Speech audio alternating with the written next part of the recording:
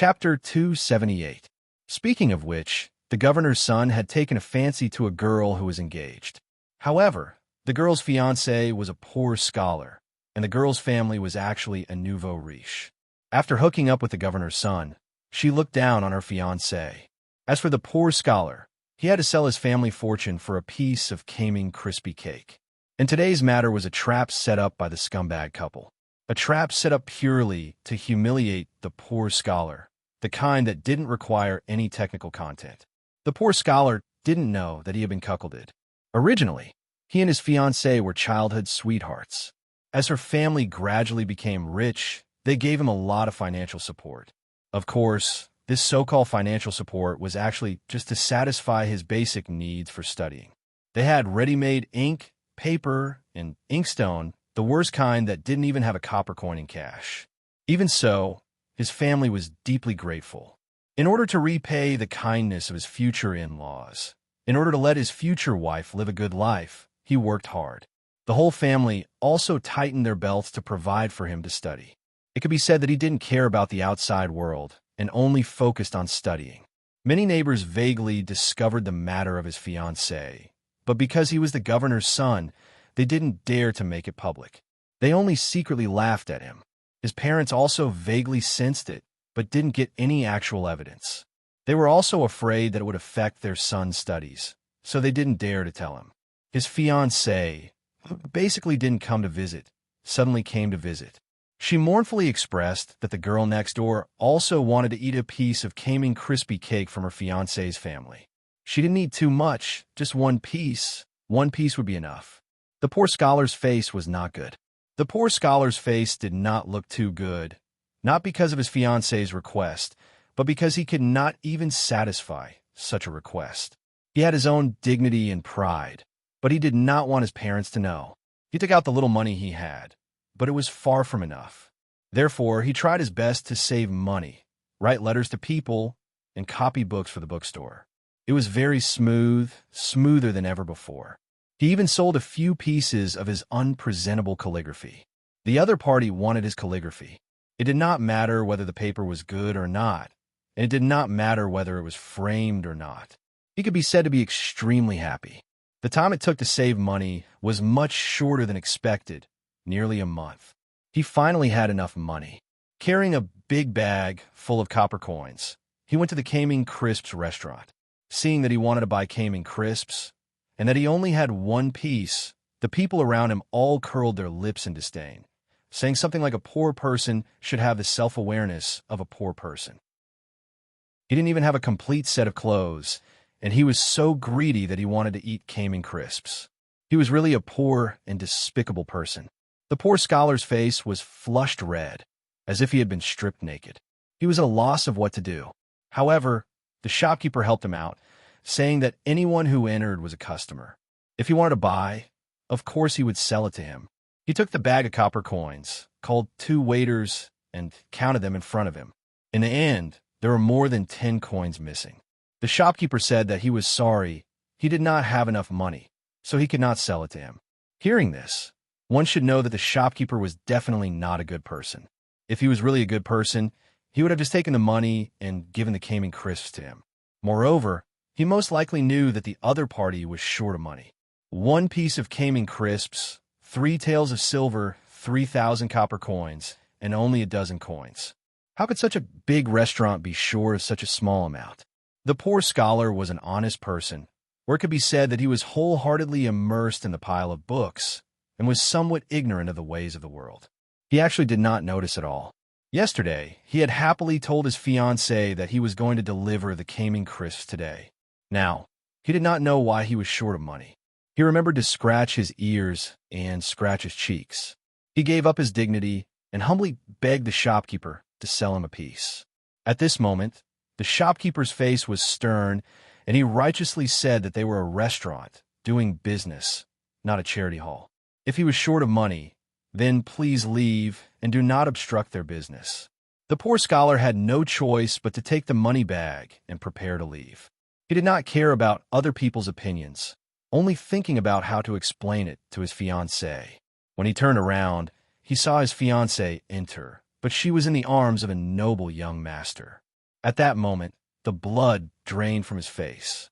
It was not only because his fiancée's gentle and soft face was full of ridicule, but also because she, a girl who was engaged, actually did not have any sense of propriety, justice, or integrity as she leaned in the arms of another man. His hand trembled as he pointed at her. You what you? You want a piece of Caming crisps for a month? But I'm sorry, this lady is tired of eating it recently. You still don't know, right? If it was not for the young master's help, even if you saved up for a month, you would not be able to save up a piece of Caming crisps. Speaking of which, you are really a good-for-nothing. The young master did not have the time to play with you for too long, so he kindly helped you. Are you happy that your calligraphy has been recognized? Unfortunately, it was thrown into a smelly ditch in the blink of an eye. Is the money not enough? I took it. Tell me, a person like you wants to marry this lady, making this lady suffer with you. Who do you think you are, making this lady suffer? Aren't you afraid that your lifespan will be shortened? The poor scholar's face turned pale, and his vision darkened. How could he not understand what was going on? Thinking about how he had been toyed with like a monkey by these people, and how his heart had been trampled on like this, he almost fainted. Young master, didn't you say that you have never seen what a copper coin looks like? How about I let you see it now? The fiancée turned her head and smiled tenderly at the noble young master who was hugging her. In public, she even reached out her hand to caress his chest and rubbed it with her full chest. How is this a woman from a good family? Even the prostitutes in the brothel were more reserved and courteous than her. The poor scholar staggered and almost fell. This kind of girl, this kind of person, was actually his fiancée? All right, this young master really wants to see it. As he spoke, the governor's son lewdly pinched the girl's chest. The girl pouted coquettishly and turned to the poor scholar, but her expression immediately changed. She took 2 steps forward and snatched the money bag from his hand. Opening it, she took out a string of coins and pulled the string open. The copper coins fell to the ground with a clatter. When the girl heard the governor's son clapping and cheering, her face became happier and happier. She moved even faster, scattering close to 3,000 copper coins all over the ground. There were more and more onlookers. Some joined in to watch the show. Of course, there were also those who expressed sympathy for the poor scholar. However, no one dared to say a word. The youngest son of the governor was famous in the Caming prefecture for his lawlessness. He was a tyrant. When people saw him, many would immediately retreat. Shopkeeper, take out all of today's Caming pastries. The governor's son looked at the poor scholar. Seeing that you have made this young master amuse himself for a month, I will give you all of today's Caming pastries. After you finish them all, there will be an additional reward. The Caming pastries were brought out. The color was plump, and the fragrance was enticing. Then they were poured on the ground and crushed by the governor's son with his foot. Hurry up, finish them all. The poor scholar was so angry that his whole body was trembling. You've gone too far. Oh, what are you saying? But, so what if this young master bullies you? Guards. 2 guards came forward and grabbed the poor scholar. One of them kicked the back of his knees, forcing him to kneel on the ground and pressing his head against the ground. The poor scholar's eyes were red, and his eyes were about to crack. He roared in anger. Where's the justice? Where's the law? The world is not fair. The world is not. Ugh. His mouth was forcefully stuffed with crushed Caming pastries. His eyes were filled with unspeakable hatred. Justice? The law? I'm a justice. I'm a law. Force it all down his throat. The onlookers could not help but retreat. There were quite a number of young masters who hung out with the governor's youngest son, and they all knew what he was up to recently. Hence, they all came to watch the fun. Most of them were jackals of the same lair as him, and they clapped their hands and cheered. There were also a few who frowned at his behavior. This was really too much. Bullying others in such a manner was also harming oneself. Move aside. The people blocking the door were separated from the outside. 2 rows of people completely blocked the people outside, making a path in the middle. A group of people walked in. They were led by a man and a woman. They looked very noble and dignified, although their clothes were not particularly luxurious. Those who knew their stuff could tell that it was not ordinary just by looking at the material of the clothes. Many people took a deep breath. This person was too good-looking. When did such a person come to Kaiming Prefecture? There were some who were still clear-headed and immediately guessed the most likely identity of these people. Then they thought of the advice from their families, and their faces changed. Although a strong dragon could not suppress a snake, that was only because the strong dragon was not strong enough. If they met someone they could not afford to offend, they could crush you to death with a raise of their hand. You would not even have the chance to cry out your grievances. And this person, even if he was their father, they would have to lie down and hide. They absolutely could not provoke him. Subconsciously, he pulled the person beside him who was on good terms with him and stepped back. He looked at the door and saw that it was blocked. His hopes of leaving quietly were dashed. If he left from the back, it would be too obvious. His heart could not stop beating. Something bad was going to happen today. This youngest son of the governor was the #1 devil in the entire Kaming mansion. Moreover, his father had climbed up step by step from the Kaming mansion, which meant that he had been in the Kaming mansion since he was very young. His father had not been in power yet and was kept in the mansion to abuse his power. As his father's power increased, he gradually bullied men and women outside. From the time he was born until he was almost 20 years old, he had never suffered any setbacks or been oppressed by anyone, because no matter what happened, it would be settled in the end. Therefore, the word fear did not exist in his dictionary. He did everything willfully without thinking.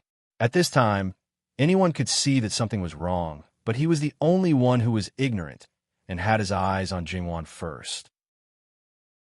Jingwan might not be the most beautiful woman he had ever seen, but she was definitely a woman with the most outstanding temperament.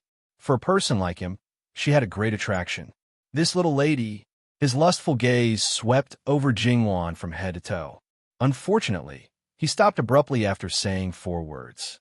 His body flew backwards, and his whole body landed heavily on the ground. Of course, the one who made a move was not Li Hongyuan.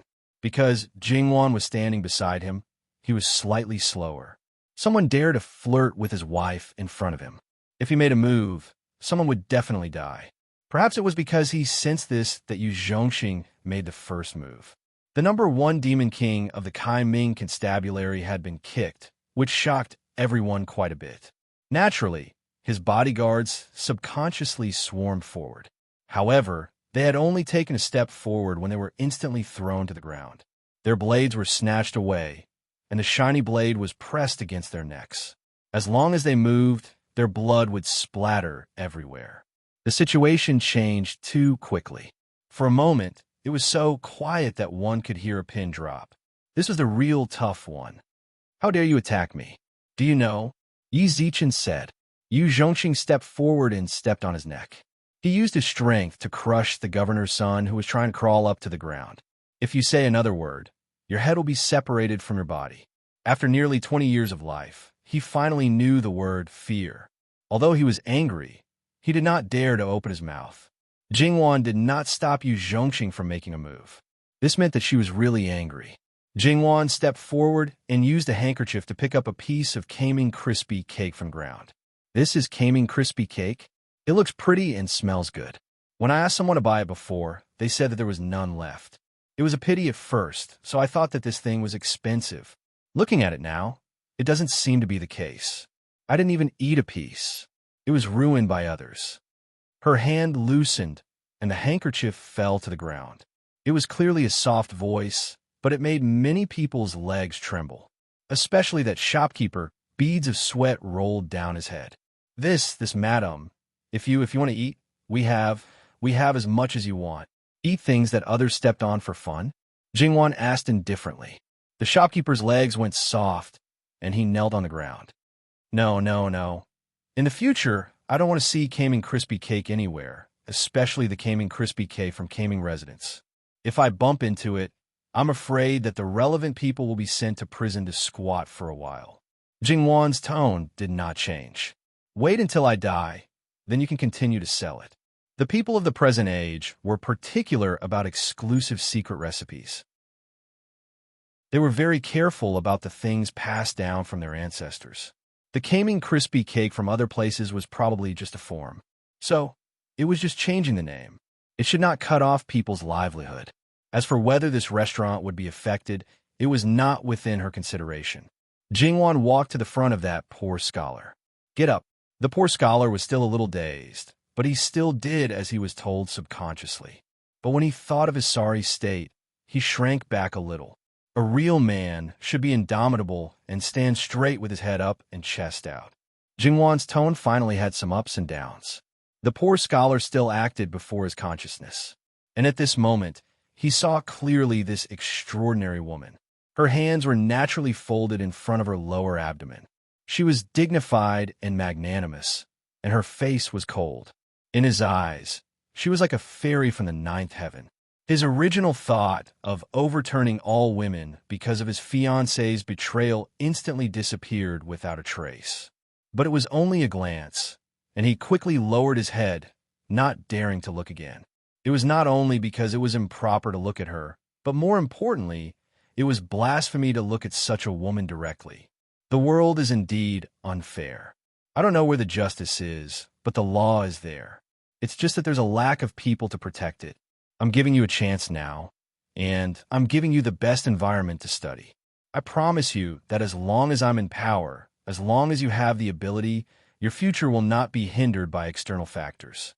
I hope that one day, when others shout that the world is unfair, you can stand up and uphold justice for them and tell them where the law is. Even if you can't make the world a bright place, you can still use your hands to sweep it clean. The poor scholar was moved. His lips trembled. After a moment, he said, I definitely won't disappoint, madam. Jingwan nodded and did not say anything else. She turned to the woman who was cowering at the side. Her eyes were cold. If you were forced and had no choice, it's fine. Even if you despise the poor and favor the rich and want to climb up the social ladder, it's understandable. If you want to live a good life, you can't be wrong. You could just cancel the marriage. You shouldn't humiliate others like this. This is a complete corruption of character. Do you think that a person like you, even if you marry into a noble family, can really have the life you want? Daydreaming is unrealistic. Wake up. Even if she did not know Jingwan's true identity, the woman who used her connections to intimidate others did not dare to breathe loudly at this moment. How could they not see that what had truly angered this madam was not the came cake, but the actions of the governor's son and the others? It was just that her status was noble, and a trivial matter was also a huge matter. In comparison, everything that the poor scholar had suffered, in some people's eyes, was actually nothing. If she wanted to use this as a pretext to make a fuss, no one could easily let things go. And those who had guessed in their hearts could now be 100% sure. Jingwan glanced around indifferently and walked to Li Honyuan. You once told me that you and I are husband and wife, sharing honor and disgrace and equal status. Yes, I said that. So, what you said today is what I said. A self-proclaimed person who was still hoping for a fluke was also completely disheartened. Those who didn't know were shocked. Yesterday, there was a sea of people at the ferry crossing. Many officials had gathered, and they were all guessing whether or not some important person had come. Could it be this person a prince? Jingwan's face finally showed a trace of smile. The governor should be here soon. So what if he's here? Li Honyuan glanced at the governor's son, who was still stepped on by Yu Zhongqing. He offended his superiors, disrespected the royal family, and claimed to be the law of the land. This is deceiving the emperor. So be it. Father has no reason to nag at me. But thinking that the princess does not want to see me kill people, I'll set a price and let the governor redeem him with money. This time, there is a big problem in Jiangnan. I'm afraid that Tongzhou County will not be clean. Just right, I'll help Father fill the national treasury first. An arm, 100,000 taels. A leg, 150,000 taels. A descendant's root, 200,000 taels. A body, 300,000 taels. And a head, 500,000 taels. Muin, calculate the total for me. When the governor arrives, ask him for money. Just cut off the amount that is less. By the way, his son ruined my and the princess's fun. Add another 1 million taels. Let him calculate the money clearly before we talk about his son. Jingwan glanced at him. That was why she said that this person was the biggest cancer in Lang Lang's world. She had simply shot herself in the foot just now when she was swept clean by someone else. Also, is it really good for you to reveal the matter in Jiangnan?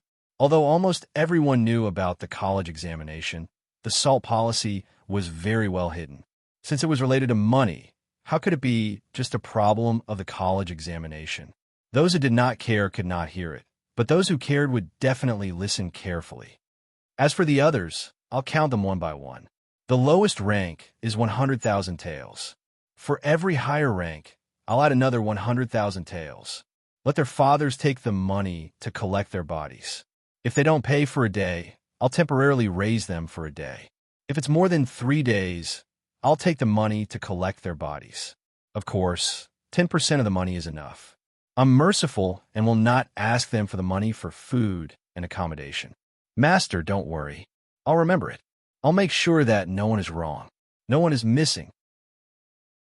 A group of childs who came to watch the fun wished that there was a hole in the ground for them to crawl into and disappear completely. Living king of hell, he was really a real king of hell. Why didn't they listen to him and obediently stay at home for a few days? They obviously did not do anything, but they had to suffer such an unexpected disaster. It should be known that not all of them were favored at home. There were even some illegitimate sons who followed these people just to raise their status and make their official mother and brothers have some scruples. But now they were all wiped out. The biggest backer was the most miserable. With only 10% of the money, he could get rid of them quickly. There was no need to think about how the family would choose. They were so scared that they wet their pants. Their minds were in a mess.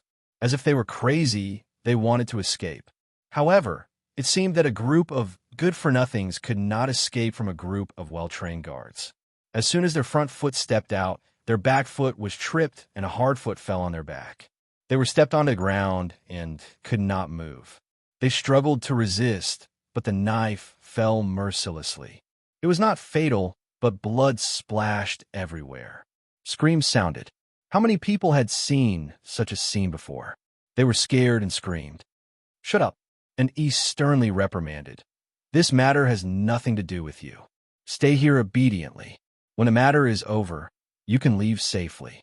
Whoever dares to disturb the prince and princess will immediately become a ghost under the knife." As soon as these words came out, everyone quieted down. Even if they could not stop crying, they covered their mouths tightly and did not dare to make the slightest sound. Originally, as ordinary people, they also hated these tyrants. Li Hanyuan came up and ruthlessly tidied them up. Naturally, it was very satisfying. However, seeing blood and seeing people's lives as grass, that should make people afraid. Just like Li Hanyuan in the capital. There were only rumors that he had forcefully kidnapped women several times, causing many families to be ruined. As for what actually happened, no one knew. At most, it was just hearsay. More often than not, those silk pants saw him like a mouse seeing a cat. However, ordinary people saw him as a demon. Jingwan looked rather helpless, but Li Hanyuan did not care at all. Even if everyone in the world was afraid of him, it did not matter. As long as Wanwan was not afraid of him and stood firmly by his side, it was enough. Other people were simply not within his scope of consideration. The hurried and disorderly sound of horse hooves came from all directions. No matter if they were riding horses or sitting in carriages, they all gathered together. It wasn't just 1 or 2 people who were keeping an eye on the governor's courtyard. Many officials had sent people as well. In the end, they were easily knocked unconscious and thrown into a pile. When they were discovered, the people at the bottom almost lost their lives. Only then did they know that there was no one in the side courtyard. Because they did not know where they went and what they wanted to do, they were afraid that they would escape and have other motives. Naturally, they anxiously sent people to search for them. The waterways and the 4 city gates were all sent people to block. They could not sit still and search in the city. Speaking of which, there were many people and they were scattered. There were few people in the vicinity. Jingwan probably did not expect them to have such a big lineup. Perhaps Li Hanyuan was also within her expectations. In fact, before they entered Kaming Crispy Restaurant, they had already been discovered. They quickly went to report back to their masters. That was why they came so quickly. But before they arrived, another bad news came. Not only the governor, but as long as one had a vile spawn, they were all on tenterhooks, afraid that they would also be involved. In fact, Li Hongyuan's people had discovered the other party a step earlier. However, if they just coincidentally came up and disturbed Jingwan's original plan, Li Hongyuan would not give them face. When the officials received the news, they secretly hated the vile spawn for not listening to their words. If they had known earlier, they would not have let them take half a step out of the house, even if they had to break their legs. They were also secretly angry that Li Hongyuan had nothing better to do than to make a private visit. You have been so high profile all the way. Can't you continue to be high profile? With them following, how could they let their vile spawn collide? Didn't they say that their princess consort was not feeling well? Going out so early, did it look like she was not feeling well? Standing at the entrance of Kaming Crispy Restaurant, the officials who were in a hurry did not have their usual elegant bearing. They either wiped their sweat with their sleeves or staggered in their steps. Without saying a word, they rushed to the front of the two and knelt down to beg for forgiveness. It was their negligence that caused their vile spawn to collide with the prince. Princess consort, please forgive us. Li Hongyuan looked down at them condescendingly and did not say a word. When a main character arrived, looking at his appearance, he probably already knew the truth of the matter. Otherwise, even his clothes would not be drenched in sweat. Li Hongyuan then slowly opened his mouth. You all are quite fast. However, this prince remembers that horses are not allowed in the city and the carriage cannot be too fast. Looking at you all, you do have this prince's style. After all, this prince is in the capital. Occasionally, this prince will let the horses loose, but most of the time, it will only overturn the carriages of other brothers. This is not a problem for my brothers. However, along the way, how many people have you injured and how many stalls have you overturned? Are they your people? There's no need to question them at all? This was a matter that had not been resolved yet, and yet another matter had come up. However, a certain someone was too shameless. He could set a fire, but others could not light a lamp. If things went wrong, this would be another crime. Before they could even say a few words to him, one big accusation after another was placed on them. If this continued, there was no need to find the most fatal thing about them. They would have to take off their hat first. In the end, they still did not understand this person's way of doing things. It was because they were too flustered that they repeatedly made mistakes. They had to calm down, calm down, calm down. Is this lowly official's fault? Please rest assured, Your Highness. This lowly official will not say a word about how to punish them. Li Hongyuan chuckled. However, no matter how one listened to it, it sounded like mockery. If that is the case, then it can't be better.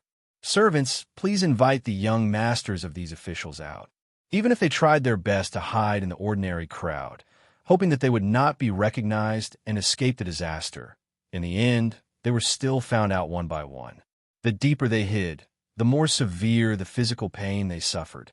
Therefore, when they were brought out, only a few of them did not have any bruises on their faces. After all, there were more than 10 of them in this group. Those who did not have their children breathed a sigh of relief one after another, while those who had 2 or even 3 children in their families almost fainted. Eunuch Mu stood out and repeated Li Hongyuan's words before. Just now, we have learned that among the elders of these young masters, the lowest official position is standard 6th rank, 100,000 taels of silver. Secondary 5th rank, 200,000 taels of silver. Standard 5th rank, 300,000 taels of silver, and so on. As for standard 2nd rank, 900,000 taels of silver is not a lot. Sirs, make sure that your children are in there and what rank your official position is. Then, you can go home and prepare the money. Of course, you can also prepare 10% of the money and collect the corpse 3 days later. Speaking of which, the higher the position of the elder, the more valuable the living person is. Correspondingly, the less valuable the corpse is. For 6th rank, you can only save 90,000 taels of silver, but for 2nd rank, you can save 810,000 taels of silver. If it were me, I could still make up 90,000 taels of silver. As for 810,000 taels of silver, I don't want this money-losing thing. Jingwan glanced at Eunuch Mu. To be honest, if she were these people, she would definitely want to eat him alive, especially the money-losing thing he mentioned. Muin, shut up. Eunuch Mu shuddered and immediately retreated to the side like a lackey. As the saying goes, if the son is not taught well, the father is to blame. These young masters of the Kaming Mansion are really surprising. What do you think they are doing? Of course, I am just a woman. If I say these things, everyone here will probably think that I'm a hen in charge. It is just that Princey has always been impatient with everything, so I overstepped my boundaries and said a few more words. If there is anything inappropriate, I hope that everyone here will be magnanimous and not take it seriously. His Highness, I am not in the mood today. Let's go back. Don't be long-winded with these people. Only you have a good temper, but they won't appreciate it all.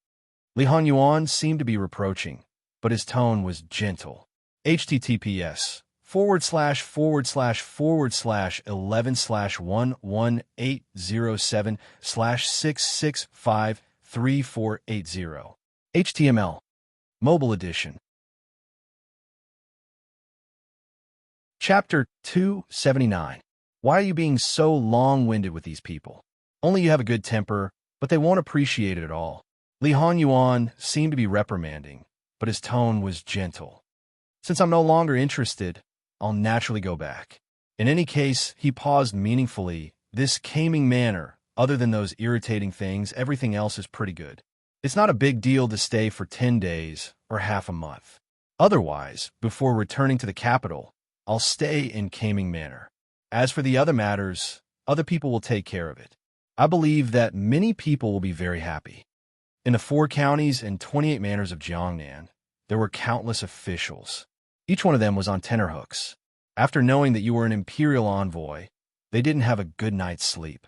If you stayed in Kaming Manor, those people could only say that they were happy. That was definitely not enough to describe it. It could be said that they would sing and dance in celebration. However, the officials of Kaming Manor were probably going to vomit blood. Originally, it had nothing to do with them. Kaming Manor was just a place they passed by. Now, they had to face the King of Hell alone. If it was easy to serve, no, it didn't need to be easy. It didn't need to be easy. As long as they could serve him, then they would do their best to wear out this period of time. The problem was that this master was completely impossible to serve. No matter what you did, he wasn't satisfied, he wasn't happy, and he would pick on you. He would throw a tantrum at the slightest thing. How is it possible for people to live like this? Jingwan, who understood Li Hongyuan's temperament more and more, lit 32 candles for these people and observed a moment of silence. Speaking of which, those people who relied on him early on, how did they muddle through under his hands? Needless to say, those were true warriors who had been tempered into steel. However, there was one thing that could be confirmed. Those who had been properly trained by Li Honyuan, their efficiency in doing things was definitely very high. After all, if they did their job well, they could obtain relief. If they didn't do it well, they would be endlessly destroyed and tortured by him. Over time, everyone's spirit would weaken and they would lose the will to live. The only way was to do everything in one go and face him less if they could. All of their motivation was not to receive praise, but to avoid torture.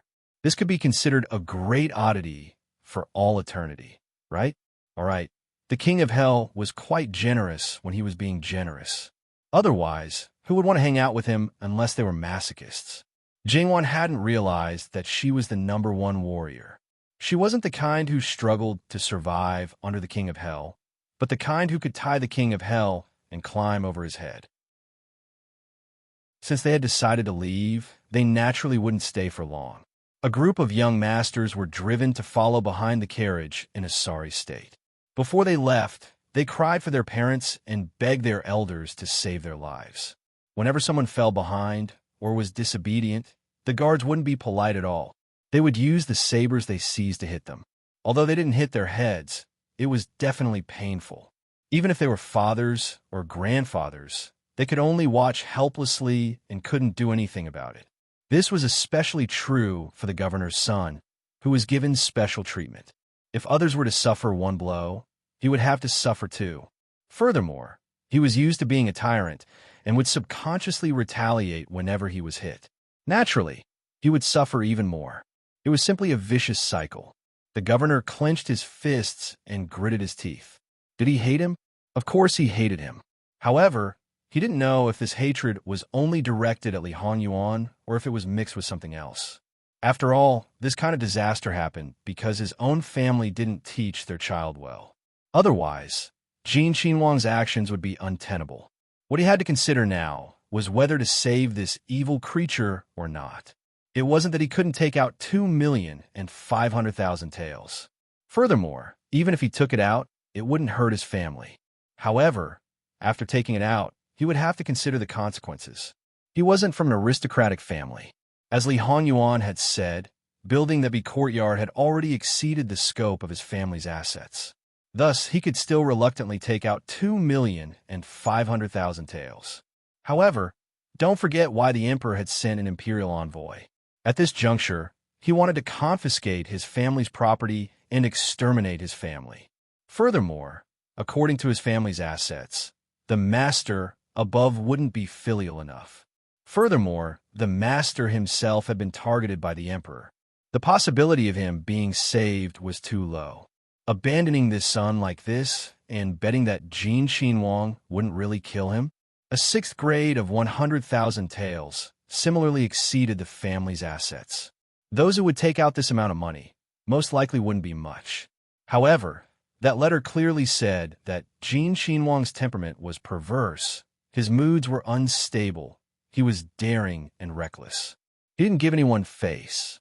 Even if it was a brother who held real power, if he said he would make a move, he would make a move without the slightest hesitation. How could they be sure that he wouldn't stop because of a dozen lives? Governor Darren now, what should we do? The others were somewhat out of their wits, hoping that the governor could come up with a solution. After all, his son was the main culprit. The others were all fish in the moat that were implicated.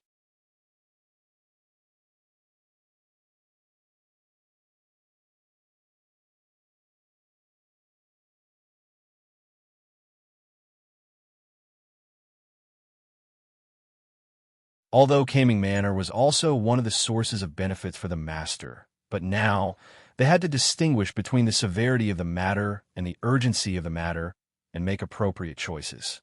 Some people only wanted to say, I hope you can be naive until the end. When the time comes, not only will you not be of help, but you will also fall into it. Being ruthless and black-hearted was the true nature of the king of hell. In a place like Jiangnan, those who coveted the throne would not be easily let off. The same manor, the same county, it was impossible for it to be controlled by one person. Now, the people of each faction wanted to go to their own home ground to investigate. They wanted to help hide some important things, but they also needed to see if the people of the other factions would allow it. Even if it wasn't this kind of situation, Li Honyuan would also turn it into this kind of situation. On the surface, there was peace, but in the dark, there were various kinds of hindrances. When Li Honyuan pulled in the net, the things that they thought were hidden would be exposed by others. And Li Honyuan didn't need to do much. He could just sit alone on the fishing platform. In fact, at this time, the more they did, the more mistakes they would make. If they obediently wrote a memorial and admitted their mistakes, perhaps Luqingdi would still be lenient. Everything had been planned out by Li Honyuan when he was setting up the plan. And when Li Honyuan summoned these people, Jingwan also received the madams who came. Originally, they were prepared to be rejected at the door and possibly put on a show of crying, making a fuss, and threatening to hang themselves. In the end, all their preparations were useless.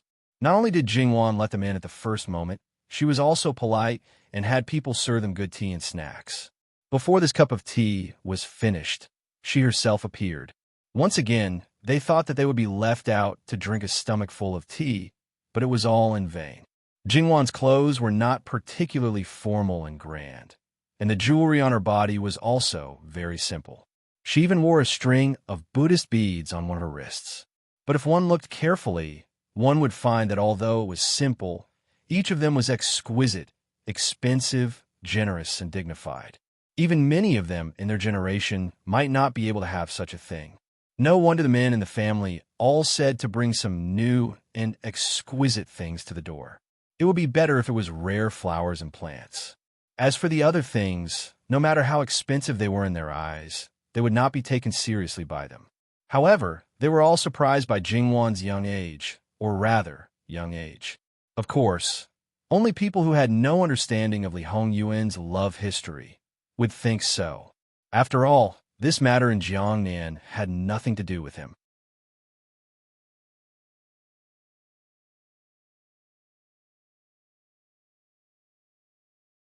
After he opened the fu, what does an old woman want to do? At that time, none of the women above were able to enter Jinxin Wang Fu. Therefore, in Jinxin Wang Fu, there was no one who could restrain Jingwan. In other Wang Fu, because they had healed a Wang Ye and claimed credit, they took advantage of their seniority and pointed fingers at Wang Fei. This situation had long been completely strangled by Li Hongyuan. If you pointed fingers at his sweetheart, he would let you break your hands and feet. Although she was unwilling, she could only leave. Moreover, she couldn't show any resentment.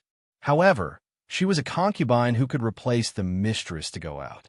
Naturally, she had high standards in all aspects and wouldn't let people catch her in such an obvious place. Her rules were not wrong. After the eyesore left, Jingwan's expression returned to normal, as if nothing had happened. Only, compared to before, the scene was slightly colder. Most likely, they didn't think that Jingwan would be so decisive, chasing people away just like that. Like them, even if it was the governor's wife or the governor's wife. Even if they didn't like them, they would at most give them the cold shoulder. However, this wasn't the time to talk about this. Their own children were the key, but such a large sum of money. Wang Fei Nyang, although it is very rude, Jingwan slightly waved her hand. I know the purpose of everyone's visit, so there is no need to say anything. Although I'm not a mother yet, but sooner or later, I will come to this step. I can understand the general feeling. Because there are people supporting the family, it is normal for the children to be poor. As parents and grandparents, all of you probably think so. However, if you put yourself in their shoes, just think about it. Just like today, when the prince replaced your children's role, how you feel now, and how the families of those who were harmed by your children feel. The pain your children are suffering now is also the pain of those who were harmed by them. Because of their inferior status, they suffered undeserved misfortune. Although the prince's status is higher, it is still reasonable for him to kill people for money. They're all raised by their parents, who doesn't want them to live a peaceful and happy life. In fact, in terms of age, I'm only a junior to all of you. Because of my status, I said a few more words. If you think you can listen, please listen. This is just a one-sided opinion. Because of my young age, I have less experience and don't understand many things. Madams, please don't blame me. Your Highness, you are too serious. It is us who are shallow. We are ashamed. That's right. Such a simple truth was not as clear as the juniors. In fact, those who were of a lower status should understand this.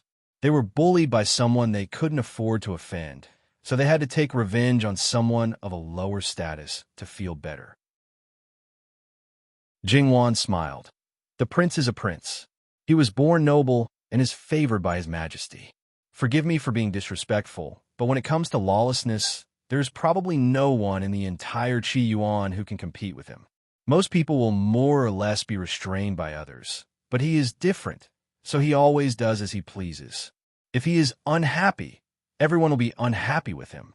However, the prince won't take the initiative to cause trouble, so if you don't provoke him, he probably won't even look at you. Speaking of which, the prince is actually quite protective. Today's matter is partly because of me. However, it is true that the governor's wife's son went overboard and was unpleasant to the eye. The others were the result of the prince's anger. The governor's wife was a grandmother a long time ago. Her face was flushed red, but it was unknown whether it was due to shame or anger.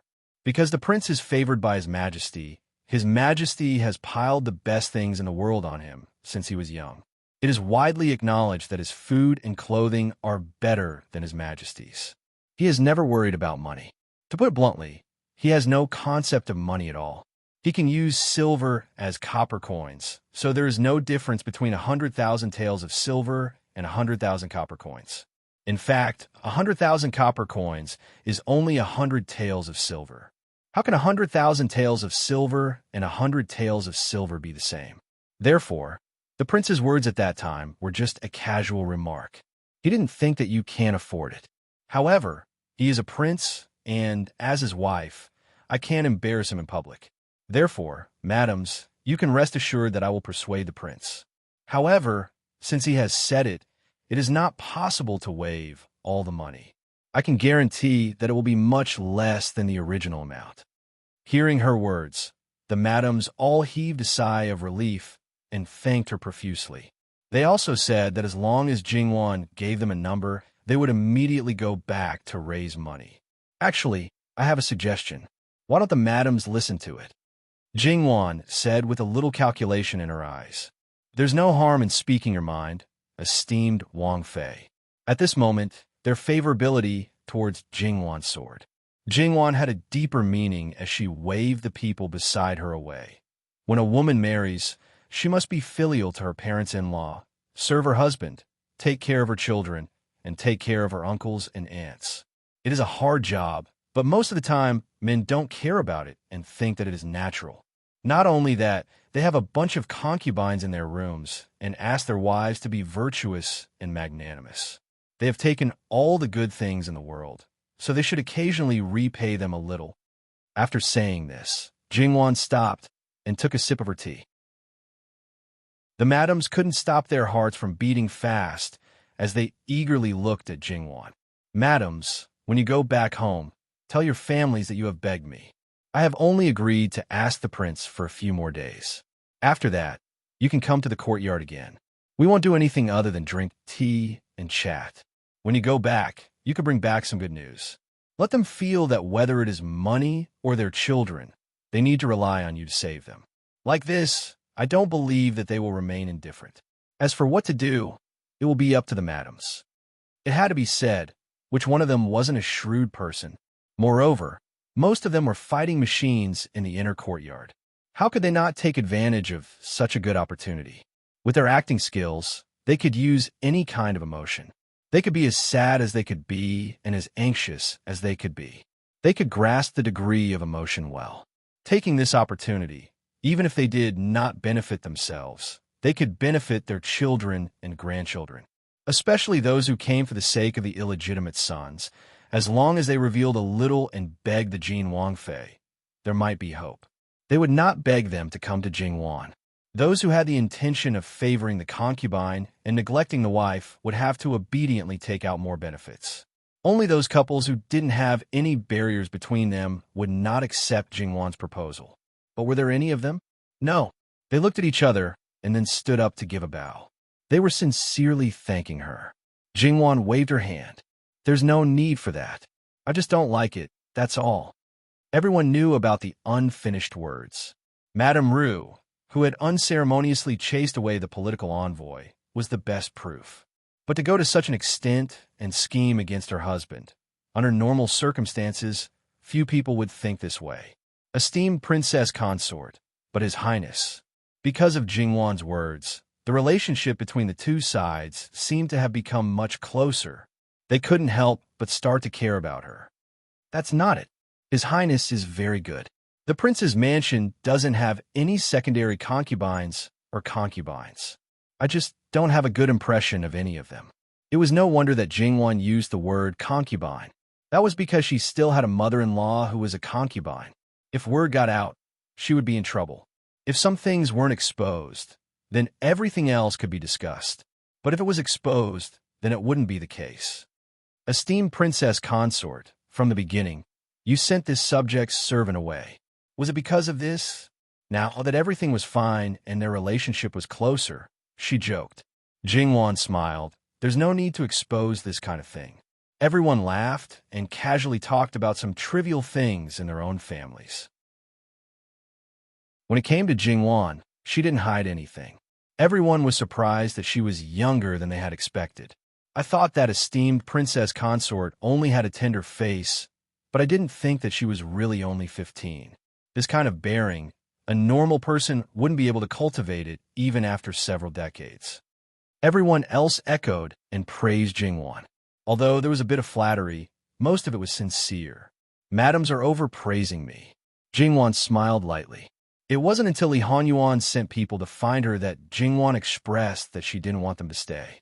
This subject's servant has disturbed esteemed princess consort. It's just that the evil creatures in the family. Everyone, don't worry. Although they won't be as comfortable as they are at home and might even suffer some physical pain, please believe that they won't be injured or lose a piece of flesh.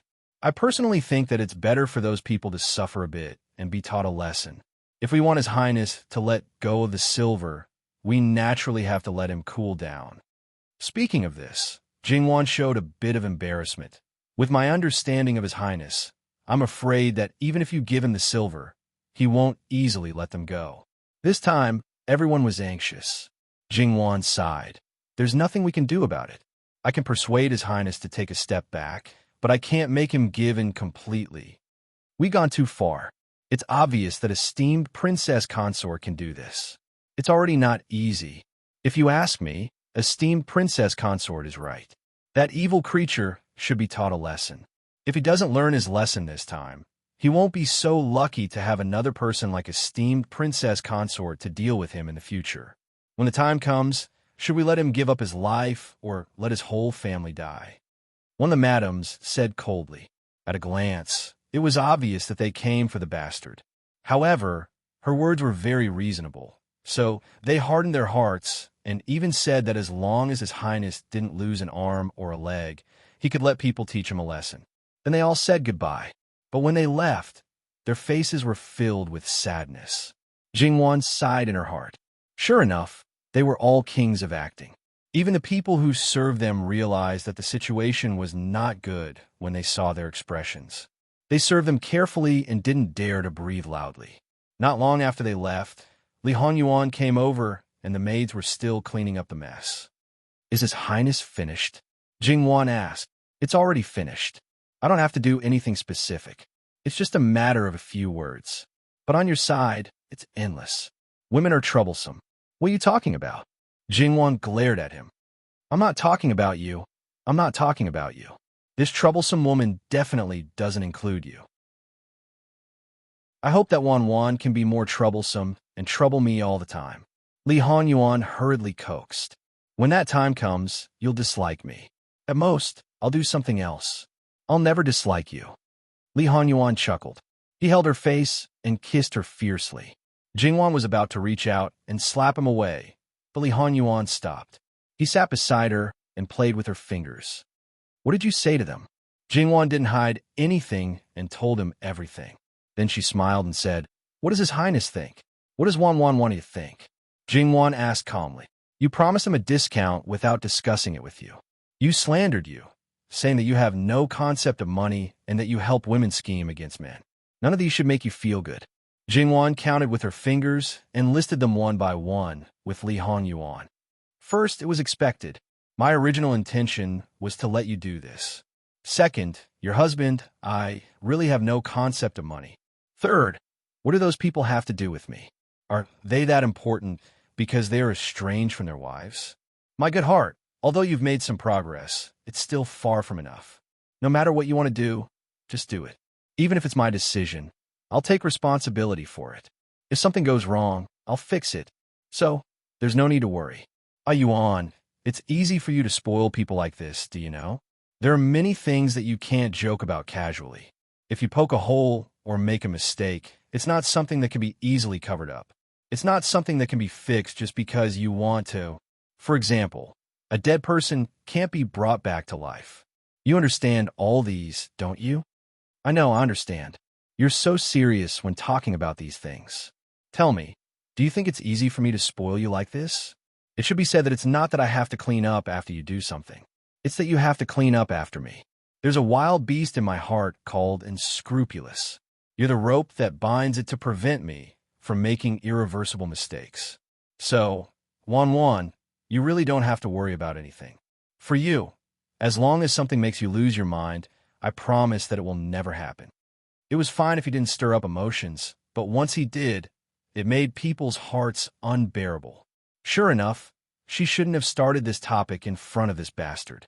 Jingwan held back her tears and said with a smile, Maybe it's two things. If something happens to you, don't jinx it. Li Hanyuan directly sealed her words with a kiss. Wan, even if you die, you'll definitely die before me. I won't leave you to deal with my funeral. Hey, you're a few years older than me. It's fine if you die of old age.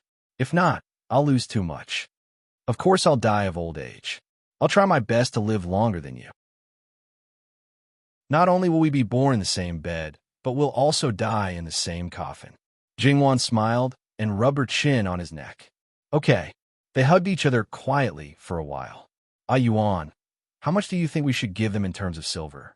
There's no doubt that there's a problem in Kaming Prefecture and even the entire Tongzhou County.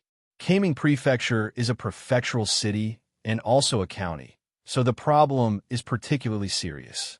However, there are only a few people that need to be dealt with. Because the purpose of this trip isn't here, it's not easy to investigate thoroughly. Otherwise, there'll be suspicion of overstepping one's authority. You know there's a problem, but you didn't ask you to do it. If you do, the one on the throne will be unhappy. I stayed in Kaming Prefecture to alert the enemy. When the time comes, I don't have to do anything. He'll take action himself. As for the silver, you can reduce it as much as you want. You don't have to be polite to the people you want to deal with. That administrator isn't a good person either. Okay, as for the group of scumbags she brought back, it wasn't that her husband wanted to appease his anger, but she wanted to teach them a good lesson. However, Jingwan didn't care about the governor's son. This narrow-minded man would never let him go. It was good enough to keep him intact. Lord Zhuo Qianshi the blackguard, you also sent him out? Jingwan also seemed to see Yu Zhongqing's figure. These two had been inseparable before, assisting other people in their work. After that, they didn't go out again.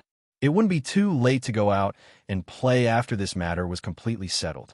After dismissing the irrelevant people, Li Hanyuan was also very idle. Jingwan didn't go out. He also didn't go out. It was a typical case of having a wife, and everything was enough. At this time, they couldn't find out any news about this courtyard. Each and every one of them could only scratch blindly. The previous style of living king of hell was absolutely consistent with what was written in the letter. But now, it was as if he was a different person. If it wasn't for the many Furins going to the courtyard every day and being able to see Jin Xinwang, Fei, every day and occasionally see Jin Xinwang, they would have thought that there was no one inside. Of course, it was said that the number of hours the Furins sat on the cold bench increased day by day. If it wasn't for their reputation, they might have been rejected at the door. However, the result of the Furins' perseverance was still gratifying. Until the 5th day, Jin Xinwang Fei didn't appear again. But she spread the word that the money was reduced to 10%, which was the original money for buying the corpse. The original 100,000 to 900,000 taels, now 10,000 to 90,000 taels. Every family could take it out, and there was nothing more to say. And the group of Furins were very grateful to Jingwan. What they got from the family was far beyond their expectations. They fiercely held their heads up high. Originally, it wasn't that they didn't suspect that this was actually a play performed by Jin Xinwang and Jin Xinwang Fei. But the matter of the governor's son humiliating the poor scholar, it was impossible for the two of them to have known about it. Moreover, the one who benefited from the whole thing seemed to be Jin Xinwang Fei's benevolent reputation. What was the use of this? The officials would not be deeply grateful to Jin Xinwang just because they gave less money, so it had nothing to do with Jin Xinwang's work in Jiangnan. Thinking left and right, it was still Jin Xinwang Fei's actions that were the most reliable, no matter whether it was reliable or not. As the Furins who really benefited, they had to continue singing this play. After the news was released, each family hurriedly went home to raise money and then sent it to the door one after another. Corresponding to their official position, the amount was given. Everyone was very successful. The only one who wasn't successful was the administrator. Other people reduced the amount, but he didn't have a share. The administrator, secondary second rank, 800,000 taels, not a single copper coin less. 80,000 taels to take the person back. There was no way. Jin Xinwang said that the administrator letting Ru Foreign come was a humiliation to his Wang Fei. That was also a humiliation to him. He expressed that he was very unhappy. Therefore, with 800,000 taels, not a single cent less, he didn't want to take the person back. Other than that, he also didn't want to take the corpse back for 80,000 taels. Receiving this news, the administrator almost fainted. Those who knew about this matter all sighed endlessly. That there should be a limit to favoring a concubine. Overstepping the etiquette could take a person's life. However, for someone like Jin Xinhuang who didn't abide by the rules, he unexpectedly attached great importance to etiquette. In the end, it was because he attached great importance to the current Jin Xinhuang Fei. If it was another person, perhaps it wouldn't be like this. However, who knew? In addition, there was a small problem with the governor's family. 250,000 taels were reduced to 250,000 taels, but when they only collected 240,000 taels. Originally, 150,000 taels was to buy the various parts of his son's body. 1 million taels was to disturb and dampen the Wang Fei's mood. In reality, the Wang Fei said that the latter was waived. However, he was a second-rank official, so redeeming his son should be 900,000 taels. Thus, the final result was 240,000 taels. The governor choked on a mouthful of old blood. He couldn't spit it out, nor could he swallow it. Was he thankful that he didn't collect 100,000 taels of mood money? Or was he resentful that he bought his son's life twice? The money was given, but if his own child didn't see it, this matter wouldn't be over. Chapter 280. Whether the matter was over or not, other people's words didn't count. Only Jingwan's words counted. That's right, only Jingwan's words counted. After this incident, the people of Kaiming Fu basically knew that if Jin Xinhuang was the living king of hell, then Jin Xinhuang Fei was the living bodhisattva. Although the Furins later sat on the cold bench, it was indeed them who made things difficult for her. In order to plead for them, she and Jin Xinhuang almost had a gap. Therefore, from their mouths, Jin Xinhuang Fei was too kind-hearted, praising Jingwan wherever she went. Jingwan listened to the rumors outside and rubbed her ears. Oh, it seemed a little hot. Could she say that she really wasn't that good and that everything was calculated by them husband and wife? After hearing a few more words, Jingwan calmed down. Because she had a bit of friendship with the Furins of Kaiming Fu, Jingwan agreed to the banquet. This was a banquet with friendship, not purely a welcoming banquet. Naturally, there was no need to care too much about whether the banquet was good or not. An ordinary banquet was good enough. As for whether Jin Xinhuang would nitpick in the end, that would depend on luck. If the luck was good, he might not say anything. At most, he would just put down his chopsticks and not eat. If the luck was bad, perhaps it would become no good banquet. Of course, the meaning was purely literal. At this time, there probably wouldn't be anyone who couldn't figure out how to scheme against Li Hongyuan. Don't think about how the banquet would end up. For Jin Xinhuang to appear, they should thank the heavens and earth. It should be known that a dignified Xinhuang, when he went out to do errands, everything he ate and wore, he used his own things. What was the meaning of this?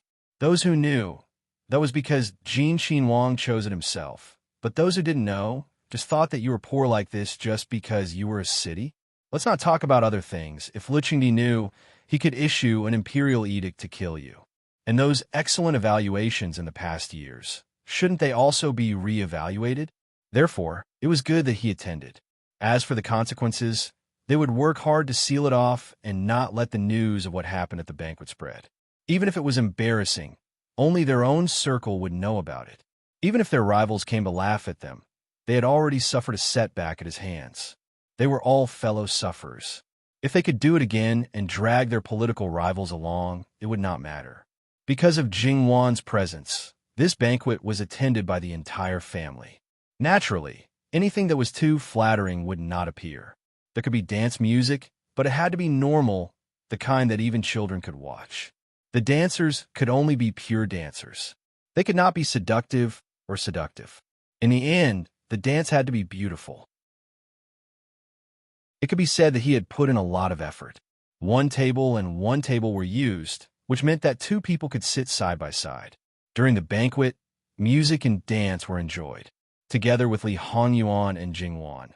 There were only two cats left among the important members of the entourage, Shi Darren, the living map, and Yu Zhongqing, the great commander of the Imperial Guards. The two of them sat together. The former was Jingwan's living map. Jingwan was in Kaiming Fu, so he naturally had to stay. He was an official with a rank, so it was natural for him to be present. The latter was Li Hongyuan's bodyguard, the kind that had to be followed at all times. In the entire Kaiming Fu, there were only a few officials with a higher rank than him. There were many officials in office, not to mention their wives and children. Even their parents were present. In this kind of setting, there were not many people present. Most of them were husband and wife sitting together. Behind them, there were a few more tables. The younger generation that was brought along was not an evil creature that stirred up trouble and would not do anything out of line. Jin Xinhuang Fei had said that Jin Xinhuang would not find trouble for no reason. Thus, there was no harm in it. If Jin Xinhuang Fei took a fancy to him and gave him some guidance, it could be said that his future would be much smoother. That's right. He was brought to show his face in front of Jin Xinhuang Fei, not Jin Xinhuang. Did you not see that poor scholar, because of his relationship with Jin Xinhuang Fei, directly entered Kaiming Academy? The history of Kaiming Academy was only a few hundred years shorter than Kaiming Fu. In Qiyuan, it was one of the 3 famous academies in the south. The students who studied in Kaiming Academy came from all over the Qiyuan. Any one of them was very outstanding. Of course, there were also some students who were more special. This kind of character passed the test. Entering a Fu school was very easy for the children of officials. However, it was not so easy to enter Kaiming Academy, unless there was really a special relationship. Otherwise, they must go through a strict examination and pass. Moreover, even if they entered, there were differences in the quality of the teachers. Kaiming Academy did not lack great scholars and professors, and Jingwan was able to squeeze him in, which was also beyond everyone's expectations. Even that poor scholar himself thought that he would at most enter Kaiming Academy. Jingwan was able to do this. Was it not because of Li Hongyuan's face? Li Hongyuan was the living king of hell. It was true that many people were afraid of him. However, in this world, there is also a kind of person who had a hard bone. Scholars had a lot of hard bones, and those old fellows who did not care about fame and wealth and only focused on educating people were often the hard bones of the hard bones. They could not be conquered by power and force.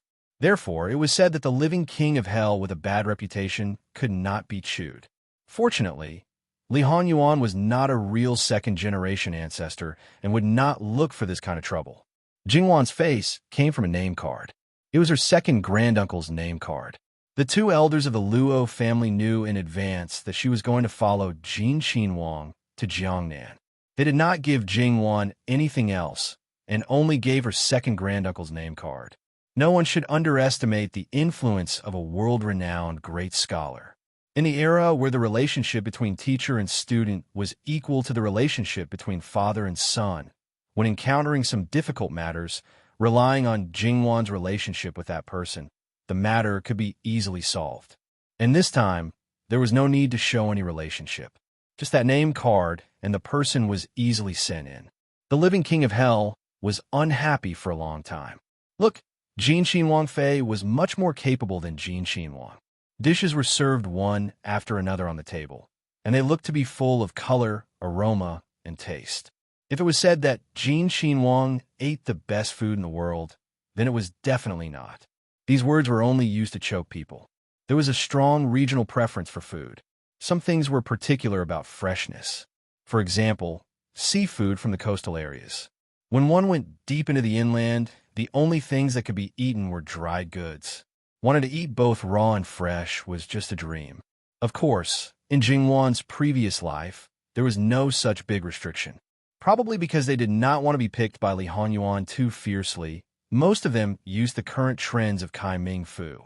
Li Hongyuan seemed undisciplined and leisurely, but no one could see what kind of mentality he had. Sure enough, born in the imperial family, even if he was used to being unrestrained, he was good at hiding his emotions. Therefore, these people who mingled in the officialdom They tried their best to become people that outsiders could not see through, but they hated this kind of person the most. It was contradictory and natural. Speaking of which, Jingwan actually had some expectations for this banquet from the beginning.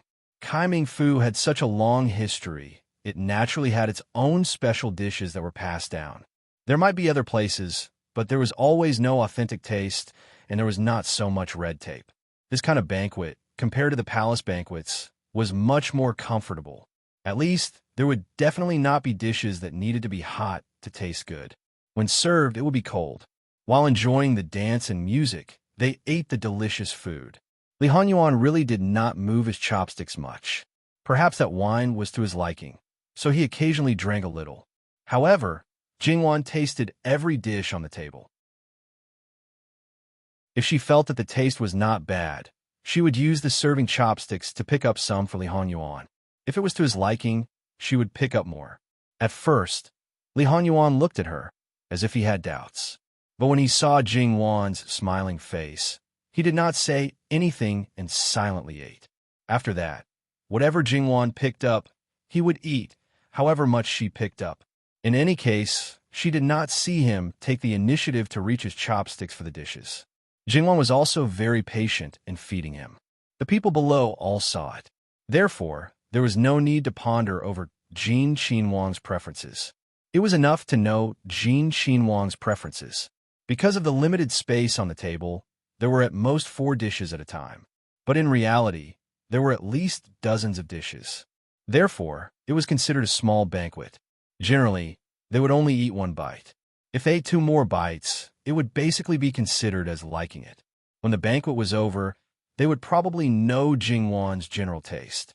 Seeing that the atmosphere was still harmonious, there were officials who tried to bring their children and grandchildren to toast. They all very perceptively brought along Jin Qinhuang Fei. Even when they spoke, most of them were biased toward Jingwan. And Jingwan basically did not refuse anyone. Of course, she only used her lips to touch the wine cup. There was no reproach. Like this, gradually, Jingwan became the most important and Li Hanyuan became a side dish. Perhaps everything was natural and no one felt that it was wrong. Now that the situation had turned out like this, Jingwan was also helpless. It wasn't that Jingwan didn't remind him, but this bastard not only didn't want to take it, he even calmly looked at her as a joke. There were also women who brought their own daughters up. Perhaps they had been warned before coming up. When they were toasting, their eyes did not even glance at Li Hanyuan. It was also not a tiring matter, and everyone had a sense of propriety. Thus, Jingwan was not stingy and praised the girls who came up. When there was no one else, Li Hanyuan suddenly leaned close to Jingwan and whispered in her ear with a chuckle. Seeing that Wanwan is so skillful in these matters, sure enough, you were born to be my wife. Jingwan covered it up and secretly pinched him. Even if she was born to eat this bowl of rice, her choice would not only be him. Okay, this face. Li Hanyuan felt pain, but his face did not show it. He held Jingwan's hand and gently squeezed it before letting go, as if nothing had happened. Speaking of which, because Li Hongyuan's appearance was too eye-catching, even if the decorations on his clothes were low-key, it could not hide his luxurious appearance. From the moment he appeared, it was unknown how many girls had secretly looked at him. Originally, it was better if he did not smile, but when he smiled, the lethality was too great. It was to the extent that there were 2 or 3 girls who dropped their chopsticks. When they came back to their senses, they blushed with embarrassment and hurriedly covered it up, fearing that the 2 people at the top would see. As the Furins who had seen Li Hanyuan before, they had already expected that their daughters would have such a reaction. This could not be blamed on these girls who had just awakened to love. Even they, who were already married, when they first saw his gentle smile towards Jin Qinhuang Fei, they were somewhat absent-minded and looked reproachfully at their daughters who were lacking in manners. The previous exhortations were in vain, and this made them feel very helpless. They only hoped that they would not have any thoughts. And just at this time, there was a change in the music. The originally gentle, comfortable, and elegant music carried a bit of decadence. It was not very heavy and was very light, like a feather lightly fluttering. If one did not notice it, they would not feel anything. But once they noticed it, there would probably be an unbearable itch in their heart. Jingwan's movements paused, and she looked outside the hall. The dancers with slender figures walked in one after another. Their dance clothes were mainly white, and their faces were covered with a veil decorated with small pearls. And the girl at the very back was dressed entirely in red. Her face was covered with a red veil, and her clothes were also fluttering in the wind. It was obviously the kind of dance that exposed the waist and arms of the different races. She had made appropriate changes, and with that tightly wrapped body. In reality, her figure was curvaceous and had the reserved and gentle beauty that Qi Yuan women should have. Only if the clothes inside were taken off. The number of people who knew this girl was not a small number, but all of them were secretly cursing in their hearts. Sure enough, she was a slut. And the veriest daring. After knowing the identity of this girl from their furins, all of them were secretly cursing the inspector governor for being treacherous. It was difficult for Jin Qinhuang to be bought over by beauty, but if it was their own daughter, then it was a different matter. Ordinary women were purely sent over as playthings. If they were liked, then they could still have some use. But this daughter, even if she was only a concubine, as long as they accepted her, then even if it was a marriage alliance, they more or less had to give some face. This was not only treacherous, it was simply shameless. The governor and the inspector governor, one was in charge of a county's army, and the other was in charge of a county's government. It could be said that the well water did not interfere with the river water, but was it really so? It was more like fire and water were incompatible. The governor's family had a bawang. The inspector governor's family also had a bawang. It was just that the latter bawang had once mingled in the capital, so he could not be considered a real bawang. That day, at Kai Ming's Su restaurant, coincidentally, the inspector governor's family's bawang was also present. It was just that he did not pull along a group of younger brothers and was purely a passerby, so he was caught red-handed. That was the real, unexpected disaster.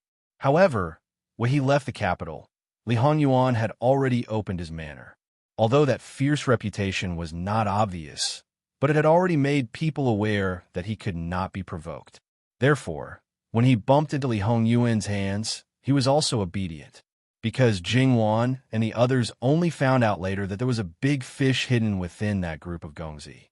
Until now, he was similarly locked up in the small dark room of the other courtyard and was similarly receiving re-education. Because he cooperated, he did not suffer much.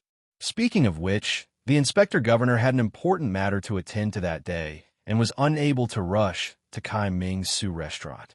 These few days, the inspector governor's wife also went to see Jingwan, but she also behaved according to the rules and regulations.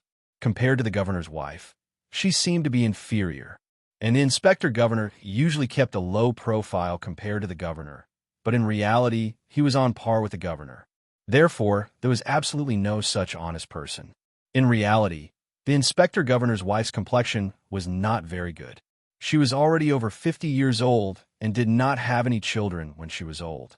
Naturally, she did not have any children of marriageable age. Her parents-in-law had already passed away, and her eldest son was an official in another place. Even if the inspector governor was still locked up by Jin Qinhuang, he was also in his 20s. Now, this was just a Shu's daughter. Her biological mother was a foreign dancer. She herself was beautiful, and the daughter she gave birth to was even more beautiful by combining the strengths of her parents. Even though the inspector governor would not go so far as to favor the concubine and neglect the wife, but towards this pair of mother and daughter, he was somewhat fond of them.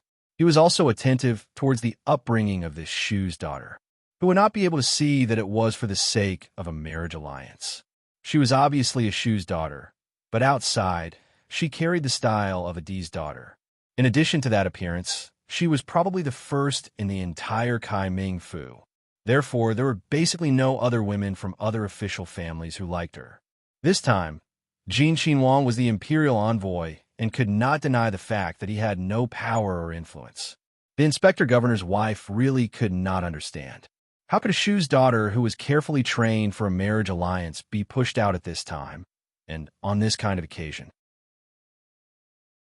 It was simply shameless. When the inspector governor's wife looked at Jingwan, there was some apology in her eyes. She could feel that she and Jin Wang had deep feelings for each other.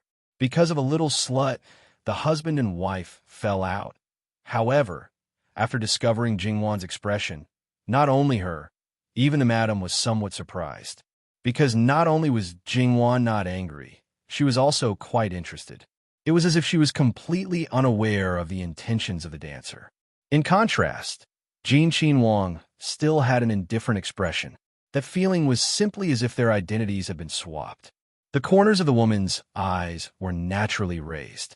Her eyelashes were curled and raised as if she was wearing false eyelashes. Her pupils were a little blue and looked very attractive. There was no deliberate seductive action, but it always tickled the heart. Even if she was someone else's wife, the other women who were also wives would not like her. Explicit seduction, that was debauchery. Seductive seduction, that was an artistic conception. It was a pity that the artistic conception did not have an artistic conception. The artistic conception did not have an artistic conception. The artistic conception did not have an artistic conception. Li Hongyuan leaned close to Jingwan, shoulder to shoulder. In a place where the people below could not see, he gently kneaded Jingwan's back. It was a very sensitive place. Jingwan's waist almost went soft. Fortunately, she held it in, otherwise she would definitely make a fool of herself. Her hand quietly pinched him, using the action of drinking wine. "Wangya, what are you doing?" She was a little angry. "I would like to know what Wan is doing. This woman is very beautiful. Can she be more beautiful than me?" To make Wan so enthralled, Jingwan simply didn't know whether to laugh or cry. This could also make him jealous and unhappy. "Hey, enough is enough. This is clearly directed at you. The one who should be jealous is also me." "That's right, It should be Wan who is jealous, but Wan is not, It makes this husband have no choice but to suspect. Does Wan not have this husband in her heart at all? Wan, this husband is very angry, The consequences are very serious. Do you understand?" Li Hanyuan continued to knead her waist. Jingwan really wanted to cry. Yuan, there is no such thing as you. I only did that because I believe in you. Belief is belief. Attitude is attitude. No matter how much you believe in your heart, you must use practical actions to show that you care about this husband. Do you understand? Understand. What is there to not understand? Isn't it just learning from a lunatic like you? Not only that, you are so enthralled that it makes this husband very suspicious. Have you taken a liking to her? No one uses this as a pretext to make a fuss. The one who eats both men and women, is it not you, Jin Wang? Don't put it on me. If Wan becomes a man, this husband will definitely be able to eat her. Wan, I will give you a chance to perform well otherwise. Jingwan shuddered. She felt that this lunatic's condition was getting more and more serious. Could they still play properly? The people below all looked down and earnestly ate. How come they didn't discover that this dish was so delicious before? Li Hanyuan didn't intend to let Jingwan lose face in front of people, and stopped before going too far and moved away. However, as long as one wasn't blind, they would be able to see the small movements between the husband and wife just now. Lazily sweeping a glance around, he was satisfied with their understanding and tactfulness. As for the woman who was still dancing, even if it was someone who truly liked him, he wouldn't be lenient, let alone a woman who wanted to use him. Jingwan breathed a sigh of relief. This scoundrel. However, when she saw the reactions of the people below, she realized in hindsight that her actions, which she thought were covert, had been seen. Jingwan was embarrassed and annoyed. She glared at him fiercely. She would teach him a lesson when she got back. Li Hanyuan raised his eyebrows and expressed that he welcomed her. Jingwan simply wanted to vomit blood. Then, she tried her best to be calm, deceiving herself and others that she didn't know that these people had seen her. By the end of the dance, the woman in red was only a few steps away from Jingwan and Jingrong. As she finished her dance, her veil fell to the ground. At that moment, her beauty was unparalleled. It was as if every tiny movement she made had been carefully calculated. This subject's name is Su Clan's Wanting Greets. Stop. What did you say you were called, Su Wanning? In the future, you will be called Su Ting. Jingwan opened her mouth, mercilessly interrupting her. Yes, whatever Wang Fei Nyang says, it is naturally what it is. This subject's daughter does not dare to disobey. Although she said that, but in that voice there was clearly a bit of grievance. Moreover, these words were clearly saying that Jin Qin Wang Fei was overbearing and unreasonable. At the right time, she showed her forbearance and cleverness. Jingwan felt her stomach hurt. Say, you clearly have the potential to be a goddess and a queen. How could you ruin your image like this? It was simply disillusionment. It's just that. May the subject's daughter ask why? Suwan. Su Ting's lips lightly pursed as she asked. Why? Didn't you say that you do not dare to disobey? Why are you asking why? What else could it be?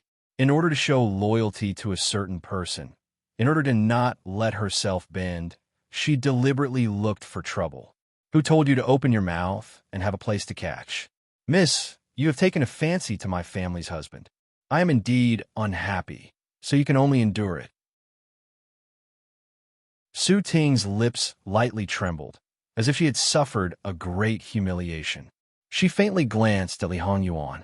As a result, the person who had not taken the initiative to pick up food to eat at this moment seemed to have an appetite. He leisurely ate the food. Don't mention helping her out of her predicament. He simply regarded her as nothing. This subject's daughter will withdraw. Jingwan nonchalantly nodded her head.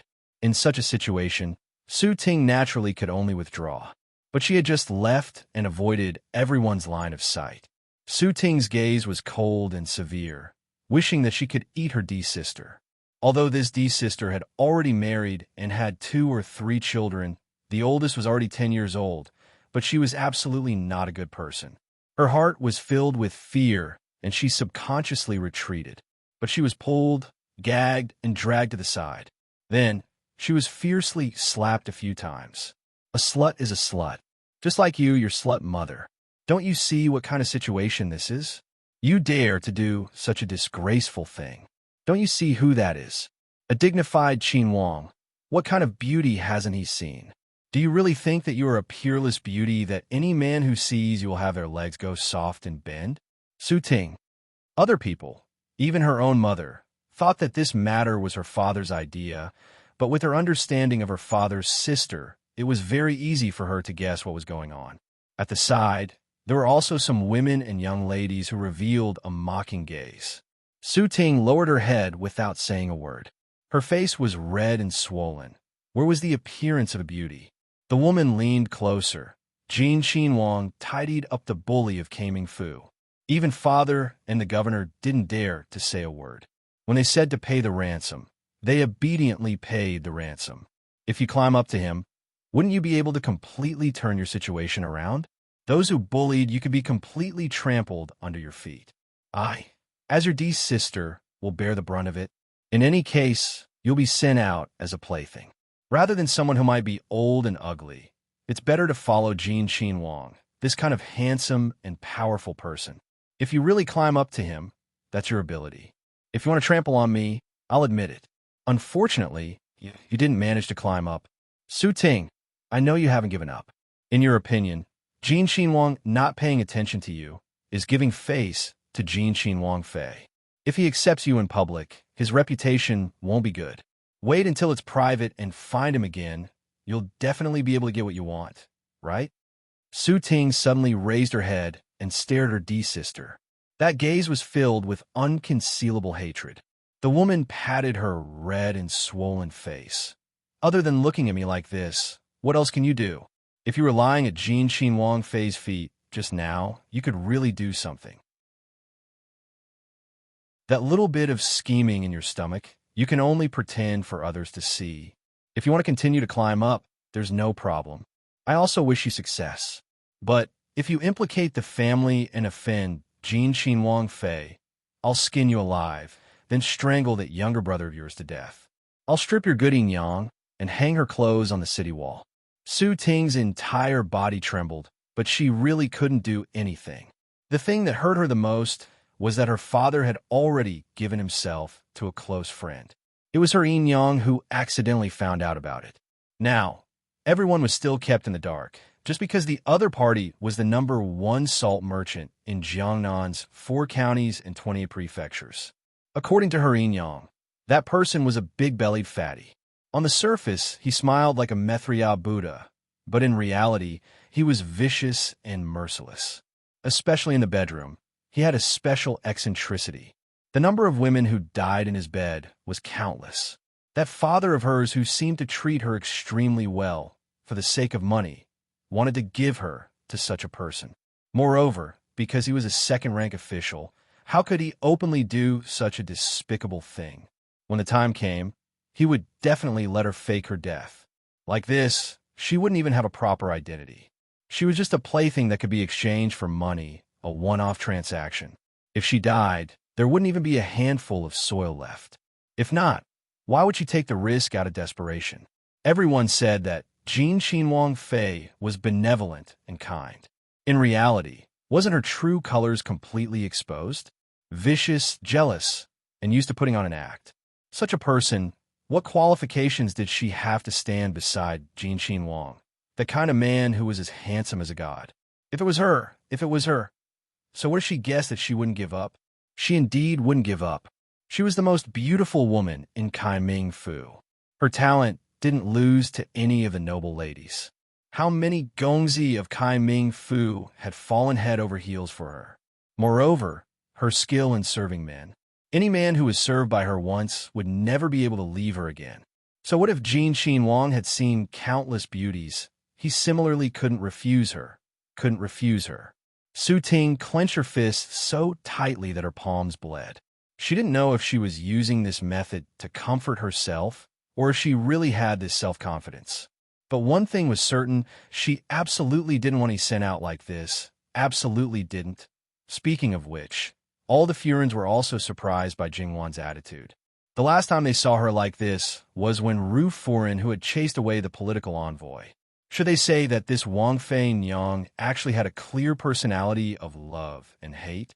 If she didn't like something, she would never wrong herself? This kind of personality was actually enviable. However, not many people had the courage to become a person like her. Moreover, for her to be like this now, it was probably because of Jin Xinwang's love and indulgence. If there was a day when this love was completely gone, then how would she deal with it? Jingwan expressed that she was suffering in her heart right now, but she had no place to express it. She had already bluntly and straightforwardly sent the person away, but this one was still not satisfied and disliked that her wrist was too soft. With one look, she knew that this problem simply couldn't be solved. Jingwan only felt that she was wronged. Jingwan was harassed in various ways by the living king of hell, so she could only angrily end the banquet early. She also expressed that in the next few days, she wanted to take a stroll around Kai Ming Prefecture City and temporarily wouldn't receive the Furins. She also hoped that she could play around quietly, although she didn't show it on her face, but everyone still felt that Su Ting had indeed angered her. But they didn't expect that even they had disappeared. The banquet was held in the governor's residence. The main characters had already left, so the others naturally wouldn't continue to stay. Only when they saw the governor outside, they put on a fake smile and praised him for his good methods. The governor was very good at maintaining his composure, smiling pleasantly as he entertained them. After boarding his own carriage, Governor Su directly asked someone to call Su Ting over. When he saw her face, he basically knew what was going on, but he just pretended that he didn't see it. Although there was no smile on his face, he also didn't get angry. But because of this, it was even more frightening. Su Ting shrunk and didn't dare to breathe loudly. Governor Su's finger tapped on his knee before he slowly opened his mouth. Do you know? Su Ting wanted to pretend that she didn't understand, but her reaction had already betrayed her. When she wanted to hide it, it was already too late. In front of others, she could still control her expression very well, but in front of her father, she couldn't do it at all. It seems that you really know. Did your Inyang tell you? Father, it's not Inyang's fault. It's me. Su Ting hurriedly explained. Your mother is smart, but sometimes cleverness may cause a mistake. What can she do even if she told you? It's just a deathbed struggle. It's not wrong for you to take a risk this time. I'll give you one last chance, let you struggle to the end, and see if you can survive. I don't care if you're pretending to be obedient or pitiful. Remember, if you say something that shouldn't be said, even if you enter Jin Xin Wang Fu, I still have ways to make you beg for death. Su Ting knew that this father of hers wasn't a good person, but it was the first time that he spoke so straightforwardly. She couldn't stop her tears from falling down. Father, I only beg you to not make things difficult for Inyang. Why would I make things difficult for her? She's just a lowly concubine who can't even step out of the second door. Su Ting's tears fell even more fiercely. She originally thought that he still had some feelings for the mother and daughter, but in the end, then, what about her younger brother? You can leave. Su Ting bowed and got off the carriage without saying a word. The governor's wife wanted to say something, but in the end, she didn't say anything. Instead, it was Governor Su who spoke faintly. I'm preparing to give her to Iron Salthead. The governor's wife clenched her fists tightly and looked at this man who had a normal expression in disbelief. He closed his eyes to rest. They had been husband and wife for decades, but at this moment, she actually felt that she had never known this man.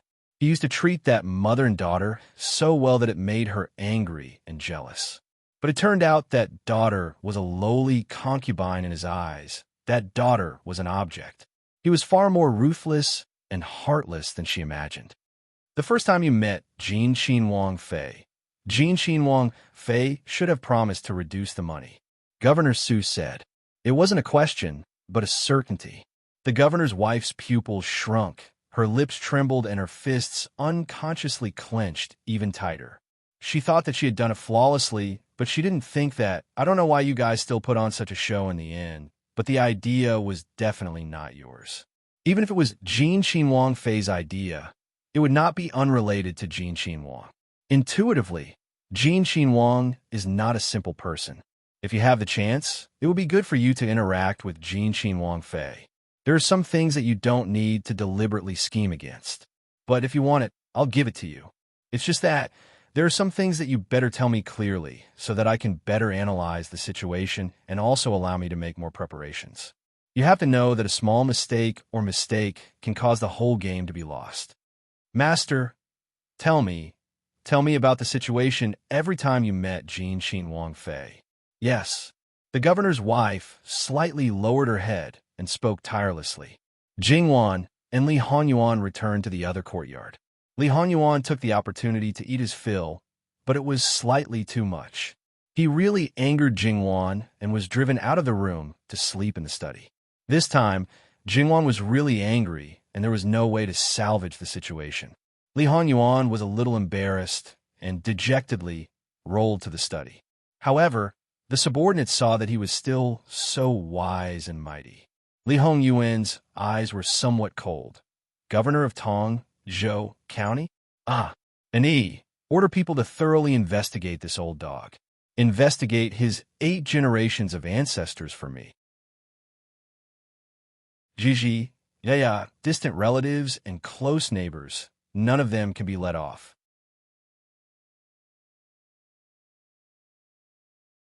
Chapter 281.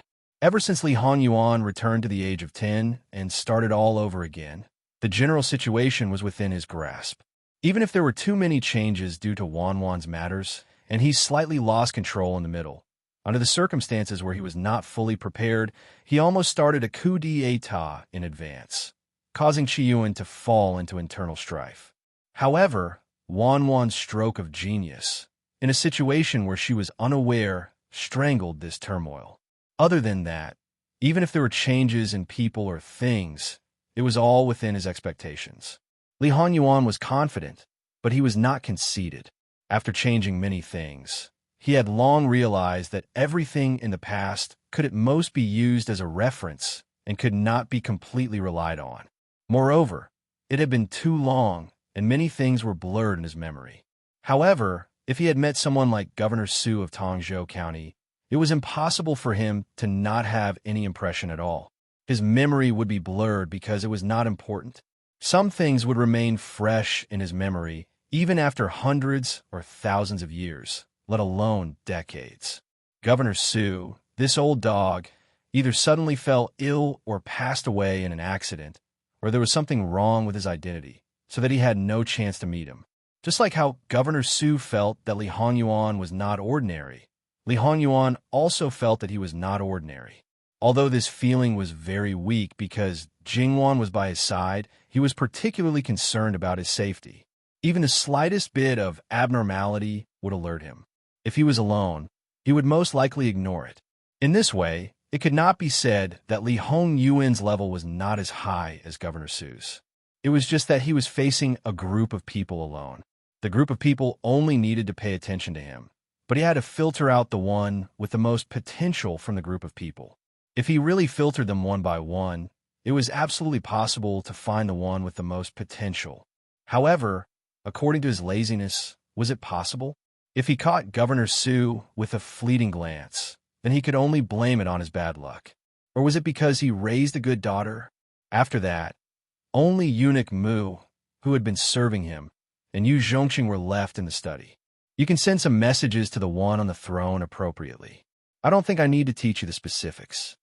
Yes, Yu Zhongqing found the way Li Hongyuan addressed Lu Chengdi a little strange. Just from the way he addressed Lu Chengdi, he knew that there was something wrong between the father and son. Maybe it was one-sided, or maybe it was not. As a commander of the Imperial Guards, Li Hongyuan appeared by Lu Chengdi's side almost every day. Therefore, he knew in detail that there were a few days every year when Lu Chengdi acted strangely. As for the reason, only a few people knew about it, because it was a taboo and they dared not talk about it. However, from Lu Chengdi's mutterings, Yu Zhongqing roughly guessed that it had something to do with the prince's birth mother. However, it was best not to be curious about the master's affairs. After sending them away, Li Hongyuan felt a little sleepless. Sure enough, this habit was terrible. In the past, even if he slept lightly at night, he would still be able to fall asleep. But now, speaking of which, was it too late to go back and apologize? However, since Wanwan was so angry, it was very likely that he would be refused the door when he went back. Li Hongyuan used to deal with things efficiently, but now he was unusually slow. He regarded those complicated letters from Rongchong as lessons that needed to be read word by word and memorized. But after reading for a long time, he couldn't remove the useful ones. No matter how he looked at them, he felt disgusted. So, he threw them into the brazier and rubbed his eyebrows. Eunuch Mu changed a cup of weak tea for him. Master, just now the princess's nanny said that the princess couldn't fall asleep, tossing and turning in bed. Li Hongyuan was refreshed. He didn't think so much and directly got up and went back to his room. Before, when he had to deal with something, he either stayed with Jingwan or waited for her to fall asleep before he got up. He didn't come out for a long time, so he didn't know that she couldn't fall asleep without him. Li Hongyuan gently knocked on the door and then said all kinds of lowly and mushy words. He was extremely shameless. Even the maids who were afraid of him couldn't help but cover their mouths and giggle at this time. In fact, when the prince faced the princess, he was not afraid at all. Jingwan opened the door with a dark face and dragged him in. Why did you knock? The door is not locked. Even if it is locked and you want to come in, how can trap you? You're sincere, right? And you're a dignified prince. Don't you feel ashamed in front of a group of servants? As long as I can coax my wife back, what is face? Can it be eaten? Can you let me sleep with my wife in my arms? Jingwan had seen his shamelessness a long time ago. Although she didn't know his bottom line, Jingwan was too lazy to talk to him. She was so sleepy. Since the pillow came back by itself, it was better to sleep peacefully. Everything could wait until she woke up. Li Hongyuan saw that her eyes were almost unable to open and his heart ached. He didn't talk nonsense and carried her to the bed to sleep. Sure enough, there was a familiar scent. The two quickly fell asleep. Nanny Gong came in and turned off the light. Seeing the two of them like this, she felt that perhaps her heart could be put back to its original position. She had watched one grow up, and the other she had carefully served for several years. The princess was the best. As for the prince, even if he had many shortcomings, his ability could not be denied. Moreover, his kindness to the princess was not to be questioned. That was enough. In the future, no matter what happened, it was enough that they would be in the same boat through thick and thin. After a good night's sleep, Jingwan prepared to go out for a stroll today. It wasn't easy to go out. If she didn't seize the opportunity to have fun, she would feel sorry for herself. After all, it was unknown when she would be able to come out next time. Perhaps she wouldn't have such a chance again. With a group of considerate servants, she didn't need to prepare anything. She just needed to be in high spirits and bring herself along. Jingwan's goal today was still to visit a few places in the city. She followed the road and went one by one. First of all, it was the closest ancient building. Perhaps there was no awareness of protecting ancient relics now, but the few ancient buildings left behind by the Kaming Prefecture were well preserved, had a special meaning, and were located in a rather special location. Generation after generation of renovation. Most of them were places where scholars gathered. The oldest one was more than 1,000 years old. Of course, because the main structure was made of stone, it had been preserved for so long. The rest were at most 400 years old. The nearest ancient building was called the Immortals Viewing Platform. It was the oldest ancient building. In reality, because the Immortals Viewing Platform was high enough, it was very conspicuous even from the side yard. The group arrived at the Immortals Viewing Platform. It turned out that this wasn't just the Immortals Viewing Platform. The Immortals Viewing Platform was just a place that was later built in a place called the Immortals Viewing Garden. Perhaps it was due to the influence of the garden that Governor Wei had donated, but similar places more or less had a certain garden style. Perhaps it was for the sake of complementing the Immortals Viewing Platform, but the fake mountains were much taller than the other places. Pavilions, terraces, and pavilions were embedded behind the fake mountains of different heights. She didn't go straight to the Immortals Viewing Platform. Instead, she walked along it. She passed by paths and crossed bridges. Groups of 3 to 5 students were gathered to discuss their studies. Occasionally, there were men and women playing around. Compared to Jingwan's pure playfulness and joy, those women were much more reserved, especially those with young girls' hair. They avoided people as soon as they saw them. Jingwan found this quite amusing. It was just like in her previous life, when she had been caught in a puppy love by a teacher. Pure and innocent. However, when Jingwan thought about her own age, it wasn't a matter of puppy love. It was clearly a matter of early marriage, early marriage, early marriage, early marriage. She had been gnawed until not even her bones were left. She turned back to look at Li Hanyuan with a bit of ridicule. Just a moment ago, she was still leaning on the railing looking down. She didn't know what she saw, but she turned her head to look at him. Li Hanyuan was baffled. He took 2 steps forward and also looked down. There was nothing. What is Wanwan looking at this husband for? He couldn't help but reach out to touch her face. Jingwan avoided his hand and smiled. She teased in a low voice. My family's husband is handsome, ah. With such good looks, it's natural to look at him from time to time. It's very pleasing to the eyes. Although whenever there was no need, sure Darren and Yu Zhongxing would consciously stay away from them, and Jingwan could be considered to be used to their existence.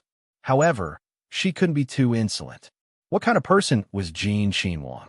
Even after being teased by his own wife, he was still so calm. Then do you want to find a place for Wan to look at him alone? That's not necessary. If you keep looking, you'll get tired. It's called aesthetic fatigue. It's better to keep a distance and maintain the freshness.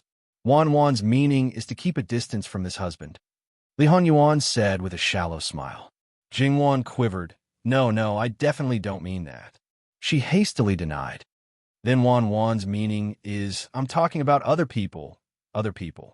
Who is my family's husband, ah? It's impossible for such a thing to happen. And be good. Li Hanyuan smoothed her hair and kissed her forehead. Jingwan's heart was filled with tears. Looking back, she saw the other 2 girls with their heads down and their faces flushed red. Obviously, they had seen what happened just now. Jingwan's skin was relatively thick, although she may never reach a certain person's level. But now, this kind of immoral matter would never make her blush. She even nodded to the 2 girls and walked past them. No one was more satisfied with Jingwan's behavior than Li Hanyuan. If possible, he didn't mind letting the world see him and Jingwan being intimate. From the moment they entered Wangxian Yuan, there was a pair of eyes sneakily staring at them. Jingwan was having so much fun that she didn't notice, but the number of people who noticed was not small. It was just that no one paid attention to her. She was just a clown jumping around. Finally, they stood at the foot of the Immortals viewing platform. Jingwan looked at it. It was more than a dozen stories high. Overall, 3 sides of the wall were vertical, while one side was slanted. The ladder didn't go up from the slanted side directly, but went up layer by layer from the edge. Just climbing up would take a lot of time. Jingwan looked at the stone tablet in the corner. It described the origin of the Immortals viewing platform. Actually, from the name, one could roughly guess what it was originally used for. It was just that the one who did this was not some emperor, but a famous scholar. Because refining immortality pills was a common practice, from top to bottom, anyone with a bit of status would have a bunch of random people at home. And after that, that scholar had been criticized by others. Many of his things were even boycotted, but he was too famous and had too many disciples. In the end, the matter was left unsettled, and the Immortals viewing platform was preserved. At the same time, the living geomancy map explained to Jingwan in more detail, and even told her some thought-provoking stories. When it was about time, Wan, you can go up first. I'll go change first, Li Hongyuan said. Jingwan nodded. Then, she lifted her feet and walked up step by step. Every step was a view of the scenery. But when she turned around, Li Hongyuan waved his hand a few steps away and had someone bring over the person who had followed them. He didn't need to say anything. The person kneeling on the ground took the initiative to remove the mask that covered only her eyes. She looked at Li Hongyuan with teary eyes. Your Highness, the swollen face from yesterday's beating was almost unnoticeable. Who knew how much effort had been put into it? Some people's faces might not recover even after a few days. This pair of eyes is quite beautiful, Li Hongyuan said expressionlessly. Joy flashed across Su Ting's face. Your Highness is too kind. She knew it. How could a man? Digging it out would be quite a collectible, Li Hongyuan continued nonchalantly. The joy on Su Ting's face suddenly disappeared without a trace. She turned pale. Your Highness, this subject's daughter is just want to seduce Ben Wong, I know. But wearing this kind of ghastly appearance to seduce a man, it's really unique. Or is it that underneath this gunny sack-like coarse cloth, there's nothing to wear? Wearing like this, there's more contrast when taking it off. Governor Su, you're not a daughter, you're a prostitute. No, Your Highness, this subject's daughter has difficulties. I beg you to give this subject's daughter a chance. Even if it's just listening to this subject's daughter, it's fine. Su Ting pleaded. She also didn't want to dress like this.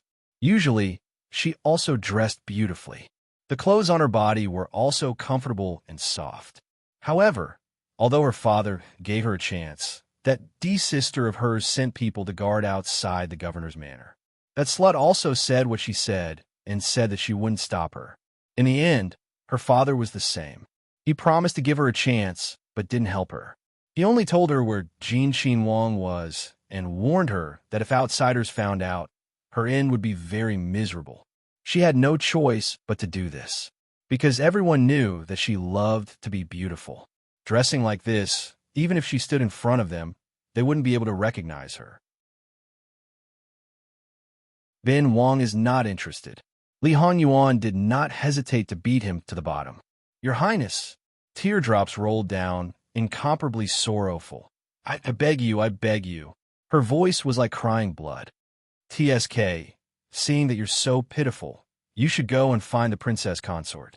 If she nods, this prince will let you stay. After all, the princess consort is a woman of rules. She has always abhorred people who come from shady backgrounds. If you really sleep with this prince, believe this prince, she will tie you up and parade you through the streets. Then, she will throw you back to the Su family. But you better move quickly. When Ben Wang comes back, you're still pestering Wang Fei. Ben Wang doesn't mind throwing you to the military brothel at the border. With your face, you must be very popular. Finished speaking, Li Hongyuan's left hand brushed across his right sleeve and leisurely walked away. Su Ting's eyes were somewhat sluggish. She didn't know if she really wanted to do this.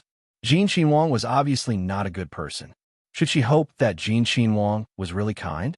But what could she do? The place where she was originally full of confidence hit a wall. She originally thought that without Jin Qinhuang, she could easily take down Jin Qinhuang. In the end, it wasn't the case. Looking at the immortal viewing platform, she stood up from the ground. Even if she might be humiliated, she still had to go. No matter how bad it was, could it be worse than being given to that person? Su Ting quickly went up the immortal's viewing platform. Logically speaking, one should be admiring the scenery and climbing the stairs at the same time. Her speed couldn't be that fast. However, after Jingwan reached the first level, she suddenly had the idea of admiring the scenery from above. Thus, Su Ting was in a tragedy. She used all her strength to climb up, but she still couldn't see Jingwan's figure. Su Ting gasped for breath, her face flushed red and dripping with sweat. Her feet felt like they were filled with lead. If she wasn't certain that Jingwan had gone up and that there was only one path on the entire Immortals viewing platform without any rooms or the like, she would have thought that she missed it. How could a pampered Qinhuang Fei walk so fast? Jingwan was originally not the same as the average woman, and the people around her were influenced by her. Each and every one of them had good physical strength, not to mention the bodyguards. Moreover, the living Qinhuang too was an awesome person who had traveled all over the country. Even if he returned to the capital, he had developed the habit of walking. How could it be that his physical strength wasn't good? For someone like Su Ting, the most exercise was probably when she was dancing. Because she had an innate advantage, she didn't need to train too hard. It would be strange if her physical strength was good. However, Jin Qinhuang didn't give her much time. She could only desperately chase up. In the end, she really did manage to climb up. When she saw Jingwan, Jingwan was calmly standing on the top floor, enjoying the breeze, while she was panting like a dead dog. Facing Jingwan's astonished gaze, she was so ashamed that she wanted to die. Even so, she still tried her best to maintain her composure and slowly greet her. However, in reality, Su Ting was really in a sorry state right now. She was a beauty, but her clothes were terrible to look at. Her hair was disheveled, and because of her sweat, it was stuck to her face.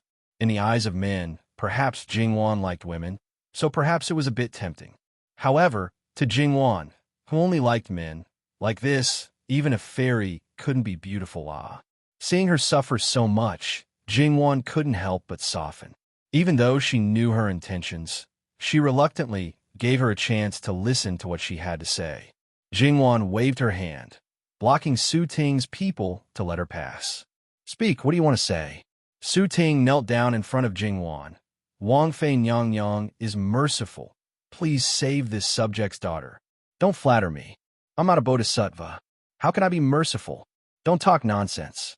If you just want to say that you can't live anymore and beg me to take you in, you can be a servant or a maid. As long as I give you food, you are willing to repay me as an ox or a horse.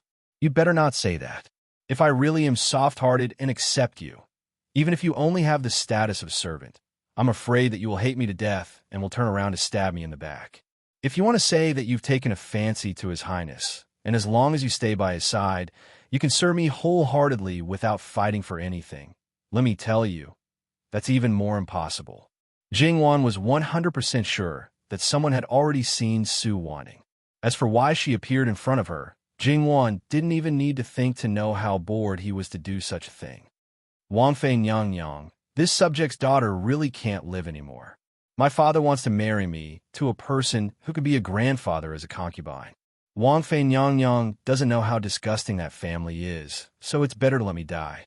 Begging Wang Fei Nyang Nyang to be merciful and save this subject's daughter. Yesterday, this subject's daughter didn't want to do anything to the prince, but because there was no other way, this subject's daughter did this. The one who married you to an old man as a concubine is your own father. He doesn't love you. So why do you think that an outsider will love you? He doesn't have a kind heart, so you ask an outsider to be kind? Why do you think that an outsider should have a kind heart? This way of thinking of yours really makes people feel that it's quite strange. Also, if you don't want to be an old man's concubine, you're willing to recommend yourself to a young and handsome man as a servant. That family is disgusting. Do you understand the situation of Jin Wangfu? What kind of logic was this? Su Ting bit her lips, as if she was speechless. After a moment, father raise me and marry me to anyone. There shouldn't be any complaints, but it's really. It was as if it was extremely difficult to speak. Wang Fei Nyang Yang, before you came to Kai Ming Fu, this subject's daughter was already in despair because no one could help this subject's daughter. If you're not willing to take this subject's daughter with you, as long as you take this subject's daughter away from the Su family, from Ming Fu, it'll be fine.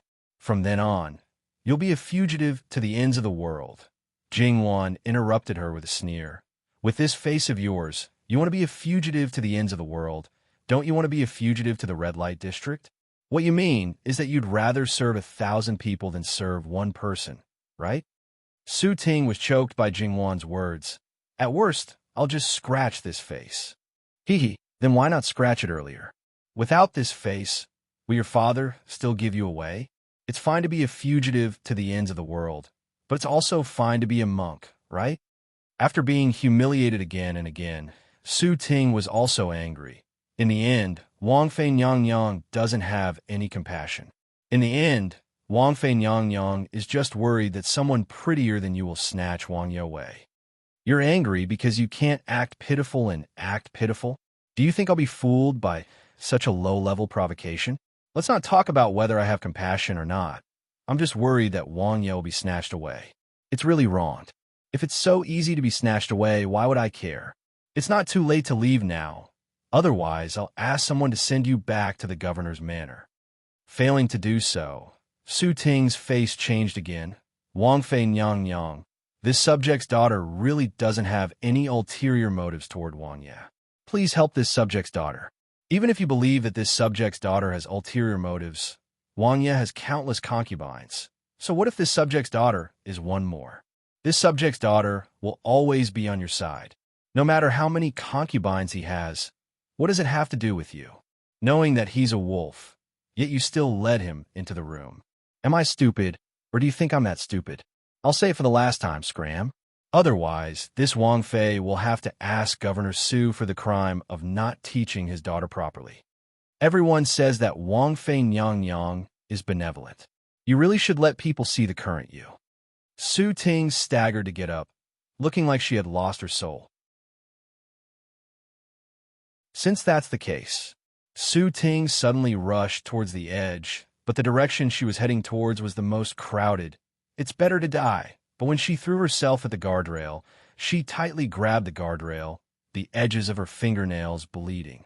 She probably didn't expect that not only was she not stopped, those few people avoided her like the plague. Su Ting looked below in a trance.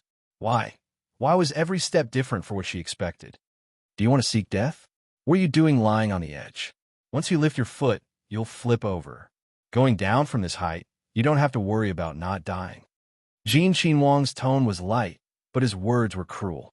Since you don't have the courage, Ben Wang will help you.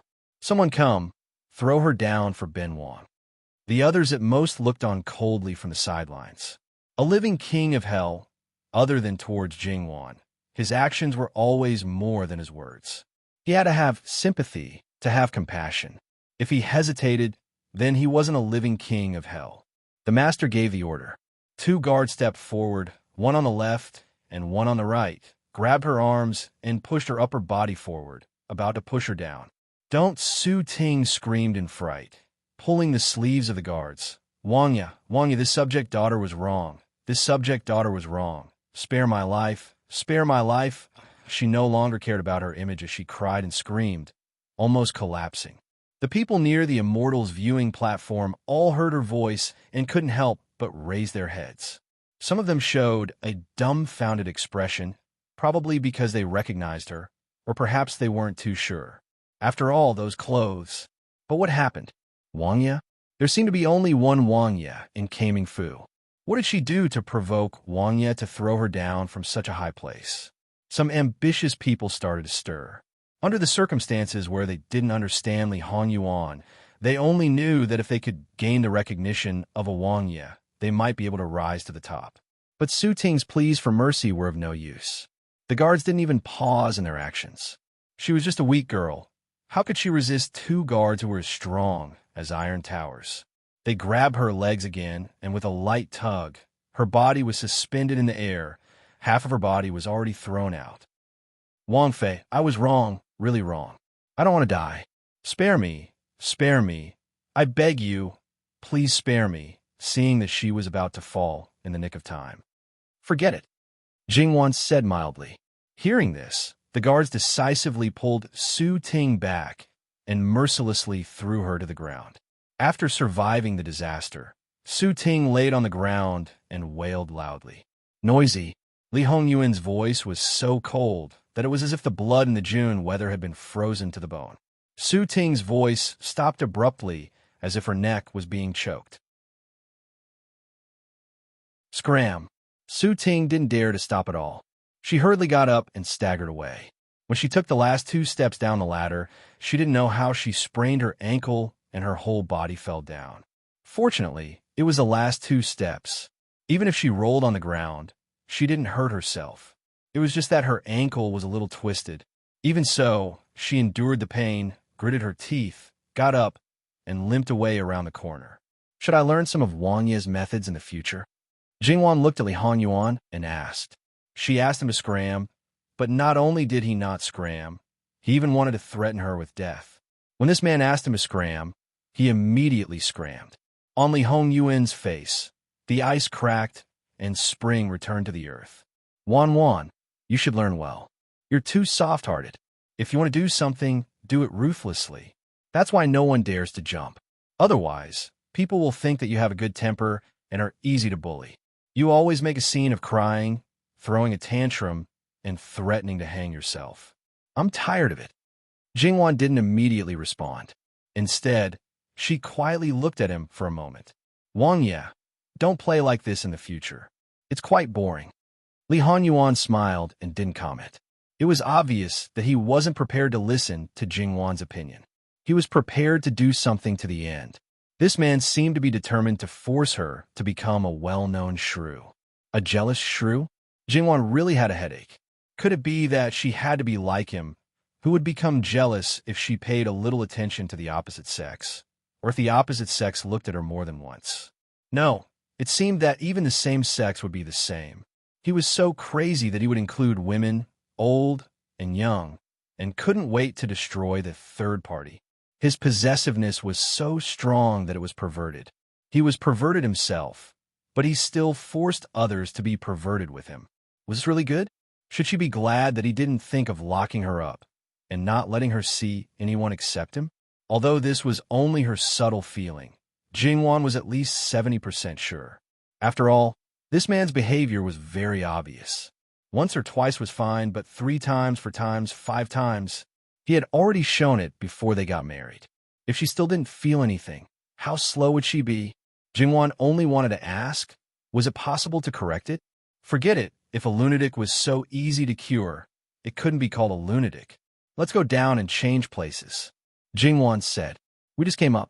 Why don't you look around? The scenery up here is very good. The air is polluted, and the mood is not good. Your Highness, if you attract bees and butterflies during the tour, this concubine will be very unhappy. Wan, you have to know that this kind of thing is not something that I can control. If you encounter it, you can simply deal with it and it's over. It's so simple. Isn't this your business? My business is to deal with the people who are spying on you. Nonsense. I'm a married woman. Who will want to spy on me? I've only heard of women who throw themselves at married men, but I've never heard of a man who fawns on a married woman. My Wan is different. There are many people who are thinking about you. How can I not keep a close eye on you? Your Highness, are you accusing me of having an affair? Jingwan looked at him with a faint smile.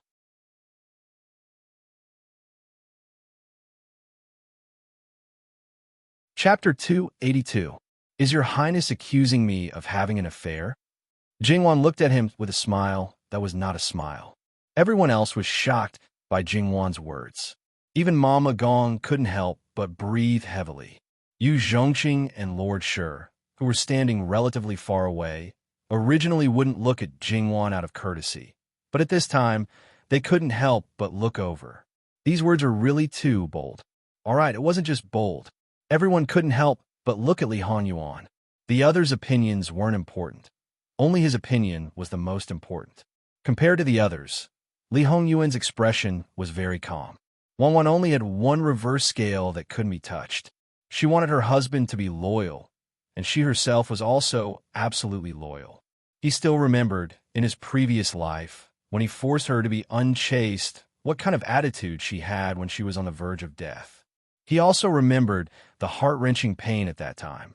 His breath caught, but he controlled it very well, and no one noticed, because he understood it really wasn't a problem. But without waiting for Li Honyuan to answer, Jing Wan continued. When a man has an affair, it's not called being unfaithful, it's called being dissolute. Of course, when a man gets involved with someone he shouldn't get involved with, it's called being a romantic affair and regarded as a beautiful story. When a woman has an affair, she's the first one to be punished. Even if a woman is really dissolute, under any circumstances, it's only half the fault. When a man can't control his belt, how can he be forcefully stripped by a woman? The most innocent is the woman who is forced. She clearly suffered the greatest harm, but no one sympathized with her. Not only did no one uphold justice, but they also put all kinds of unbearable names on her head. Even after death, she couldn't find peace. Speaking of which, this man was born with great difficulty. It's fine if he didn't help his mother when he did something despicable, but he also advised his mother to be more magnanimous and tolerant. Was this filial piety? And the so-called 3 obediences and 4 virtues. The so-called follow the sun when the husband dies. It's fine when there's no conflict, but when there's a conflict, is filial piety first? Or is it the sun first? It was a matter of course for men to have 3 wives and 4 concubines, but they required women to be loyal and faithful. When a woman overstepped her boundaries, she would say that a man was cuckolded. In my opinion, in this world, out of 1,000 women, at least 999 would be cuckolded. They were all humans, but why was there such a huge difference? It can't be helped. It's all about male supremacy. Men naturally set rules for women. Once a woman goes against a man's wishes, it's wrong. Li Honyuan narrowed his eyes and looked at Jing Wan. Her resentment seemed to be a little heavy. She smiled faintly and said, Wan, don't condemn everyone. Women's commandments, women's rules, these books were written by women. I don't deny that they're talented, but to write such things, they're simply out of their minds. It's fine if they want to use it to establish themselves, but they even wrote it to harm others. They want all women to be like them. This scourge has been going on for hundreds and thousands of years. Many women have suffered and been blamed because of them. When they reach the underworld, who knows how many vengeful spirits will want to tear them apart. With these books, you men will be even more proud. Look, all you women think the same. Everything you do is more natural and unrestrained. Other than Li Honyuan, everyone lowered their heads. They even wanted to block their ears so that they wouldn't listen to it anymore. Seeing that Jing Wan's resentment was about to overflow, Li Honyuan hurried forward and pulled her into his arms. Don't be angry. Don't be angry. This person, perhaps because she didn't care about anything. If he didn't know Jing Wan, or if he knew her but didn't have such feelings, he would probably think that she was rebellious, arrogant, and reckless. But now, he felt that what she said was quite right. Of course, these things had nothing to do with him. He wouldn't ask Wan to do it, and he wouldn't indirectly do something that she had to follow the rules. Jingwan also knew that she was a little too agitated. She leaned in Li Hongyuan's arms for a while and calmed down. Then she looked at Li Hongyuan. You seem to be quite happy. I'm quite happy. It's because Wan has absolute trust in me that she said these words. Shouldn't I be happy? Hearing this, Jingwan was also quite happy.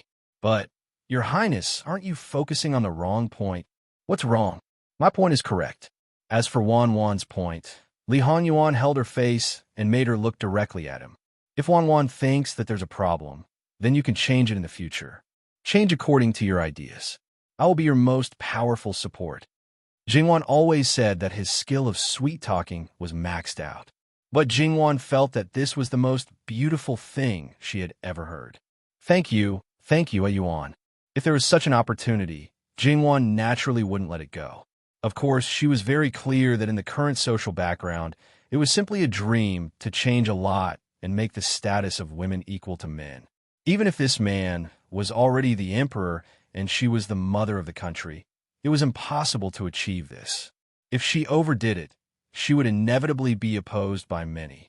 Once she was isolated and helpless, even the most powerful emperor could. Therefore, she only wanted to slightly improve the status of women. When they were hurt, they wouldn't have to suffer more pain. When the official wife was suppressed by the concubines in the family to the point that she almost had no space to live, she wouldn't lose the ability to struggle. Especially the officials. She must let them know that if they favored their concubines and neglected their wives, they would definitely have a bleak future. No change in any kind of civilization could be achieved overnight. The current Shiyuan was still far from achieving equality between men and women. It could only be left to future generations. There would be a day when there would be an opportunity like her previous life. Perhaps when the time was ripe, there would be a sudden change. Perhaps it would be gradual and would be achieved naturally. There wasn't much she could do, but she had to do something. Starting from her, she had to at least let people have this awareness. Perhaps there would be someone who would take over her baton and continue on this path. At this moment, Jingwan really felt that she was incomparably lucky. If it were another man, she would probably have completely extinguished the slightest bit of this idea. As for the method of extinguishing it, there was no need to think about it. This matter isn't urgent yet. You can slowly think about it. There's still time. Let's go. Aren't we going down? Li Hanyuan held Jingwan's hand and prepared to go down the Immortals viewing platform. Jingwan's eyes curved into crescents. She was in a very good mood. She allowed him to hold her hand. Even when they met other people along the way, she didn't struggle free. The two of them seemed very intimate. Along the way, no matter if it was the people leading the way or following behind, they all pretended to be deaf and mute. They expressed that they didn't hear anything and wouldn't reveal a single word. No one would, not even their closest relatives. However, a group of male compatriots secretly expressed in their hearts that if they wanted to curry favor with Wang Fei and obtain a better future, they absolutely couldn't be fickle in love. However, Yu Zhongqing and Shi Darren's gazes towards the living king of hell were slightly subtle. In the capital, when it came to beauty, Jin Qinhuang would definitely bear the brunt. No matter how the others were, they could all stand to the side. The beauties that he kept in his courtyard were all genuine goods. Could it be that they were all just for show and decorations? Or could it be that Jin Qinhuang's charm was too great, that Jin Qinhuang had completely given up his heart and viewed all the beauties in the world as skeletons, leaving only one person in his eyes? If this kind of situation was known by the world, it was very likely that Jin Qinhuang would be labeled as a femme fatale. However, this had nothing to do with them. It was just that along the way, they met more and more people, especially the young students. Li Hanyuan didn't say anything. He just had an expressionless face and looked exceptionally cold. Basically, people would take the initiative to step aside and wouldn't come forward to make trouble. It was just that everyone was very curious about the things that happened on the Immortals viewing platform. Jingwan and the others went to another place. It was the Kaming Prefecture's treasury. In reality, this treasury actually belonged to Kaming Academy. It was even a part of Kaming Academy. However, later on, a dean opened this treasury to the public and didn't want to disturb the daily studies of the students in the academy, so it was separated out. This Kaming treasury naturally didn't only contain the most detailed history of Kaming Prefecture. The collection of books inside was actually very rich. There were even some pornography. Of course, it was stored in a special area and generally couldn't be accessed. 90% of the books in the Kaming treasury were freely available to the students of Kaming Academy. The remaining 30% were freely available to the public. These books were placed in different buildings, and the numerous buildings were distributed in the large garden. Because all the books, other than the students of Kaming Academy, other people couldn't be lent out. However, they could be copied inside. Therefore, there were a lot of people in this garden. No matter if it was reading or copying, it was like this almost every day. Jingwan and the others had quite a lot of people. It didn't seem appropriate for them to go in like a swarm of bees. Thus, they spread out outside.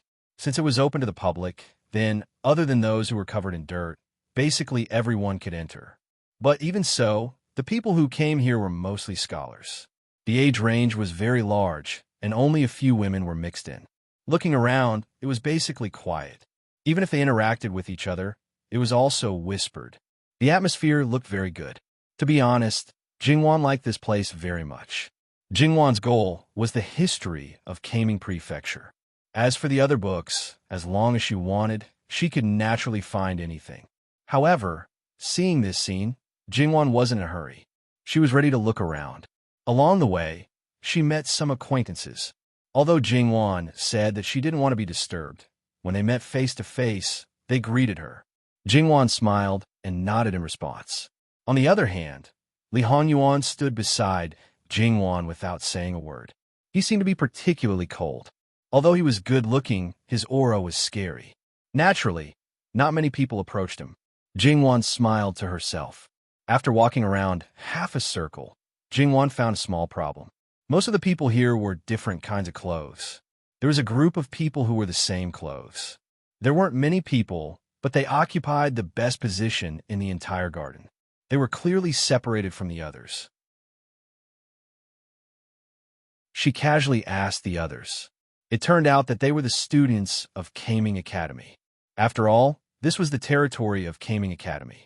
As the students of Kaming Academy, it seemed to be normal for them to be a little special. Moreover, they only occupied a slightly better place. However, these people seemed to have a kind of attitude of superiority. Looking at it carefully, it seemed to be understandable. After all, these people were outstanding students from all over the country. Moreover, they were generally young. The oldest was not more than 30 years old. It was normal for them to have a sense of superiority. Jingwan was about to pull Li Hanyuan away when she saw a familiar figure. He was also wearing the student's clothes of Kaming Academy. If it wasn't the poor scholar from Kaming Crispy Restaurant that day, who could it be? Later on, she found out that his surname was Wang, and his name was Jinxing. It could be seen that he was entrusted with the hopes of his family. As the saying goes, clothes make the man. Most of the time, it was true. Take this person, for example. He looked much more energetic. Perhaps it was because he had obtained something that he didn't dare to think about before. His whole spirit was different. Therefore, it seemed particularly different. However, Jingwan found that Wang Zhenxing seemed to have been pushed aside by others. Although he was in the circle of Kaming Academy, but he was all alone in the corner. Generally speaking, when encountering this kind of thing, there might be a problem with his mentality. Looking carefully, very good, no problem. Jingwan's eyes were suddenly covered. She knew who it was. Towards his possessiveness, Jingwan didn't want to correct it. If he didn't want to look, then don't look. 3 other students suddenly came forward. The 2 people at the back were obviously led by the one who took a step forward. That person looked and knew that he was a superior existence in Kaming Academy. I heard that your luck was good. You met Jinxing Wang Fei, who was indignant. She helped you and sent you to Kaming Academy? Wang Jinxing obviously had some understanding. Although from his subtle expression, it could be seen that he was actually impatient from being disturbed. She got up and bowed. Indeed, it's not that Kaming Academy didn't have students who entered because of special circumstances, but all of them were recommended by professors or famous scholars. Their talent and learning might be slightly inferior, but their conduct was first class. Regardless of your conduct, you entered because of old Mr. Luo's name card. Who knows where this card came from? Are you questioning Wang Fei Nyang? Wang Jinxing's brows were tightly knitted, appearing very unhappy. Even when he was disturbed just now, he wasn't like this. I'm not questioning anyone. It's just that it's easy for the imperial family to get a name card, but someone broke the rules of the academy. Very good. Jingwan also understood. The reason why these people pushed aside Wang Jinxing was not because of him, but because of the person who recommended him. The person who recommended him broke the rules by force. Speaking of which, was her name card obtained by force? Was it considered breaking the rules? Moreover, Yuan, why do I feel that this person seems to have a big opinion about the imperial family? Jingwan said softly. There are many people who have opinions about the imperial family, especially in the south. Li Hanyuan said indifferently. Moreover, Li Hanyuan didn't control his volume. Everyone who should have heard it, including those who were originally watching the show, all looked over. Others might not recognize them, but Wang Jinxing hurriedly came over to greet them. Greetings to your highness, Wang Fei. No need for formalities. Jingwan raised her hand. The atmosphere was naturally a little awkward when he said bad things about the person in question and was heard by the person in question. However, that person's face flashed with uneasiness. Perhaps he wanted to show off his righteousness. He even puffed out his chest, forgetting that he should come over to greet them. The others looked at each other and hurriedly came forward to greet them. They were noble and virtuous, but it didn't mean that they could look down on the imperial family. After all, most of them wanted to learn martial arts and sell it to the imperial family. No one was stupid enough to offend a prince. Thus, the atmosphere was a little strange.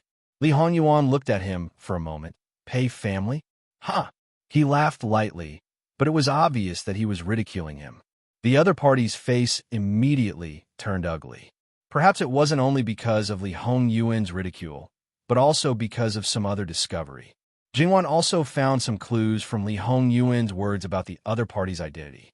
The other party seemed to look a little like her husband. If he was from the Pei family, it wouldn't be strange. The King of Hell could tell the other party's identity from his face, and that person's expression also seemed to indicate that he had seen through Li Hongyuan's identity. In this case, he might even be a member of the current Pei family. It wasn't impossible for him to be a cousin of Li Hanyuan. The Pei clan is noble and virtuous. They don't enter the imperial court, but they have quite a number of famous people. Famous scholars have students all over the world. The Pei clan's disciples even go out to study and make friends. Everyone knows what they are thinking. This prince's temper has always been bad. Sometimes I will do things that are out of line. Jingwan could feel that his current mood seemed to be somewhat bad. It seemed that he had resentment towards the Pei family, but it also seemed that he didn't have anything. The other party's face was green and white. In fact, this was a well-known matter. The Pei family used the name of self-protection, but in reality, what was going on? Everyone was guessing. It was a publicly recognized secret. The Pei family would come out sooner or later and return to the imperial court. What they needed now was probably a suitable opportunity. The Pei family was Jiangnan's #1 family. They had not declined for so many years. Thinking about it, they would absolutely not be willing to be silent forever. Pei Zhuqing knew that her family was using the child left behind by her aunt as one of the opportunities. That's right, one of the opportunities. It was very obvious that the family had other plans. It was just that he did not know about it. The family had always been very concerned about the prince left behind by her aunt. It was just that because of some reasons, they had never contacted him. He was actually not interested in this matter, so he did not ask about it. Otherwise, he would not be ignorant when people were right under his eyes. It was fine if he did not pay attention. After careful observation, he discovered that he and his grandmother looked very alike, especially that pair of eyes. It was said that that aunt looked the most like grandmother. Moreover, the other party was a prince. It was impossible to deny that he was that aunt's son. He came to Jiangnan. The family definitely knew about it. Unexpectedly, they did not tell him before. Otherwise, it would not be so awkward. Speaking about it, the one who sent the poor scholar to the Enlightened Academy should be his cousin-in-law. What was this? Just when Jingwan wanted to persuade a few words to break the deadlock, another young man appeared. He was wearing a scholar's robe. He looked refined and elegant. Stepping forward, he clasped his hands in front of Li Hanyuan and Jingwan. Greetings to Wang Ye and Wang Fei. My teacher, old Mr. Luo, invites the two of you to have a chat. Jingwan's eyes slightly brightened. Granduncle, he is in the Enlightened Mansion.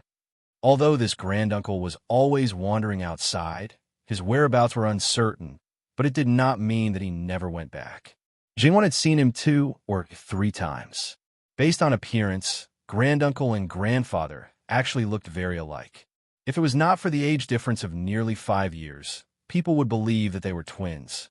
Unexpectedly, they could meet at the Enlightened Mansion. It was really unexpected. Yes, teacher arrived at the Enlightened Mansion the day before yesterday. Hearing that someone used his name card to send someone to the Enlightened Academy, he asked in detail and learned that it was you, Wang Fei. Teacher said that he had not seen his family for a long time and missed them. But now that Wang Fei's status is high, he originally planned to wait for a day to reorganize before sending the name card. But just now, he heard that he saw Wang Fei here, so he ordered this student to invite you. I also have not seen granduncle for a long time. Now that I have met him, it is very good. Jingwan's words expressed her joy. Wang Ya, since he is Wang Fei's granduncle, naturally I should meet him. Let's go. Li Hanyuan nodded. Everyone knew that old Mr. Luo had no wife or children and was closest to an older brother. This older brother was previously the Minister of Rights and was currently the Minister of Appointments. Thinking about it, to be able to become a Wang Fei, she must be his direct descendant. To a certain extent, wasn't it the same as being old Mr. Luo's direct descendant? With the honor of Wang Fei, using grandfather's name card to send someone to the academy seemed to be completely fine. It was simply unreasonable for them to reject Wang Jinxing. Moreover, according to Wang Jinxing's situation that day, Jean Wang Fei was clearly someone who held righteousness in her heart. Because that Luo Darren was promoted to the Minister of Appointments, old Mr. Luo, this great scholar's status rose even more. It was still that sentence 9 out of 10 scholars were aspiring to be in the imperial court. First, there was the great scholar's benefactor as a teacher. Then there was the benefactor's senior brother who was in charge of the Ministry of Appointments. This condition was simply too good. Countless students flocked to this old Mr. Luo like a flock of ducks. It was a pity that this old Mr. Luo had already stopped accepting disciples 2 years ago. At most, he was lecturing at a certain academy. But his whereabouts were really erratic. Today he was here, tomorrow he could be in another place. His whereabouts were unknown. However, this kind of person having a little bit of eccentricity was actually normal. Carefully glancing at Pei Zhuqing's strangely bad complexion, what was that? As if he did not see anything. And Pei Zhuqing, who carelessly lost her face, unconsciously clenched her fists. Turning her head back, she fiercely glared at a certain little follower behind her. He had returned home a few days ago and had only returned to Kaiming Academy this morning. Being whispered in his ear by other people, he had always despised people who broke the rules. That was why he had a moment ago. The result was that he was actually used by other people, making people laugh at him like this. At this time, his complexion was a little green. He directly flicked his sleeves and left. How to handle this matter? He still had to think carefully. If his family members really pressed the opportunity on him, and his relationship with him was strained. Also, he seemed to have a lot of opinions about Pei family members. This was not a good thing. He could not say that he would have to go back again.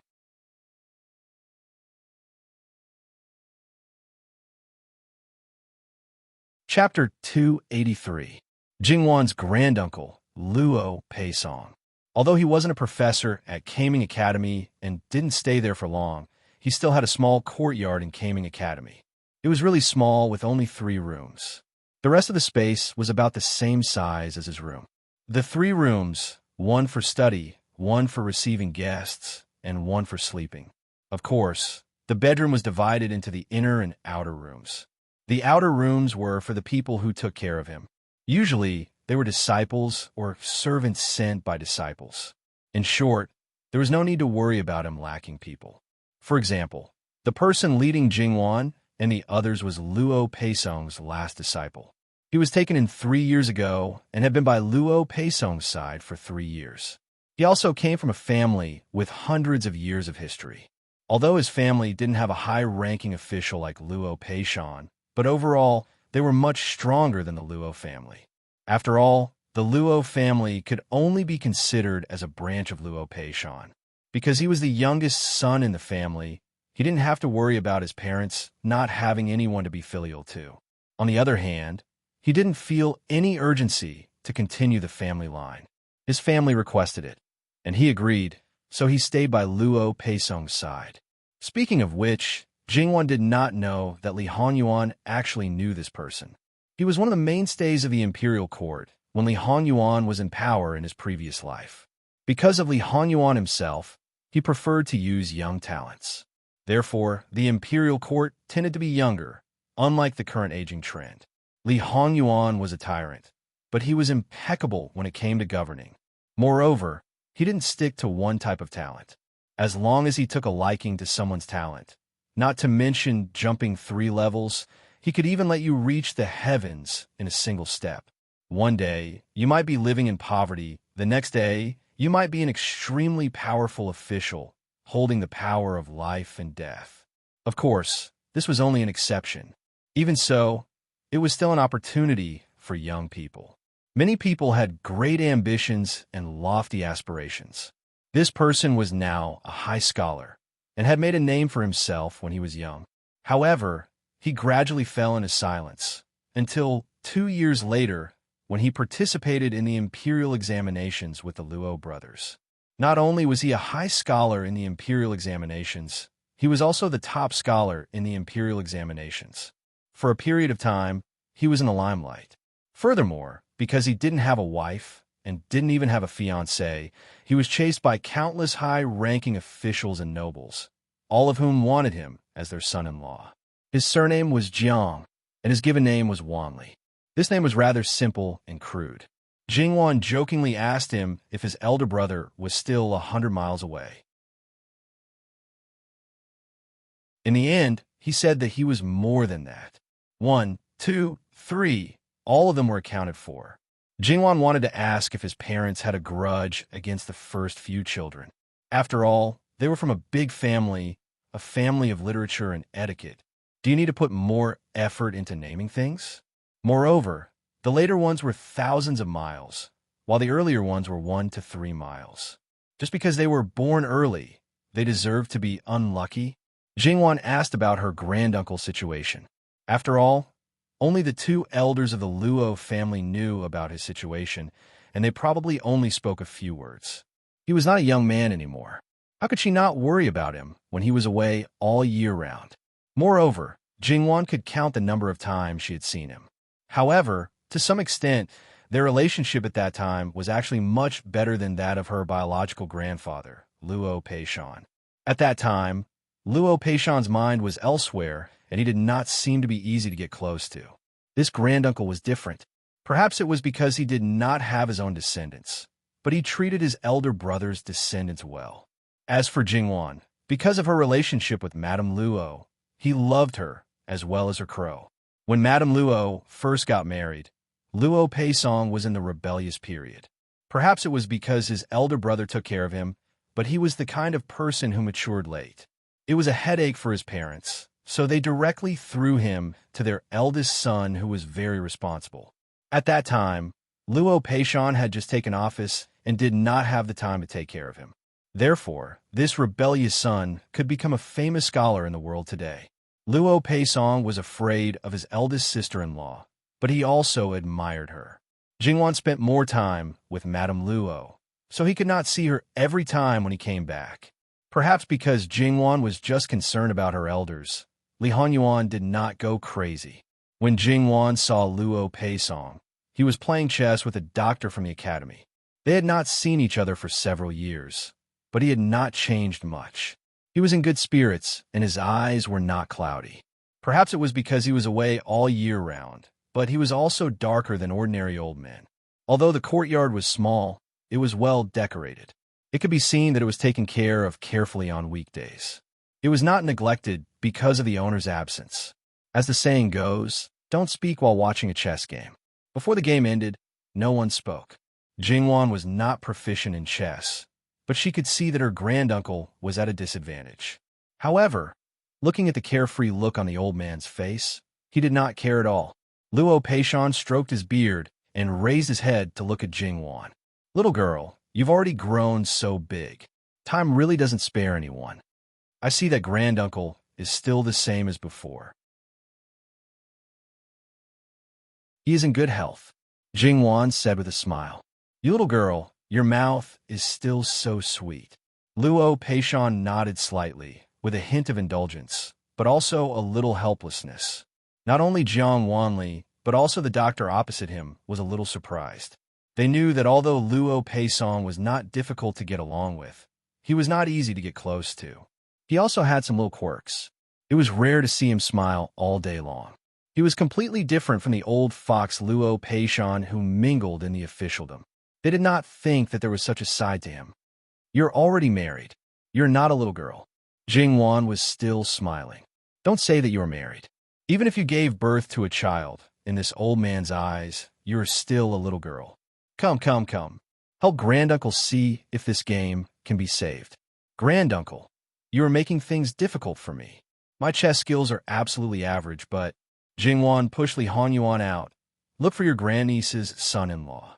Luo Peisong seemed to have just noticed that there was such a big living person. His eyes wandered around Li Hongyuan's face before he slowly got up. The old doctor opposite him also got up. This commoner greets Jin Wangya. How could Li Hongyuan not understand? This was clearly showing that he did not want to see him. This was quite normal. For those who knew his bad reputation but did not know anything else, as long as they sincerely treated Jingwan well, there probably would not be two who would want to see him. If they really wanted to see him, then he would really be unhappy. Therefore, there was no joy or anger on his face as he indifferently returned the greeting. Old sir is too polite. Luo Peisong's heart flashed with astonishment. This seemed to be different for what he had expected. Jingwan was the younger generation that he liked. When she got married, although he could not rush back, it was still very easy for him to understand this grandniece's son-in-law. After all, he had so many disciples and grand-disciples, it was still very easy to inquire about them. But the result that he got was simply terrible. Because of this, he even sent a letter to his elder brother, scolding the elder brother that he had always respected. However, his elder brother's reply was ambiguous and the words were not clear. He felt that there was something strange from it. Then he thought about how much his eldest sister-in-law treasured this girl. Perhaps the matter was not so bad. But, after all, it was His Majesty's imperial edict. Even if he did not agree, it was impossible. Therefore, he temporarily reserved his attitude. Now it seemed that the former was more likely. Luo Peisong stroked his beard. This girl has never talked big. Since she recommended you, she must have some skills. If you win this game, the rest will be easy to talk about. If you lose this game, if he lost, then it was hard to say what would happen. Li Hanyuan glanced at Jingwan. Jingwan looked back at him with a smile. Do your best. Li Hanyuan faintly raised his eyebrows. Did his wife mean that there was no need to be polite? Since it was his wife's instruction, then sorry, don't blame him for not being lenient. Li Hanyuan did not sit on Luo Peisong's seat. He just picked up a chess piece and placed it on the chessboard. The professor on the other side did not have any objections. He placed his chess piece very quickly, looking very confident. The others became bystanders. In the beginning, the white chess piece was still at a disadvantage. However, when Li Hanyuan placed a chess piece, the game was suddenly reversed. Almost everyone looked at Li Hanyuan in disbelief. This person had actually started to set up a trap from the moment he placed his first piece. Not only that, he even led his opponent into the trap step by step without realizing it. This was not just taking one step and looking 3 steps ahead. It was simply taking one step and looking 10 steps ahead. It was so exquisite. When they looked at Li Hanyuan again, it was a bit like looking at a monster. The old professor seemed unwilling to give up and continued. Li Hanyuan did not hold back. He completely did not know what it meant to respect the old and love the young. He killed the old professor without leaving a single piece of armor behind. The consequences of his last struggle seemed to have become a little worse. The old professor stared at the chessboard for a moment before slowly opening his mouth. Young people nowadays are really amazing. Since that's the case, I'll take my leave first. He did not know if he was angry or if he had been hit too hard. He did not wait for Luo Peisong and the others to respond. He stood up and left. Jingwan secretly pinched Li Hanyuan. Humble, humble.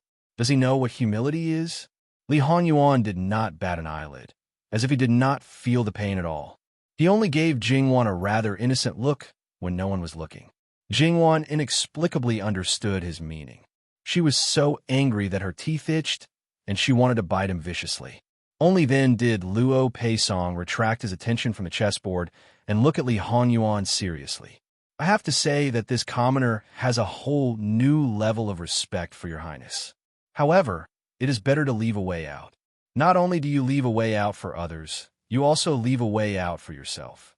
After all, this way out is the escape route of others, and it could also be your escape route. Just now, I benefited from old teachers' teachings. You said it first, so this prince did not dare to lose. Therefore, this prince did his best. Li Hongyuan said humbly. The corner of Luo Peisong's mouth twitched. So, he did it on purpose just now? Just because I have a problem with him? Such vengeance for the smallest grievance was truly the style of the living king of hell. Moreover, should I thank him for using such a gentle method, and not as simple and crude as he did in the capital? Last, this man is too handsome. No matter how you look at him, he is not reliable. Moreover, this man is vicious and treacherous. He does things without leaving any leeway. So, don't foolishly believe everything he says. Otherwise, you will only be fooled by him without knowing it. Luo Peisong said sincerely and earnestly to Jingwan. Li Hongyuan's face instantly darkened. For the sake of Wan Wan and her family, as long as they were sincere about her, he could reluctantly tolerate them. However, if they tried to sow discord between them, he would immediately classify them as rivals in love and get rid of them quickly. He would destroy them in seconds. Jingwan looked at him and knew that he seemed to have been stepped on again. She hurriedly pulled him and stood in front of him. In the end, Granduncle was also an old man. How could he bear the anger of the living king of hell? Granduncle, you are wrong. I don't know whether Yuan is reliable or not to others, but to me, he is absolutely reliable. He is an indomitable man. Even if he wants to play tricks on me, there is no malice. He will never target me with his vicious methods. This has nothing to do with whether he is handsome or not. Moreover, no matter how handsome he is still benefiting me. Therefore, you can say anything about him, but you can't sow discord between us. Luo Peisong's gaze landed on Jingwan, then on Li Hongyuan, whose face was overflowing with spring. He repeated this a few times. Well, even if he had never experienced love, he could tell that the two of them were as good as the same person. This man, who was said to be a playboy and lustful, had placed this girl at the top of his heart. He was afraid that she would fall when he held her in his hands, and afraid that she would melt when he held her in his mouth. He did everything as he pleased, but when it came to this girl, if he said anything wrong, he would definitely lose his face. Looking at one girl's posture, if he made a mistake, she was the kind of person who would make a move at any time. Well, he worried for nothing. It was his elder brother's reply. Everything else was not clear, but this point made him feel at ease. Okay. In broad daylight, you are pulling and pulling. What a scandal. You are deliberately trying to provoke this lonely old man, right? Jingwan coughed dryly. Only then did she notice that rather than saying that she was blocking someone, it was better to say that someone took the opportunity to take her into his arms. She took a step forward and broke away. Look at what Granduncle said. It is you who is not willing to marry. If you were willing, even now, that teenage girl would be happy to throw herself into your arms. If you want me to say, as long as you agree, maybe tomorrow I will have a granduncle who is younger than me. Don't you think so? You lass, after getting married, you really don't know how to write the word reserved anymore. You even dare to tease your own granduncle. Is there anyone who talks like you? Do you think I'm old enough to harm teenage girls? If I wanted to marry a wife, I would have done so decades ago. Back then, your granduncle was also handsome and elegant.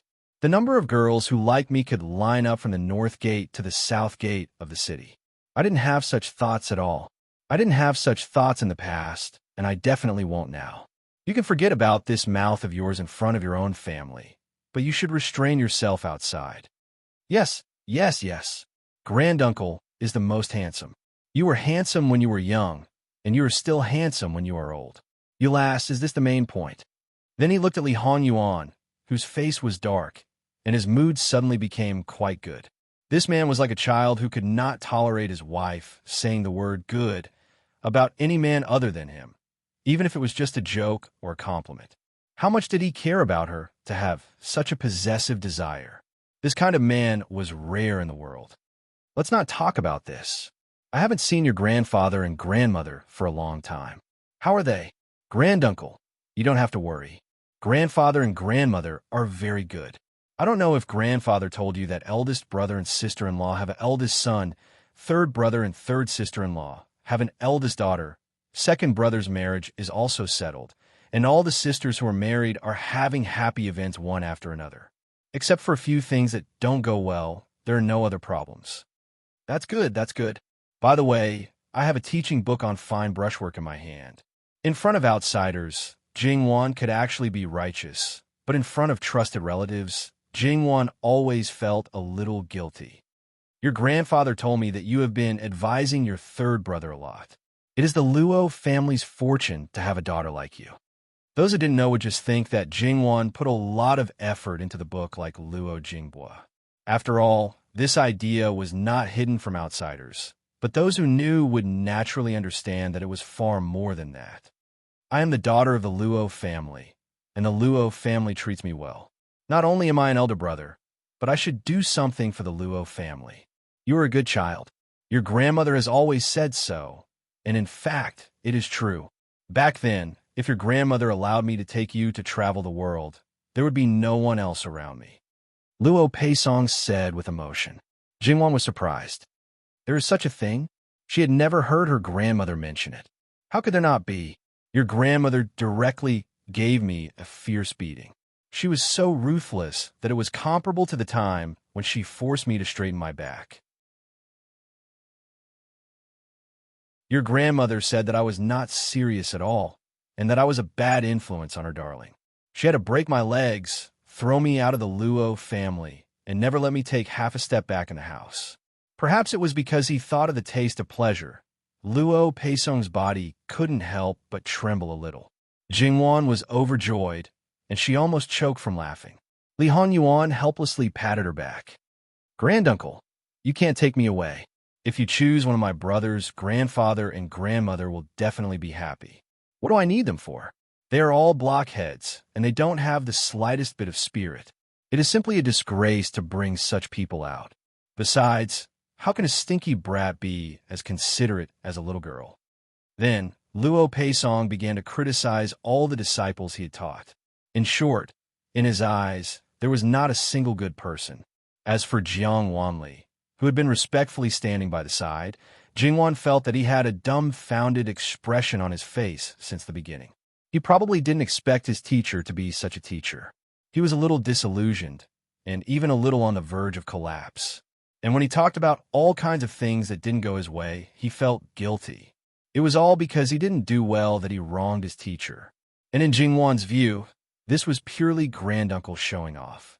Several of his brothers could be called blockheads by him, and his disciples were not few in number.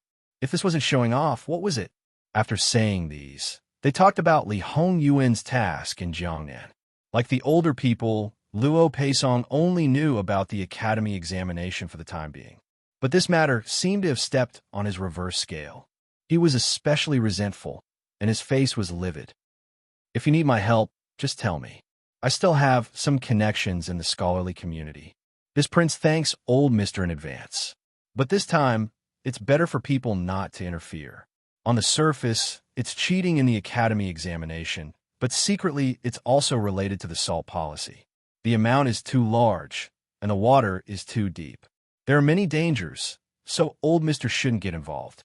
Moreover, this prince has enough ideas. Luo Peisong was shocked. He looked at Li Hongyuan, and his eyes became more subtle. Your Highness trusts this commoner. You are the granduncle of this prince's wife. This prince can give enough trust to people close to her. Your Highness is so confident that he's conceited. He looked at his disciple meaningfully. Of course, it's not that he didn't trust his disciple, but he felt that Li Hongyuan shouldn't trust people easily. Since you know there's danger, why are you still bringing this girl? Wanwan's safest place is always by my side.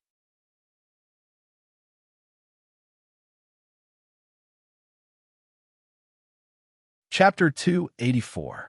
The safest place for Wanwan will always be by my side, Li Hongyuan said matter-of-factly, without even thinking. Luo Peisong was speechless at his conceited words. He was not conceited, but he cared too much about her. He cared so much that he would not feel at ease unless she was under his nose.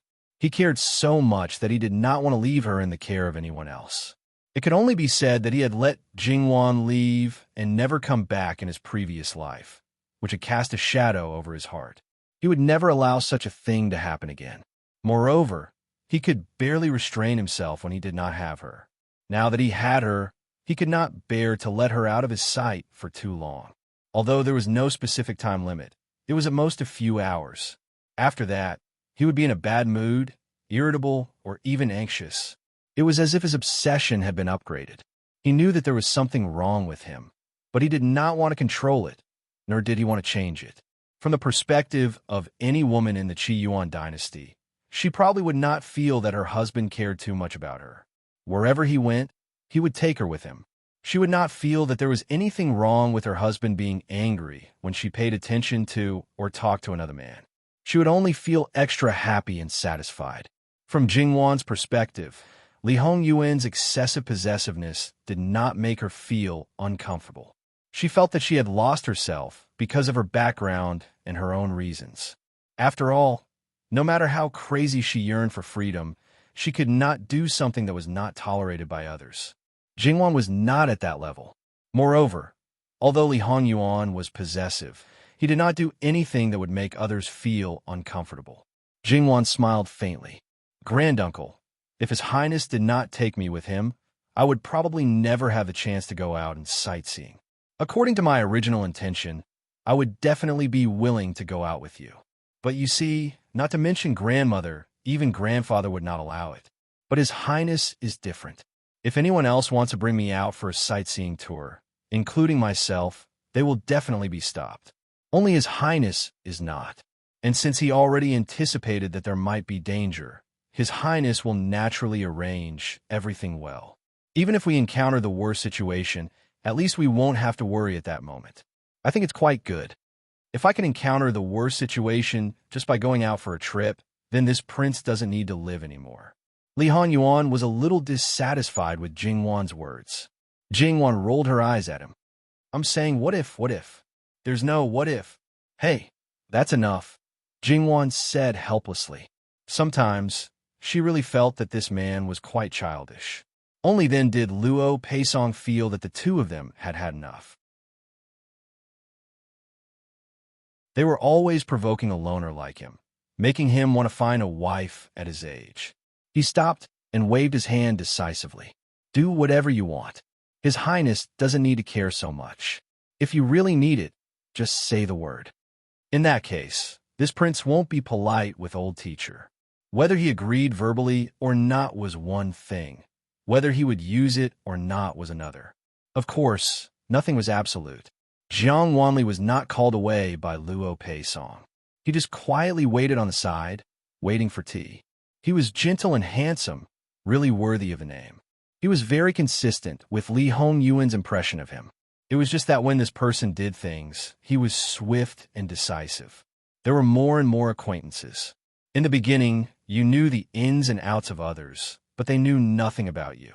Li Hongyuan had a subtle sense of superiority in his heart, but gradually, that was the case. No matter how much you knew, you might not have the ability to do anything. He was the only one who knew the hardships in the beginning. However, in his eyes, those were nothing. Everything he had done was for today and for the future. Currently, he was very satisfied with everything. When they were chatting happily, Su Ting finally returned to the provincial governor's manor. However, she was stopped at the door and was given all kinds of difficulties. Even if she revealed her identity, she could not enter the house. The gatekeeper confidently said that their miss was staying at home well. Their miss was so noble and dignified. How could she dress like this? Moreover, there were servants everywhere, and she was surrounded by people. Don't think that just because you have a face like their miss, you can come and blackmail her. Su Ting only felt that her ankle was in excruciating pain. She didn't need to look at it to know that it was red and swollen. She had always been spoiled and would occasionally be lectured by her elder sister. However, there was a huge age gap between them. When her elder sister wasn't married, she was still young. Most of the time, her elder sister would only speak harshly to her. After she got married, they met less and less often. Hence, even a little pain on her body would make her extremely uncomfortable. Being stopped at this time, she really felt wronged. In the end, she said ruthlessly that unless she died immediately, as long as she entered this door, she would definitely not let this lowly servant off. The old maid guarding the door was scared and hesitated for a moment. "Su Ting, you are really impressive. Who will you not let off? This is my arrangement." "What? You want me off too?" There is only one person who would deliberately emphasize that her name was changed. Su Ting was silent and did not speak.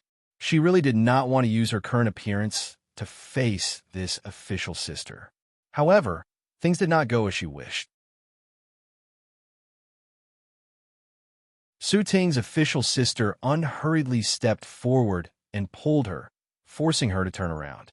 Seeing her sorry figure, her lips curled into a smile. "Oh, our Kai Ming Fu's #1 beauty. Didn't you go to find Jean Wangya? Looking at this, you didn't succeed? But thinking about it, unless Jean Wangya's eyes are bad, he would not take a fancy to you like this, right?" Su Ting seemed to have reacted at this moment. It's you who forced me to dress like this? You're not that stupid, ah. That's right, it was all arranged by me. I knew that if you succeeded, it would be disadvantageous to me. Of course, I had to do something. Sitting and waiting for death is not my style. However, I feel that even if I didn't do anything, you probably wouldn't have succeeded. Almost being thrown down from the Immortals viewing platform. What does it feel like? So, not only did she scheme against her, she also sent someone to follow her. Su Ting had always hated this official sister. Now, she hated her even more. This was her last chance, and it was destroyed like this. She hated. Su Ting's official sister had never seen her like this, as if she couldn't wait to eat human blood and eat human flesh. Although there were similar looks in the past, it was never this intense. She subconsciously took a step back. After realizing what she had done, her face turned ashen. Hate it. I want to see what other tricks you can come up with. Flicking her sleeves, she stepped into the door first. This time, there was no one to stop her. Su Ting limped in. The servant girl who served her anxiously watched from the shadows. When she saw someone, she hurriedly stepped forward. Miss Su Ting didn't say anything, only letting the servant girl help her back. It wasn't that she didn't think of escaping from this house, but she knew that she would definitely not succeed. As long as there was the slightest movement, she would be caught and brought back. The consequences, Su Ting found that her aunt was waiting for her. She was originally a first-class beauty. Even though she was almost 40 years old, she was still beautiful. There weren't many traces of age on her face. When she saw Su Ting, her eyebrows didn't even twitch. When she saw that Su Ting's leg was injured, she asked someone to bring her medicine. When the servant girl was applying medicine for Su Ting, she stood at the side. My intention in telling you this was to let you be mentally prepared, but I didn't expect you to have other thoughts. However, if I don't let you do it, you probably won't give up. If you succeed, your father won't say anything. However, the person he likes more is still the person he originally liked. You should be able to feel it yourself. The reason isn't clear, but you can't expect your father to have any kind of father-daughter relationship. Don't expect him to have any sympathy. He'll be merciful. Now that things have come to this, you only have two choices. Either you die, or you follow your father's arrangements. Death requires guts and courage. If you have it, then be more decisive. Don't do things that seek death. There won't be any results. The one who will suffer is still yourself. If you don't want to die, then think carefully. When you reach that person, you may not end up the same as others. Everything has to be done to know the result. If you blindly treat it with a negative attitude and don't do anything, naturally there won't be any results. After all, that kind of man, you can't expect him to like your face. If you throw a tantrum at him, he will obediently serve you. You should take out the attitude you treat Jin Xinhuang. A man's body is even less worth pursuing. As long as it's not unbearable to look at, it's enough. That's all I have to say. You're on your own now. She flicked her sleeves and left. Su Ting's tears fell pitter-patter. The more she cried, the fiercer she became, until she wailed loudly. After crying, she still had to face what she had to face. After crying, Su Ting let people prepare water for her. She bathed, changed her clothes, and put on makeup. She was the #1 beauty of Kai Ming Fu, so she should have the appearance and posture of a #1 beauty. After carefully tidying up, she became a veritable beauty. Only, compared to the past, her body seemed to have more quiet and reserved. In some people's eyes, it would probably be more attractive. In other people's eyes, it would probably feel that she had become dull, no longer that flirtatious. And Su Ting's elder sister went to see her biological mother, the governor's wife, to talk about some intimate things between mother and daughter. She didn't know why, but she talked about Su Ting again. Unlike in the past, the governor's wife no longer treated her coldly. Instead, she opened her mouth to let her daughter not make things difficult for her. She's just a pitiful person. Mother, why did you suddenly say that? She remembered, when that woman appeared, how sad her mother was. Her mother hated her so much at that time. Even after she got over it, she still didn't have a good expression towards that mother and daughter. Although she was surprised, but she still noticed her mother's strange mood. Mother, did something happen? It's nothing. Some things couldn't be said, and she didn't want to erase her daughter's last bit of admiration for her biological father. If she knew that her own father was so ruthless and heartless, she wouldn't know how sad she would be. Originally, she wanted to say something, but seeing that her mother didn't want to say anything more, she didn't ask anymore. Somehow, she felt that it wasn't something good. Governor Su didn't know when he returned to the Fu. He asked someone to call Su Ting over. Looking at her bearing and expression, it seemed that she already knew what happened, so she didn't say much. Instead, he became a loving father again, letting her recuperate well. But he didn't ask how she got hurt. What he was concerned about was the words and actions of Li Hongyuan and Jing Wan during Su Ting's trip. Su Ting also told him everything in detail, although it wasn't word for word, but there wasn't any error, and she didn't bring in any personal strong emotions. After Governor Su finished listening, there wasn't any strange expression on his face. He sent Su Ting away and then sat at a distance, drinking tea while thinking quietly. The final point was actually Jin Xinhuang consort. Luo Peisong stayed for dinner. Whether Li Hongyuan was willing or not, as long as Jinghua nodded, it would be fine. Anyway, Luo Peisong could see that on this kind of small matter, there was no need to ask for someone's opinion. If Jingwan said yes, he wouldn't say anything against it. It was simply the husband follows the wife's lead. As the elder of the woman's family, there was nothing more worth being happy about. After all, Luo Peisong's fear towards the living king of hell was not as deep as his own elder brother. If he had something to say, then just say it. If he scolded, then just scold him. At most, he would just leave after 2 days. There was no need to worry that he would be put in a tight spot. However, Luo Peisong found that he still underestimated the tolerance of the living king of hell. When it came to Wan Er's matter, his heart might be smaller than the tip of a needle, but for other matters, he wasn't as vengeful as what he heard. Even if he really pointed at his nose and scolded him, his expression wouldn't change. He knew that Wan Er played a part in this, but he could also see that this person was getting more and more unfathomable.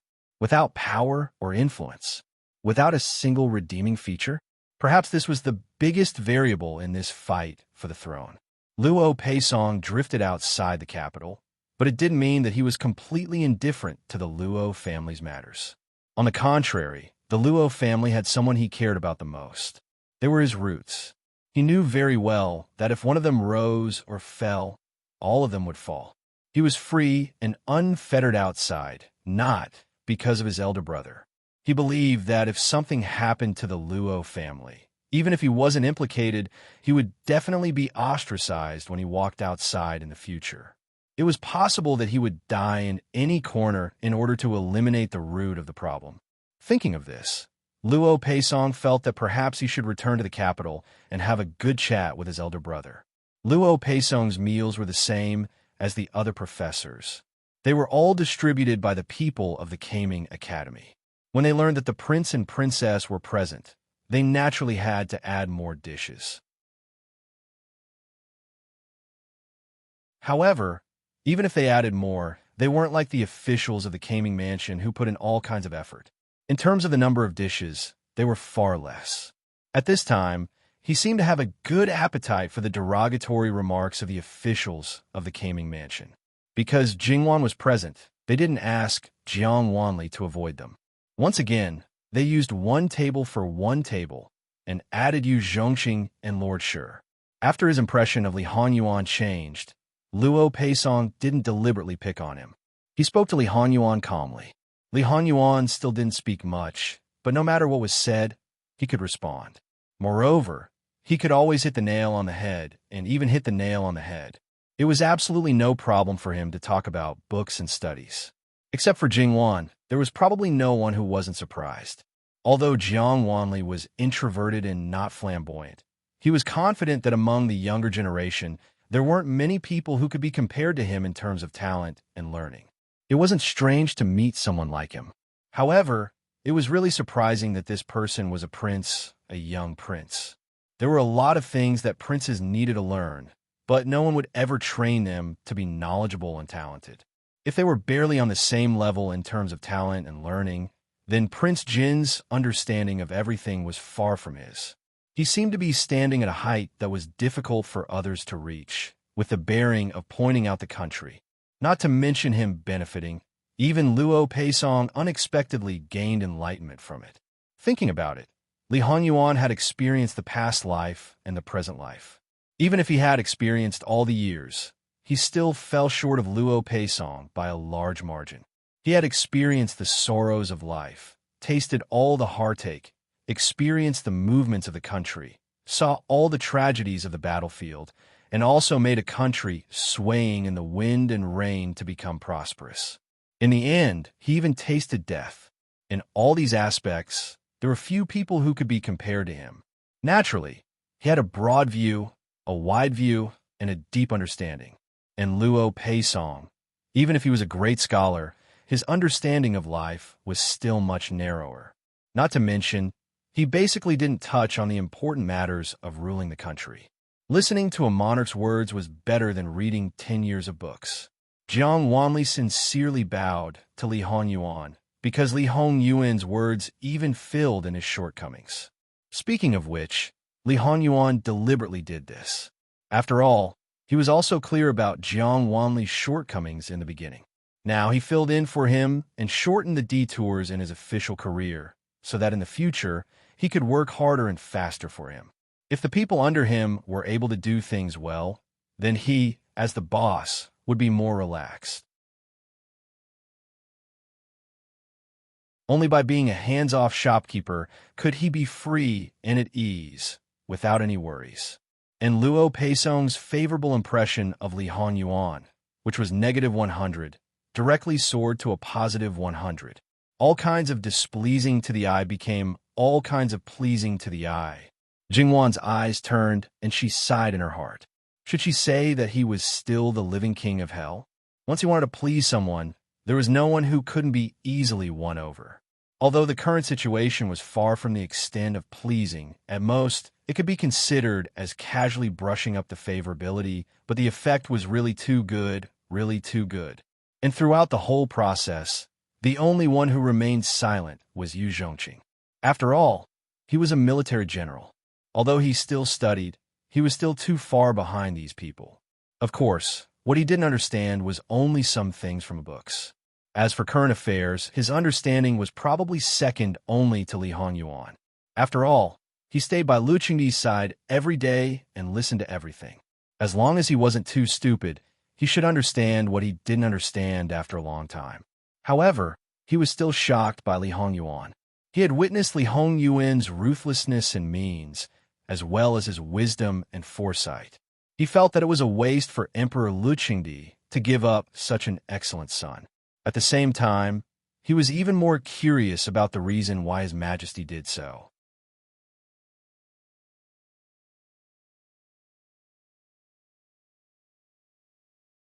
Chapter 285. These people were completely convinced by Li Hongyuan. Even Jingwan, who had seen part of his talent and ability, also sincerely admired him at this time. However, this kind of admiration did not last for 3 seconds. Li Hongyuan turned back, and under the cover of the wine cup, he smiled a little proudly at Jingwan, as if to say, "Look, you were so easily convinced." Jingwan couldn't help but want to facepalm. What was with this feeling of asking for praise? It must be an illusion. As a result, a little doubt arose in Jingwan's heart. Some things could be learned quickly, but some things could not be learned. Since he was born, it was said that he had never left the capital. How could he have those experiences that were far beyond the mind? All these questions were thrown out of the sky by him. In the end, Luo Peisong said that he would stay in Kaming Mansion for a while until Jingwan and the others left. Then he would leave. As for the next destination, since he had the idea of returning to the capital and had no other clear plans, it was better to go directly to the capital. At that time, he would leave his letter and name card. That can't be better. Grandfather and grandmother will be very happy. If we can stay here, they will probably be even happier. Jingwan said with a smile. That's hard to say. After all, I'm not young anymore. I made your grandparents worry for many years. When my parents were still alive, because they were unwilling to get married, they had always helped to mediate in front of my parents. That's why our relationship didn't become a mess. All this time, they have been indulging my willfulness. If I continue to make them worry like this, it is indeed a little too much. In their eyes, no matter how old I am probably uncertain and unreliable. They thought that it was true in the early years, but later they probably got used to it. They were used to wandering outside and wandering. Maybe it is time for them to change this impression. Luo Peisong was a little disappointed. Granduncle, you don't have to worry about it. Because you and grandfather are born of the same mother, you are their close relatives, so they won't mind these small things. That is indeed the case. However, most of the time, the one who really can't let go is yourself, not others. It's because of guilt, self-blame, or even resentment. Indeed, Jingwan could completely understand and appreciate this feeling because she felt the same way. But now, Jingwan glanced at the man beside her and seemed to be accepting his kindness more and more calmly.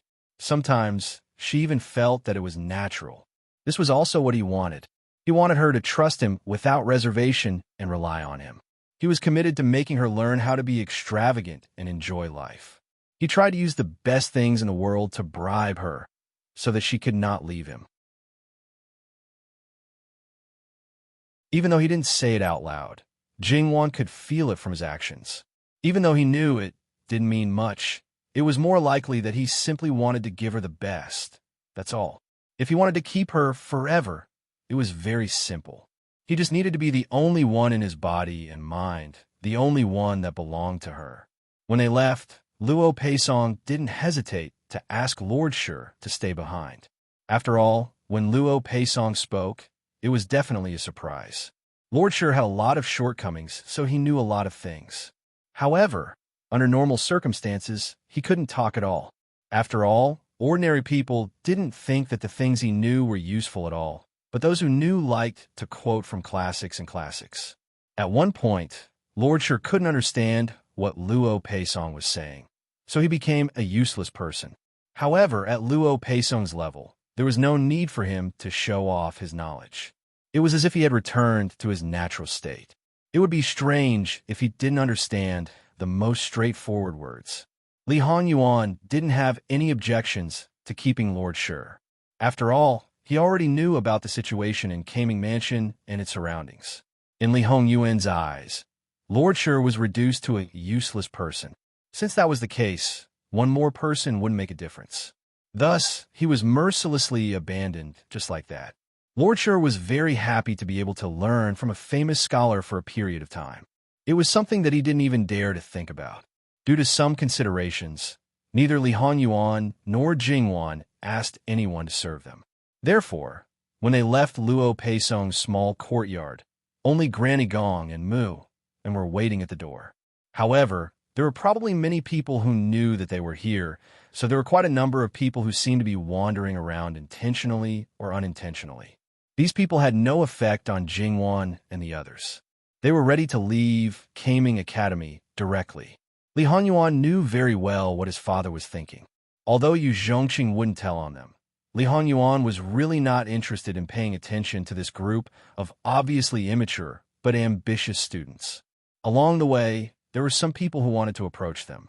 However, there were always some men and women in strange clothes who came out of nowhere and isolated them. Then, they clustered around the people who were led by the two of them. Only then did they know that they were the ones who brought them out. With such an obvious gesture of rejection, naturally, there wouldn't be any tactless people who continued to approach them. Meeting Luo Peisong was unexpected. Therefore, with this delay, it was getting late, and they could go back directly. In the next few days, Jingwan and the others finished exploring all the places in the city and began to explore outside the city. Due to Li Hongyuan's connivance, Jingwan almost abandoned the carriage. Most likely, she rode on a horse, either alone or with two people. Her horsemanship improved by leaps and bounds. From this mountain top to that valley, from this temple to that dam, it was the time when 100 flowers were blooming and competing with each other for beauty. Regardless of whether it was natural beauty or man-made carvings, they were all so beautiful that nothing could be taken in all at once. Furthermore, there were also the steep peaks, the ever-changing sea of clouds, and the magnificent sunrise and sunset. Sometimes, when she heard that there was something delicious in a remote place, she would go straight there. Even if the final result was not satisfactory, Jingwan still smiled happily. Li Honyuan was originally just playing with her. Seeing Jingwan smile was enough for him to be happy and calm in the depths of his heart. However, Jingwan would not let him go. Not to mention that the King of Hell knew how to play. In fact, he played very elegantly. The craziest and wildest thing was probably when he rode on a horse. In the end, he still could keep his clothes and hair tidy. The first time he lost his image was probably when he was pulled by Jingwan to run wildly in the imperial plantation. With that experience, Li Honyuan did not have a sense of rejection.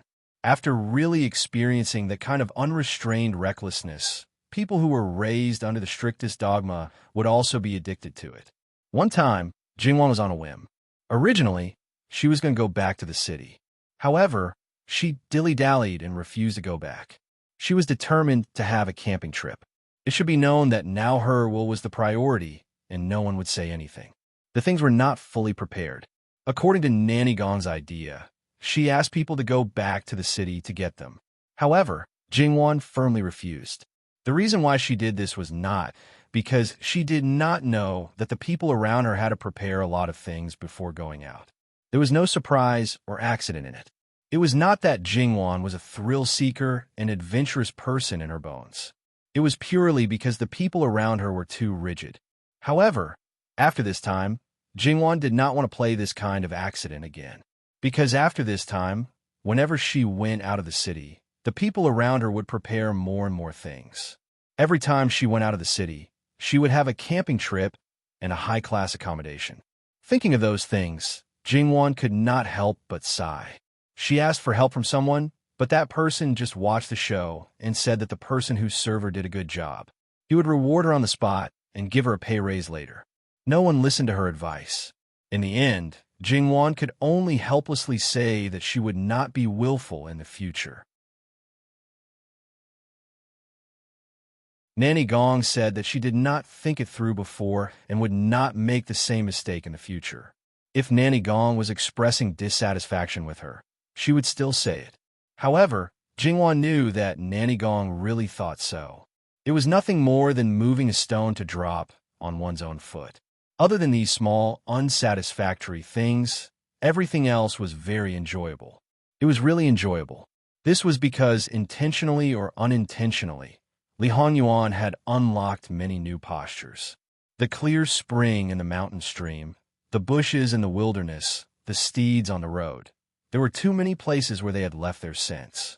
The living King Yama wiped his mouth in satisfaction. It should be known that for people like them, other than those who had special fetishes, most of them restrained themselves and observed etiquette in bed. In his previous life, before the accident, other than being smarter than most people, he was also a qualified noble son. Later on, his temperament changed greatly. In addition, his health was not good to begin with, and he had someone in his heart, so he did not have such thoughts. Needless to say, in this life, he kept his chastity for the person he loved the most. He did not think that he could play like this. Although the living king of hell was crazy, and the pleasure of intimacy was full of skills, he could still be called conservative and pure in some aspects. However, after this, Jingwan lit a row of candles for herself. As the time that Li Hanyuan and the others stayed in Kaimingfu increased, seeing that the Dragon Boat Festival was approaching, the officials of Kaimingfu became more and more anxious. Although it seemed that Jin Xinhuang did not do anything, there was always a sense of urgency, like a storm was coming. The 28 Fu in Jiangnan's 4 counties were strangely calm, completely different from the expected turmoil. Moreover, unknowingly, the spearhead was pointed at Kaimingfu. If they did not do anything wrong, naturally they would not be afraid of ghosts knocking on the door. But in reality, there were not many officials of Kaimingfu who did not have a guilty conscience.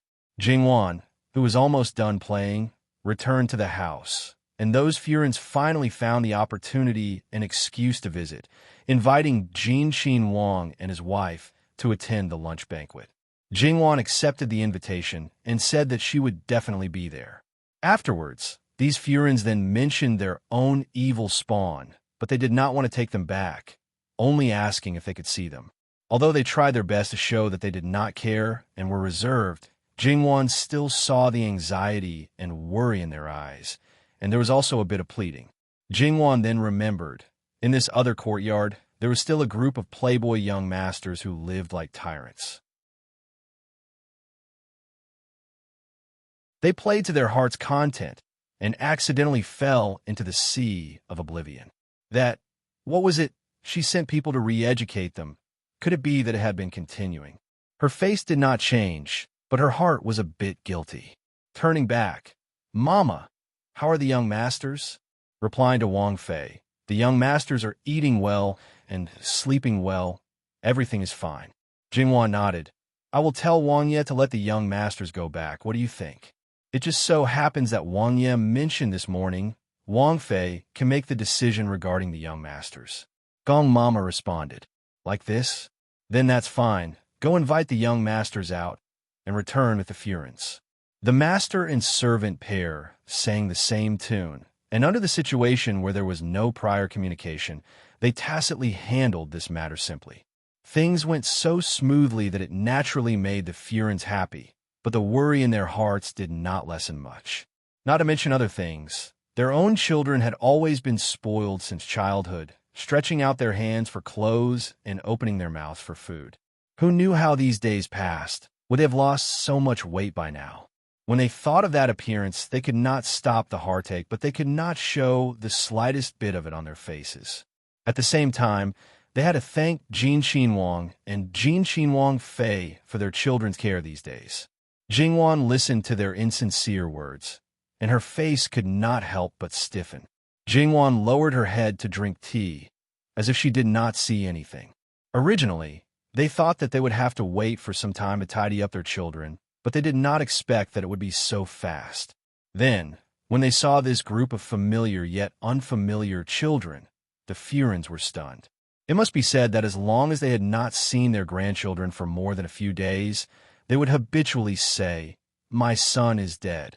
But at this moment, no one could say this sentence against their heart. The expected thin and haggard did not appear. In fact, it was the opposite. Their complexions were rosy, and almost everyone had put on weight. Their spirits were also good, and their actions were moderate, unlike when they were at home, where they drank too much, spoke and behaved without any rules, and were sloppy. Every time they saw them, it gave them a headache. They could not help but doubt. Were these really their own children? Until they paid their respects to the Furins, and then each went to find their mother. Those who were not blood-related looked indifferent, but those who were blood-related, some of the emotions in their eyes could not be hidden. They were people who could not be more familiar. How could they not be their own children? It was just that the occasion was not right, and some words were not good to say. They resisted and bid farewell to Jingwan. It was the governor's wife who stayed until the end, because she was the only one who did not see her son. Wang Fei nyang nyang this. Jingwan was also puzzled. Mama, what's the matter? Replying to Wang Fei, regarding the governor's son, the situation is a bit special. I'm afraid we have to ask the governor's wife to go back first. Later, we will send him to the governor's residence. How could this be? She subconsciously thought of the worst situation. Speaking of which, even if her son was not good, he was still the flesh that fell from her son's body.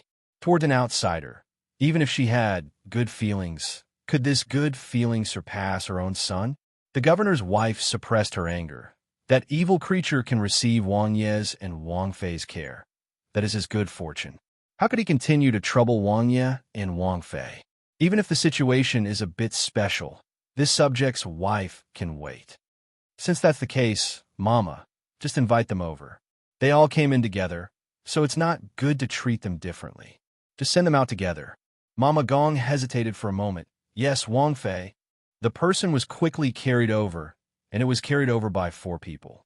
The governor's wife could not believe her eyes. Was this really her son and not a fat pig? Until the other party's familiar voice sounded. The governor's wife's legs went soft, and she almost fainted. When Jingwan saw this for the first time, she choked and coughed. What? Wasn't this method a bit too cruel? But in such a short period of time, how did she manage to feed him to this extent? This wasn't increasing his weight, but directly increasing his weight? Jingwan was too embarrassed to speak to the governor's wife. The governor's wife looked at Jingwan and gritted her teeth. If her son was the same as the others, she might really be grateful to Jingwan. But he was so fat, she would not believe that there was nothing fishy about it, even if she was beaten to death. The anger in her eyes was almost tangible. This evil creature is really indebted to the prince and Wang Fei for taking care of him. Jingwan did not speak, but Mama Gong was not so polite. Madam is right. After all, your son is personally taken care of by the prince, so he is naturally different from others.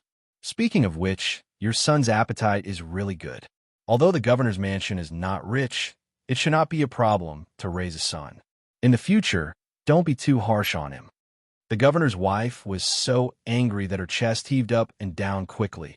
I'll take my leave first. She left in a huff, but the servant girl could not move the pig. In the end, the guards helped to carry the pig to the carriage. After sending them off, Jingwan asked about the governor's son. In the end, the living king of hell had people drugged him, and he would be hungry whenever he ate. Jingwan selectively put this matter aside. Only then did she realize that the festival was coming, and she had completely forgotten about it.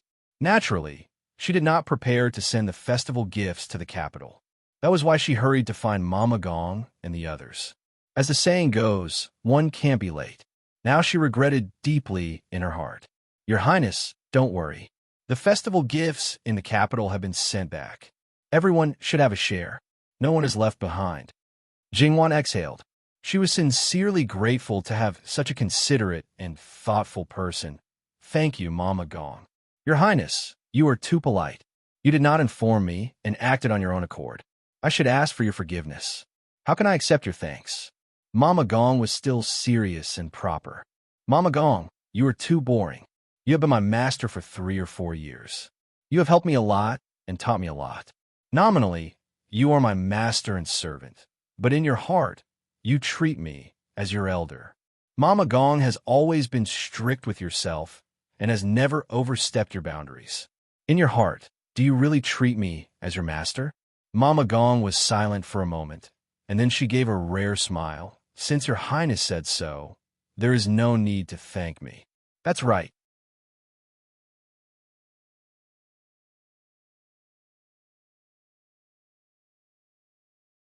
Chapter 286. Jingwan turned back to talk to Li Honyuan about the governor's son. Li Honyuan just glanced at her. His son has been fattened up, not skinny like firewood. You should be grateful to this prince. His son has eaten so much of this prince's food, and this prince hasn't asked him for money yet. How dare he have an opinion? Muin, eunuch Mu, who was guarding outside, immediately responded at the door.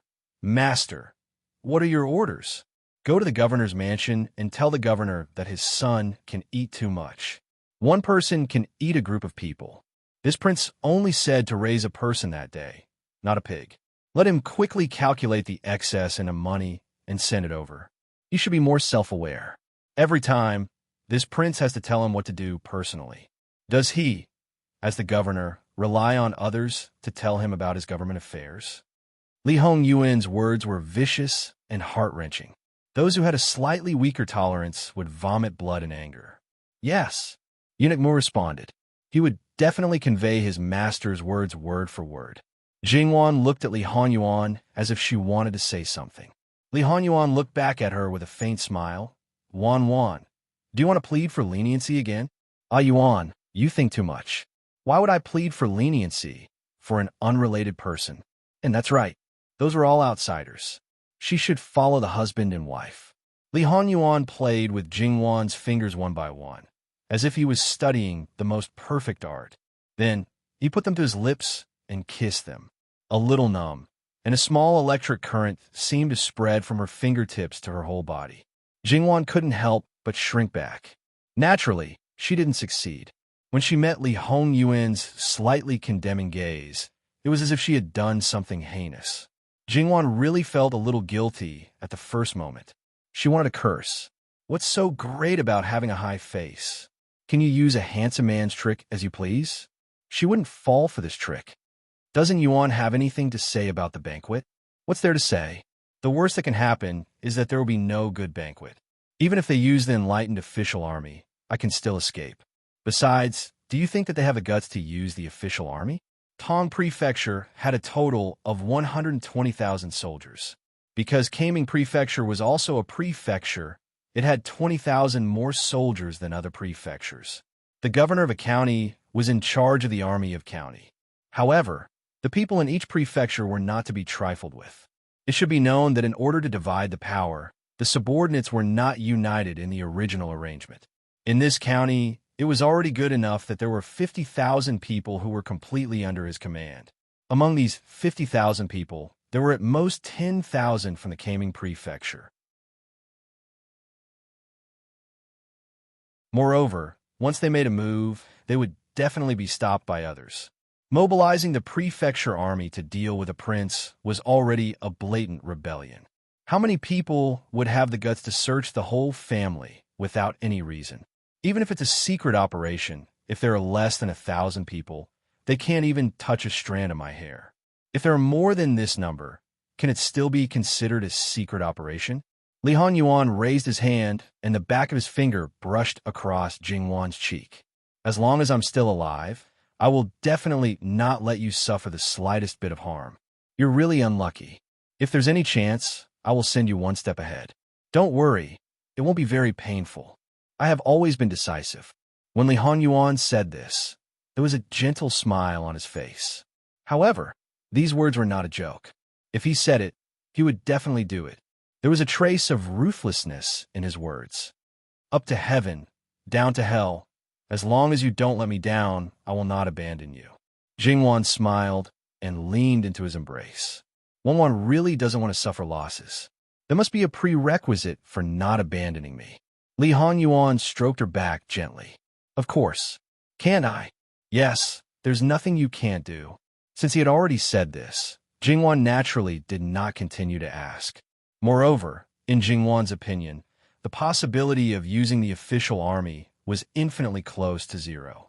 On the day of the Dragon Boat Festival, Li Honyuan did not wear the imperial attire of a prince, and Jingwan did not wear the formal attire of a prince's consort. However, they both came out in splendid attire. They were not low-key luxurious, but high-profile and gorgeous.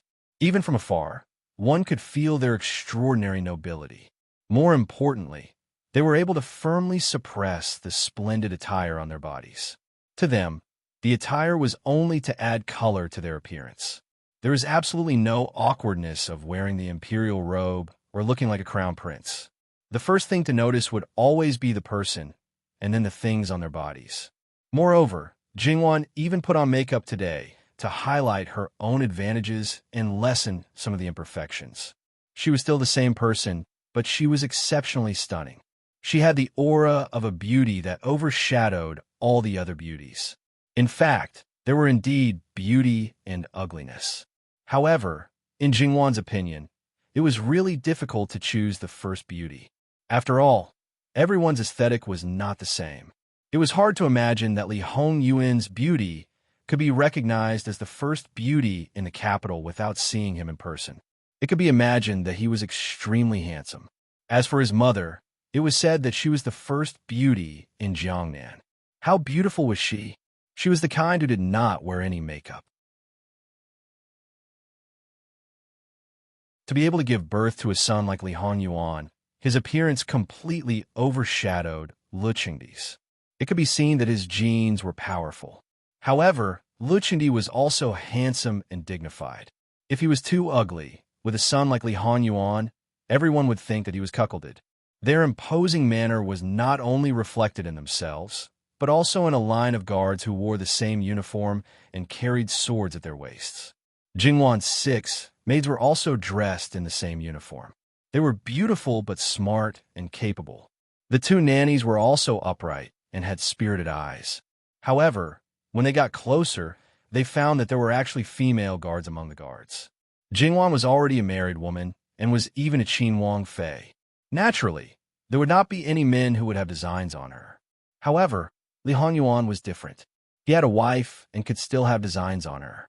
He who suppressed all the men, it was really difficult for those unmarried women not to have designs on him, even if they were repeatedly worn by their families. Not to mention other things, just look at Jin Qinhuang Fei's outfit. The material of the clothes was something that the majority of them had never seen before. It was extremely gorgeous and beautiful, and that set of top-quality ruby head ornaments. Even if it was just one piece, it was more than the total value of their bodies added together. Moreover, it was so exquisite that it made people unable to take their eyes off it. It was obviously the work of a top master. Didn't they see that those maids' clothes were better than them, the Guan girls? These things, how many women in the world did not love them? Perhaps things that were out of reach for a lifetime. As long as they married Jin Qinhuang, everything would be at their fingertips. Would it really be like this? He really too naive. Li Hongyuan would only pile it on Jingwan, so much that there was no place to put it. So much that it became moldy, and he would definitely be stingy with others. And these officials, did they not think of marrying their daughters to Jin Qinhuang? They had thought of it, and it was not just 1 or 2. Even though they basically knew that Li Hongyuan did not have any power, but he was deeply favored by the emperor, and his wealth was monstrous. Just these 2 points alone were enough. Moreover, according to his tyranny that could not be provoked, as his in-laws, who would dare to make a move? However, it was said that Governor Su's Shu daughter was almost thrown off the Immortals viewing platform by Jin Qinhuang Fei. With such a ruthless and jealous person, and Jin Qinhuang still being partial to helping her, could their own daughter enter the door? Even if she entered the door, how long could she live? In a marriage alliance, the role of the dead was far less than that of the living, especially when it was not the main wife. Therefore, something still needed to be considered. Moreover, now was the time when sharp blade was hanging over one's head. If anyone made the first move, it would mean that they were surrendering, which meant that they might betray others in order to protect themselves. How could these people allow it? It could be said that if there were any unusual movements, they would be annihilated by others. Of course, this did not include Governor Su. After all, as the boss of the county government of the same province, no one could get rid of it cleanly. Other than this, the most eye-catching person was probably the commander of the Imperial Guards, Yu Zhongqing, primary 3rd rank, a popular person in front of the emperor. The most important thing was that he did not have a wife or children. He was simply a big golden turtle's son-in-law. During this period of time, many people wanted to make friends with him. However, Yu Zhongqing was loyal to his duty. As the personal bodyguard of Emperor Ming, they had never seen him leave the residence alone. After leaving the residence, he was always inseparable from Jin Qin Wang Fei, even if they did not find a chance to make friends with him. At this time, he was wearing an official's uniform and had a saber at his waist. He was very awe-inspiring. However, with his stern face and cold gaze, it seemed that he was even more unapproachable than Jin Qin Wang Fei. This was the custom of the Dragon Boat Festival. There was not much difference between Kaiming Fu and the capital. It was just that the Dragon Boat race was held across the canal. In comparison, this grand event far surpassed the capital. Although it happened every year, it still made people very excited. This year, the seating arrangements were slightly different. Although there were also male and female seating arrangements, Jin Qin Wang Fei and Jin Qin Wang Fei were in the middle. The two-person seating arrangement was followed by their people. Jing Yuan was on the left, and on the left were the other womenfolk. Li Honyuan was on the right, and on the right were the many officials of Kaiming Fu. Li Honyuan was not in the mood to chat with the officials. Thus, there were no formal words. The dragon boat race could start. Li Honyuan did not need to think about the prizes. Jingwan was not stingy. Perhaps she had already prepared beforehand. A set of southern pearl head ornaments, a dagger that could cut iron like mud, a recommendation letter in her name to the Minister of Personnel Affairs, and an even more extravagant banknote of 500,000 taels. After taking out these things, the others could not help but suffocate. If she lost, it would be fine. If she won, who could afford to compensate? Even if they did not know the phrase hating the rich at this time, many people had this kind of mentality. However, Jingwan expressed that these were not used to place bets. They were a reward for the final winner. Very good, this can be done. However, Jin Xinwang Fei, you are such a wastrel. Does Jin Xinwang really have no objection? Then, as the men beating the drums on the dragon boats, they received a death order from their own family and their married sisters that they must win. Each family's young master personally participated. This was a tradition of Kaiming Fu. Although there was a competitive spirit in the past, they always had to give some face to a few families. Therefore, the final winner was always one of these families. Accompanying the crown prince to study had become a habit, so there was no competitive spirit. This year, they suddenly received such an order. While there was great pressure, they also became excited. Before it started, the flames of war had already been ignited. This is a bit of the atmosphere that should be there, Jingwan said with a smile.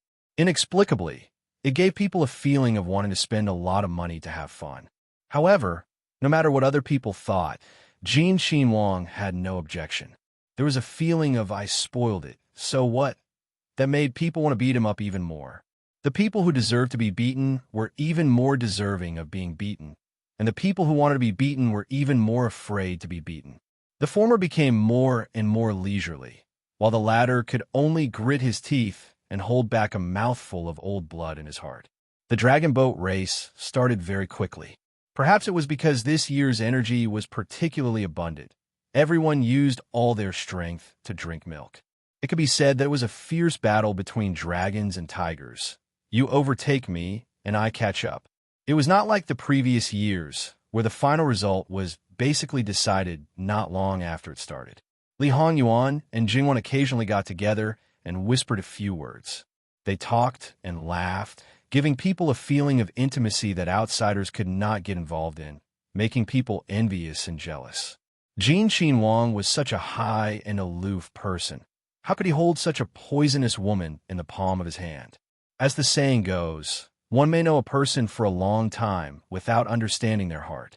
It was really appropriate to use this to describe Jin Xinwang Fei. It was probably because he had used too much energy in the early stages that he was unable to continue in the later stages. The final result was unexpected. However, the humans in the competition were panting. Before they could cheer, there was a commotion in the stands. It was an extremely excited girl. Although she attracted a lot of attention and was somewhat embarrassed and helpless, it was still difficult to hide her excitement. Jingwan turned her head to take a look and confirmed with others that it was indeed her family, Kai Ming Fu's dragon boat, that won the race. She said on the spot that she was in a good mood today and added another 300,000 taels to the reward. The mama behind her casually took out another 300,000 taels, and under the watchful eyes of the crowd, she had people send the things over. That girl disregarded her bearing and bypassed her elders, wanting to take the things over. Her goal was certainly not the money, but the people who were faster than her. Little sister, in any case, it was your elder brother who worked hard to win it. You should let him take a look first. If not, there is still Nyang. You are an unmarried girl. At least be more reserved. That girl's face was about to drip blood.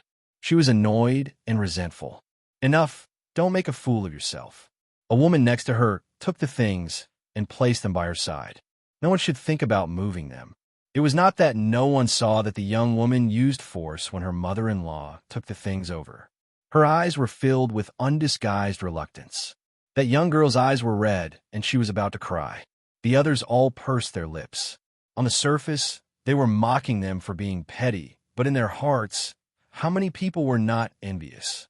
The governor of a Fu was originally the boss of the local area.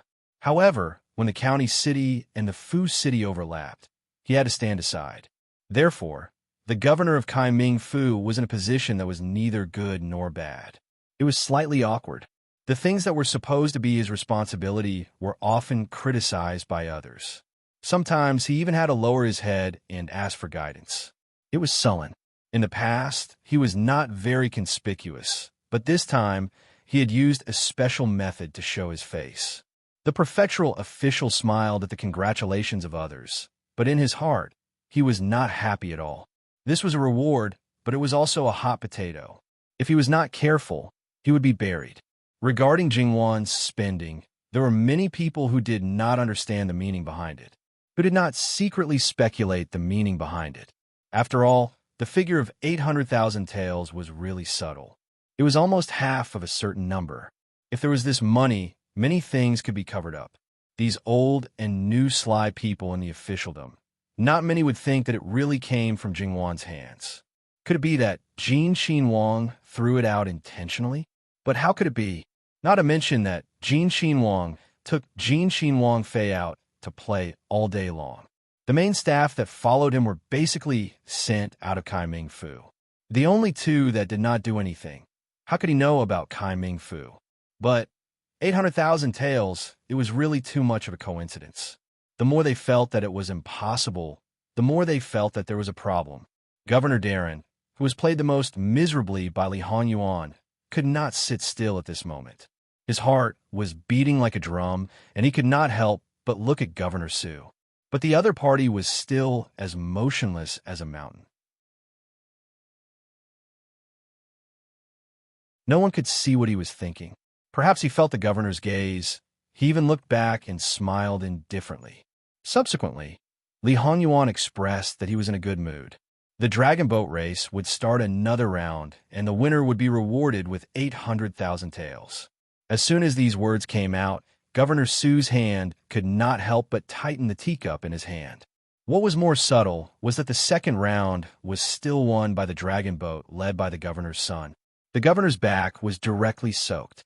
Sitting, his legs were trembling and the sweat on his forehead slid down. There were only 2 words left and his heart finished. After the dragon boat race ended, Jin Xin Wang used the humid air near the water and the weather was hot. He was worried that his Wang Fei would not be able to stand it and change the location. Jingwan did not refute and just stood beside Li Hanyuan with a smile. How others criticized her had nothing to do with her. Fortunately, she was already prepared. It was not a big deal to change the location. It was just that it was not obvious at first. Jingwan felt more and more obvious at this moment, as if there were some things that she did not know. Jingwan called Gong Mama to ask. Gong Mama left for a while and came back to report to Jingwan in full detail. Su Wanning died yesterday. A few days ago, she went out and was frightened and fell ill. In the end, she could not bear it. On the Immortals viewing platform, the news of me throwing a girl down was spread like a nose and eyes. It is said that the girl was Su wanting. Oh, this is quite interesting. Jingwan smiled.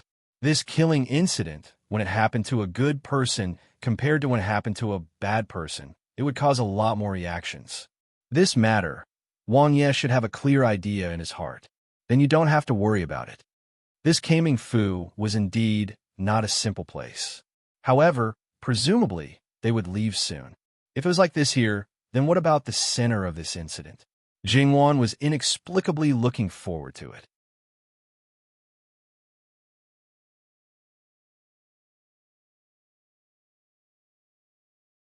Chapter 287. After that, everything went smoothly, including the banquet.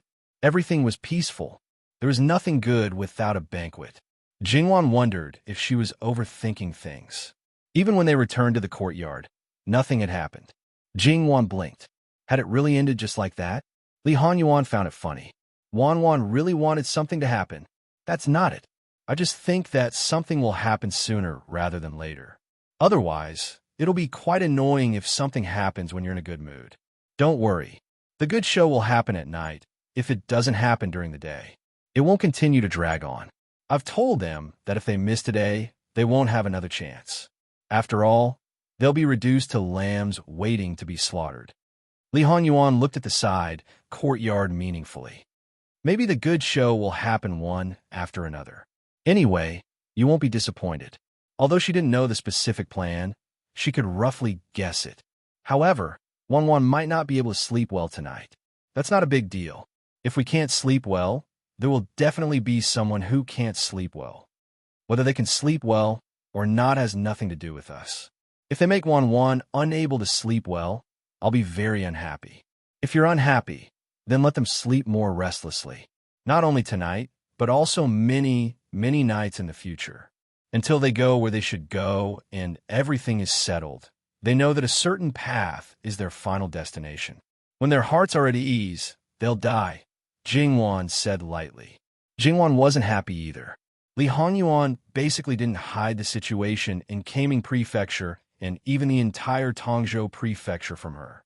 They were a bunch of vermin and vampires, squeezing the people's wealth and filling their own pockets. In the end, there was a huge deficit of more than 1 million taels. This was only the amount from Kaming Prefecture. Adding the amount from other prefectures, Jingwan even believed that just the entire Tongzhou Prefecture alone was probably half the amount of silver written into Li's secret memorial when he became emperor. Adding the entire Jiangnan, and then the entire Jiangnan, more than 10 million taels was nothing. Speaking of which, it took a lot of effort for Li Hanyuan to be able to grasp the situation so clearly. It wasn't just a day or two, nor was it a month or two. A few years ago, when he started to place people in various places, he had already been laying the groundwork. He walked step by step until today. When the time was almost right, he revealed it. His purpose was to ruthlessly clean up the officialdom in Jiangnan. It wasn't to say how many people would lose their positions or their lives, but to straighten things out and spit out what he had eaten. Of course, those who should be killed would be killed, and those who should be forgiven would be forgiven. Those who were left behind, it wasn't that the king of hell suddenly became benevolent, but that the debts owed would be repaid in a lifetime. This was the true nature of the king of hell. After entering the main courtyard, Jingwan saw an unexpected person. After the other party greeted her, she asked, "Lordly, you're back today?" "Your Highness, I arrived an hour ago," Li Suyin said respectfully. Jingwan nodded. She didn't know if it was an illusion, but she felt that Li Suyin's cold and ruthless aura had become stronger. She looked at Li Hanyuan. "Then I'll go and rest for a while." "Wanwan, I'm afraid you won't be able to rest.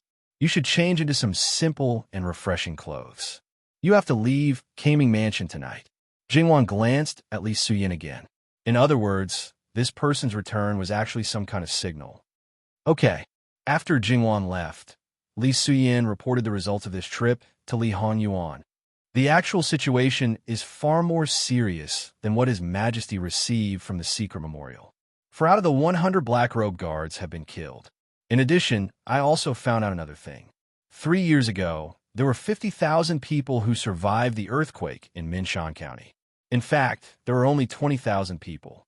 The silver allocated by the imperial court to settle the 50,000 people was all embezzled.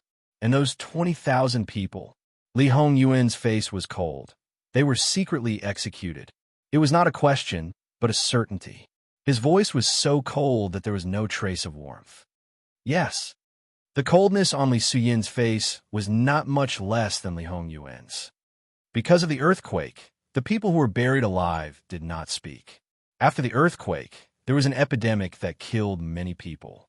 And those who were alive were mixed in with the dead and were all burned alive. It was a coincidence that I knew about this. It turned out that there was a survivor who saw with his own eyes that his family was thrown into the pile of dead people. No matter if he was a coward or endured the humiliation, in short, he did not come out. Relying on his familiarity with the terrain, he hid here and there and actually escaped the search of the officers and soldiers. Even when the officers and soldiers were searching, he casually revealed some things with a smile. Although his words were not clear, but he was a scholar and had passed the Shiozai examination. He was the pride of the village, and too many people had placed their hopes on him. In the end, from those words, the truth was most likely broken. He became a beggar and did not forget the deep-seated hatred for a moment. He thought of ways to take revenge, but he was a dead person and had no money on him. Even if he wanted to enter the capital to lodge a complaint, he could not move an inch. Hatred tortured him every day, and he was originally the kind of person who was obsessed with studying. In order to take revenge, he could put down his dignity and beg for food, but it could not change the fact that he was powerless. When he first arrived and did not know the rules, he was beaten up by other beggars. He never knew how he survived. Li Suyin was acting under Li Hongyuan's orders. The 50 black-robed guards, including him, were not secretly investigating, but walking around in a very high-profile manner. Although he did not understand Li Hongyuan's intention, he only followed orders and then received such a reward. "Where is he now?" Li Hongyuan asked. Speaking of which, this was not a small matter. Li Hongyuan did not hear anything about it in his previous life. It could be seen that it was completely concealed. But this time, once the matter was investigated, the relevant personnel from the county magistrate, governor, to the low-ranking officers and soldiers who participated in it could not think of getting away with it. That person's health is not good. It is not suitable for him to travel far. To avoid alerting the enemy, he was not touched, only sent people to watch him. "How many of your men came back?" Although he had sent out 50 black-robed guards early on the ship, but in reality, replying to your highness, 50 of them are the hidden ones, and the other 3 came back with me. How did the 4 people who went and die? They were schemed against. Li Suyin said coldly, but did not want to say more. But anyone could feel that his mood was quite bad. He did not want to say, and Li Hongyuan did not ask. After all, they were not his men, so it did not matter. After returning, settle their families. I will pay for it. Thank you, your highness. Whether Jin Xinwang wanted to buy people's hearts, or simply wanted to take care of the Black Robe Guards' families, he would accept this favor. Go and prepare. We will leave tonight. Yes. After Li Suyin left, and he came forward. Master, regarding Governor Su, I have investigated clearly. After spending so much time, it should not disappoint. Li Hongyuan took the letter that an E presented. It was quite thick. Opening it, Li Hongyuan looked carefully page by page. His speed was very fast. After reading it, he even smiled. My Qi Yuan dynasty is really a crouching tiger and hidden dragon. Talented people come out in large numbers. He handed all the letters to Yu Zhongqing. Yu Zhongqing was slightly stunned. He probably did not think that Li Hongyuan would show it to him, but he did not ask and took it. Although the first part was very surprising, it was not enough to make his face change color.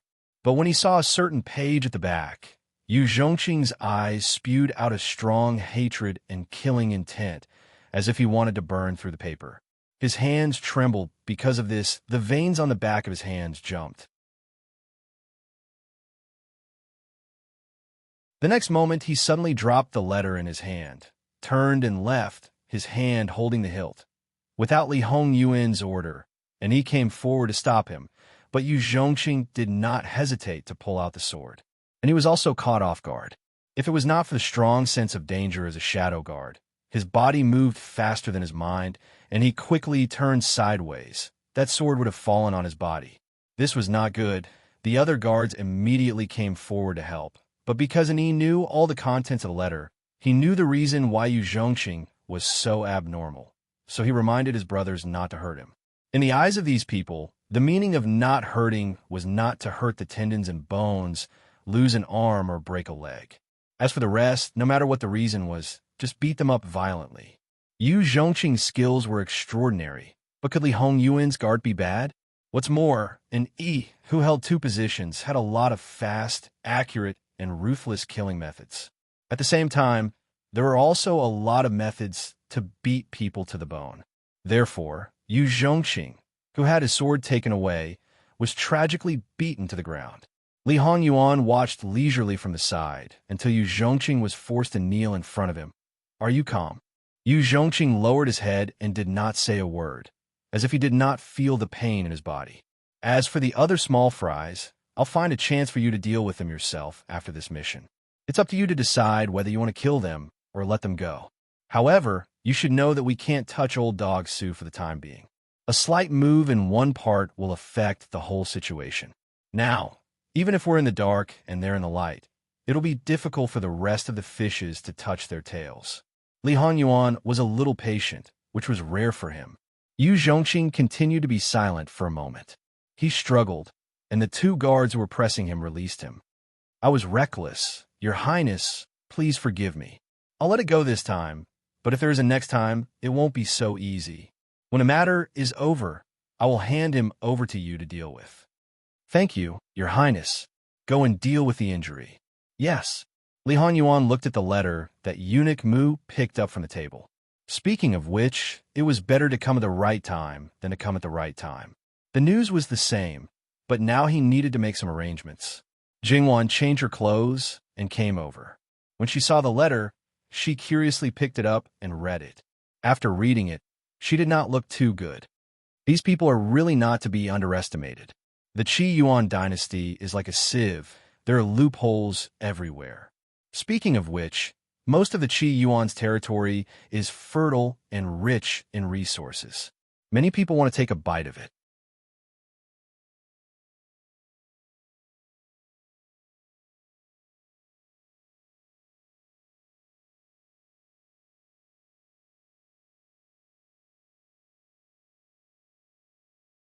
What Yuan means is that there may be more than one link missing in the middle, but there may be several links missing. Wan is smart. The conversation between the two made Yi's back break out in a cold sweat, because it took a long time and involved thousands of li, and not just one place. He had repeatedly requested that no suspicious clues should be missed.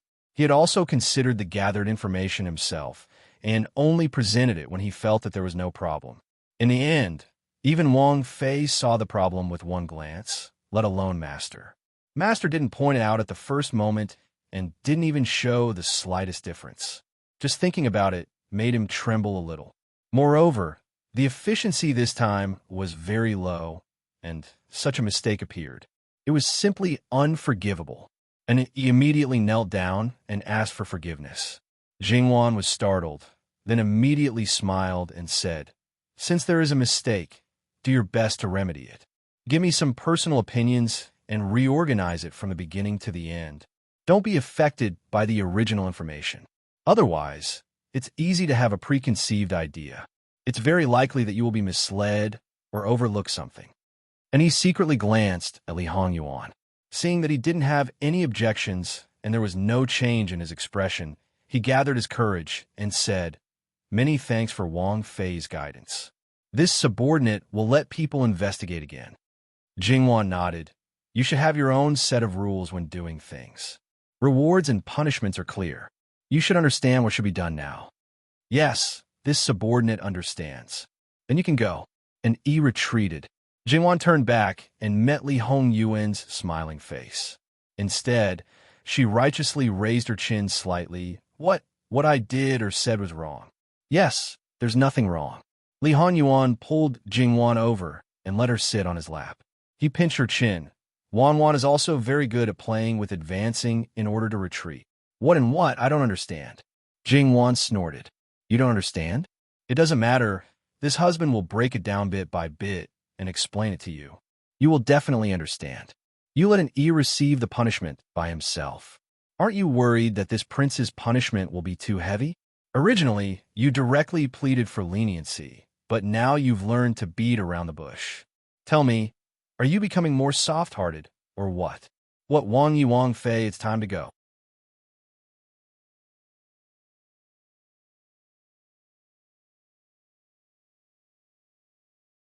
Chapter 288. Jingwan was quite happy to be interrupted by Granny Gong. She looked at Li Hongyuan with a smile. Seeing that his face was a little dark, she held his face and kissed him on the lips.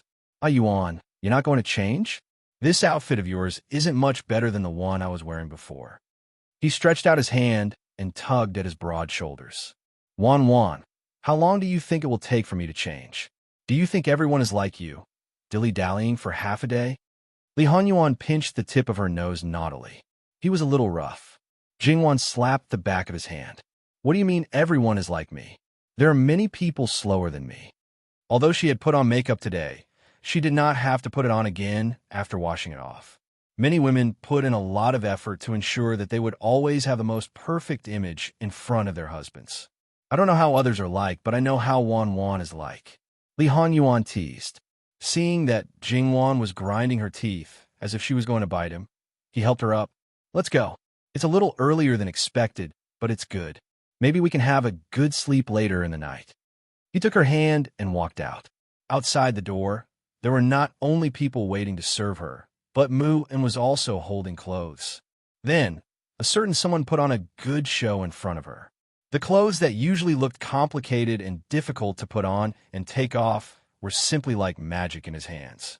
Moreover, his movements were also smooth and did not appear to be flustered at all. Did it even take half a minute to change into his capable and experienced clothes? You're a prince who has been served since he was a child. Is it really good for him to be so good at doing things? Jingwan mourned for her ability to take care of herself at a younger age. To be honest, she was almost half disabled in this aspect. Jingwan didn't know how she managed to avoid all the eyes around her, but she didn't cause any commotion along the way. Because there was no light, the moonlight on the 5th day of the lunar month. It was dark all the way. However, Li Hanyuan held Jingwan in his arms, so she didn't have to use her eyes. They walked very smoothly and didn't stumble. Whether it was the people leading the way in front or the people following behind, they were all very quiet. Jingwan thought that there might be a carriage at the door, but there wasn't. After walking for a while, she entered another door. There were a few dim lanterns lit here. This is the house next door? Is this the place we're going to? It was different from what he had expected. Li Hanyuan chuckled. What else did Wan think? Leaving the city now? There's a curfew and the city gates are closed. Are you going to climb the walls to get out? Jingwan's face couldn't help but darken. She had been misled by the idea of leaving the city in the middle of the night and made a common mistake. Then may I ask your highness, how are we going to get out of the city? She gritted her teeth. Didn't they say that the city gates are closed? Of course, we have to wait until someone opens the gates, Li Hanyuan said matter-of-factly. His eyes seemed to say, why did Wan become so stupid? Jingwan's anger was stuck in her throat. She couldn't spit it out or swallow it. Li Hongyuan's character was really infuriating sometimes. He only teased Jingwan occasionally. It was a kind of fun. If he could make her angry, she could imagine the grief and indignation of other people, especially when they were deliberately targeted by him. He knew what she was asking, but he deliberately played along. Jingwan couldn't be bothered to pay attention to him. His wife was angry, so he had to quickly coax her. It's my fault. Wan, don't be angry. The following matters have already been arranged. Originally, we might have to find a way to open the city gates ourselves. Now, there will naturally be someone to open the gates for us. We just have to wait. Jingwan expressed that she wasn't a kitten or a puppy. She would be fine after being teased and coaxed. Next, it was time for our Jin Wang to coax his wife. It made the people around them want to retreat and completely disappear. Their teeth were about to ache. Your Highness, I know that you two love each other, but can you restrain yourself a little? Even if it's your own people, please don't hurt them like this. Mu Gonggong expressed that he wanted to find a servant girl to pair up with. His eyes glanced at Jingwan's several servant girls. He quickly turned his gaze away and dispelled the idea. Not to mention the head servant girls by Wang Fei's side. Even if it was those little servant girls in Wang Fu, if he dared to casually reach out, Wang Fei would chop him up. It wasn't that no one was willing to follow him, but that kind of person definitely had a purpose. If it wasn't because of his status, it was because they wanted to inquire about his master's matters through him. So, after thinking about it, he decided to forget about it. Mu Gonggong was very self-aware. He was very clear that because he knew too many things about Master, it was best for him not to have too much involvement with irrelevant people in this life. If he was well-behaved, he might be able to live a life of glory, splendor, and wealth. If he had any thoughts, he never thought that Master would be soft-hearted. Your Highness, it's starting over there. What's starting? Jingwan was confused. However, it should be something that had been arranged or expected to happen. Li Hanyuan held Jingwan's hand. Wan, come with me. Originally, she wasn't very angry. At this time, Jingwan naturally followed Li Hanyuan. There was a 3-story attic in this residence. Standing on the 3rd floor, one could see the courtyard that belonged to the governor. At this moment, basically nothing could be seen. However, Jingwan inexplicably felt a sense of tension. Li Hanyuan stroked Jingwan's back as if to comfort her, but he remained silent. Because there was no light, Jingwan couldn't see his expression, but she felt that he was expressionless at this time. He was indifferent and ruthless, as if he was a god standing in the 9th heaven. He was not compassionate, but absolutely superior. Those who offended him should be prepared to bear his anger. But soon, Jingwan knew what was going on. Because there were several flames inside and outside the courtyard at the same time, and the fire was quite fierce. It could be seen that there was something added. Jingwan's pupils shrank fiercely. Weren't these people too bold? How dare they set fire to the courtyard? Were they determined to kill all of them? However, there was a question. They set fire so blatantly. Did they really think that there were dead people in the courtyard? There was no movement before, so they should have thought that there was no one left. Why would they set fire to the courtyard? No, there's another situation. That is, they knew that the people in the courtyard were dead asleep, but the people in the back of the courtyard were people we brought from the Wangfu. Did something happen to them, or were they controlled by someone? Wan, do you think it's the former or the latter? Li Hanyuan asked as if nothing had happened. It's not what I think it is. However, Jingwan already had an answer in her heart, because Jingwan believed that there was absolutely no problem with the guards in the courtyard.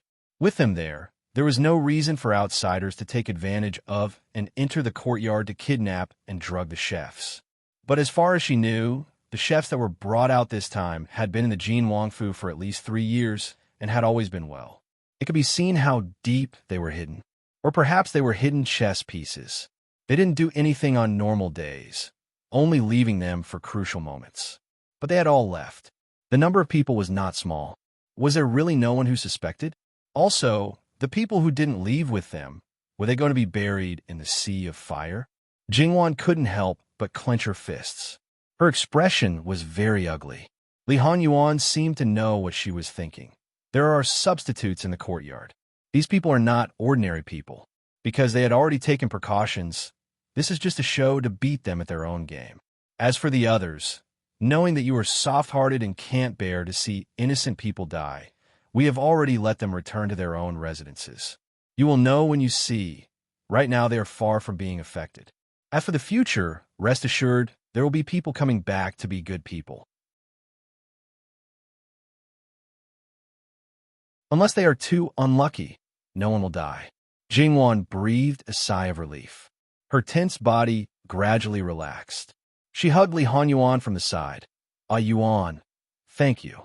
Jingwan was very clear that because of her, This man spent more energy and did a lot of things that he wouldn't do originally. Jingwan was very happy, not only because he did this for her, but also because no matter what the reason was, at least he was no longer so cold and ruthless. She didn't want him to create too many obstacles. However, you are the most important. When other people or things don't conflict with you, it's fine to do in passing. If it hinders you or even threatens you, you don't have to ask. If unrelated people get involved because of us, I may feel uncomfortable.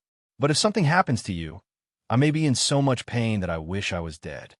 Towards Jingwan's more and more straightforward words of love, Li Honyuan naturally enjoyed it. Wan, don't worry. I know what's important. At this moment, there was an unforeseen event in the courtyard. The people who were supposed to be dead asleep seemed to have woken up.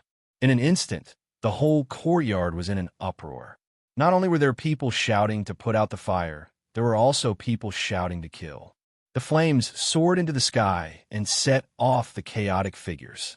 Accompanied by, Your Highness, Princess Consort is still in the room. Hurry. Although it wasn't particularly clear, but inexplicably, Jingwan heard similar words very clearly. Her heart trembled. Then, Jingwan seemed to hear Yu Zhongqing's voice. Yuan, Lord Yu, not everyone can be a substitute. Otherwise, it's easy to reveal flaws. Moreover, he's not happy in his heart and needs to vent. After seeing everything about Governor Su, Jingwan naturally knew the reason why Yu Zhongqing was unhappy. Therefore, she kept silent. These people are the official army of the Kaming Mansion? Someone really dared to make such a bold move? Most likely. However, the number of people is estimated to be at most 100. After this incident, regardless of whether they live or die, these people's identities are probably bandits. They are more likely to be the remnants of the previous dynasty. They hate the imperial court. With such a flamboyant prince from the Kaming Mansion, the other party sneaked into the city early and found an opportunity to launch a night attack. This title may be far-fetched, but since things have come to this point, regardless of whether they participate or not, they will definitely work together in order to protect themselves.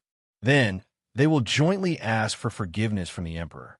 The emperor may be angry, but it is impossible for him to behead all of them, especially when you're still alive and well. It's a good plan.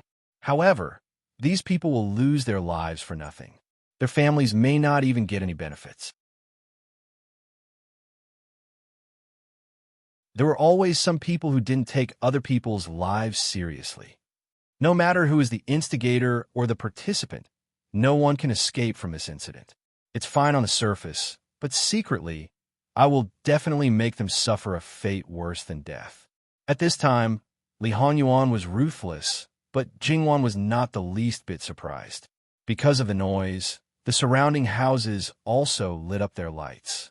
Jingwan and the others also lit up their lights, but like the other houses, they did not open the door to go out. Jingwan could roughly understand their thoughts. They all knew what kind of people lived there. Even if they realized that something might have happened, they would not go up to avoid attracting trouble. The reinforcements are here, Li Honyuan said lightly. Jingwan, who was looking at the fire in a daze, came back to her senses when she heard that. Then, she also noticed that something was wrong. On the other side of the house, a group of at least 500 people holding torches and riding horses galloped over.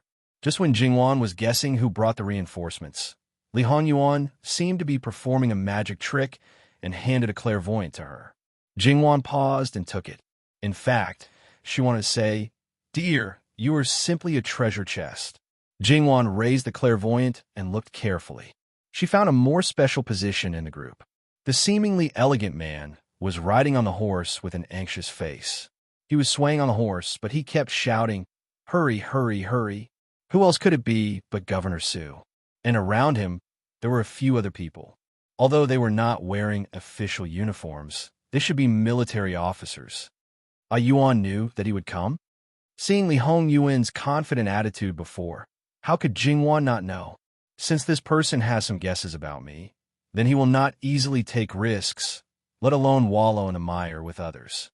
This kind of person, if it is not 100% certain, he will never let himself get involved. Even if he does it, he would do it cleanly. He is very familiar with using others to do his dirty work. Not only that, he will not let go of such a good opportunity to perform meritorious deeds. Is there anyone scarier than this kind of person in the world?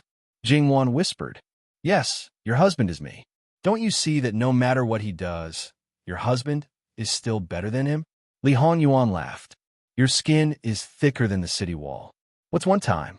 If you can beat him every time and suppress him until the end, no matter how unwilling he is, he will not be able to make a comeback.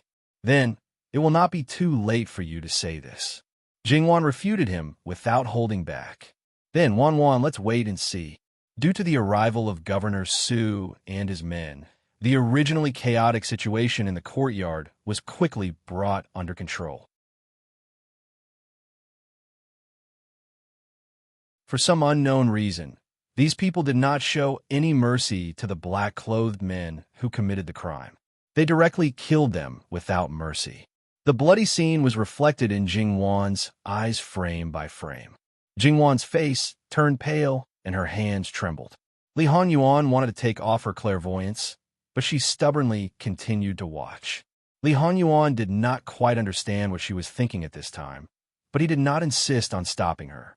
And in one of the scenes, although Jingwan could not hear it, she could basically guess that the rescuer and the bandit were acquaintances at that time, or even good brothers.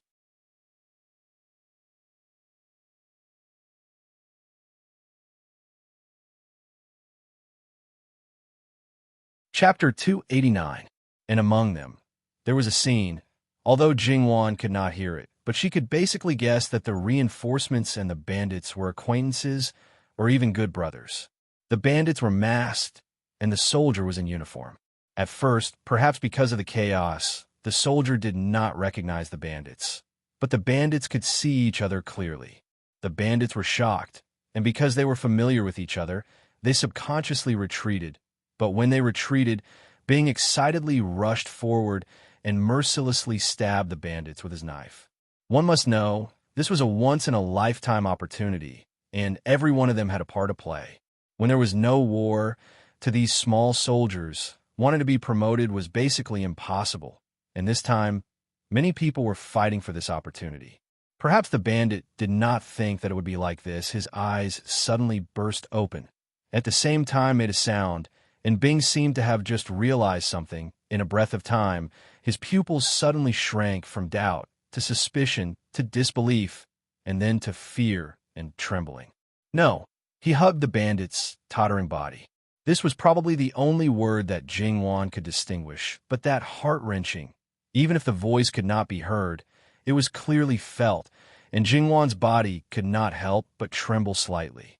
Li Honyuan knew Jingwan probably saw a very stimulating scene, and did not have the slightest hesitation, and took the clairvoyance. This time Jingwan did not hold on to it. Li Honyuan used the clairvoyance to sweep a glance at the place that Jingwan was looking at. What Jingwan could guess, he could naturally guess. Compared to Jingwan's huge emotional impact, Li Hongyuan's emotions did not fluctuate at all.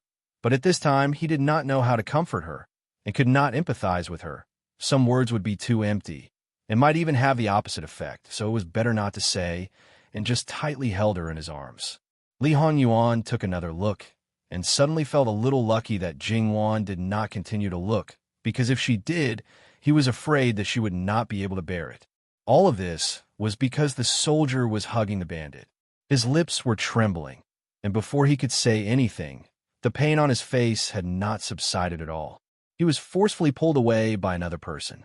With one look, one could tell that it was his superior. He only said one sentence, but the soldier looked like he was about to break down. The superior did not hesitate to pull out his sword and let the bandit fall to the ground. He even kicked the soldier and chased him away quickly. That was just a bandit, a real bandit. It had nothing to do with them. The bandit fell to the ground, his eyes as big as copper bells, and died with grievances. Do you want to kill everyone?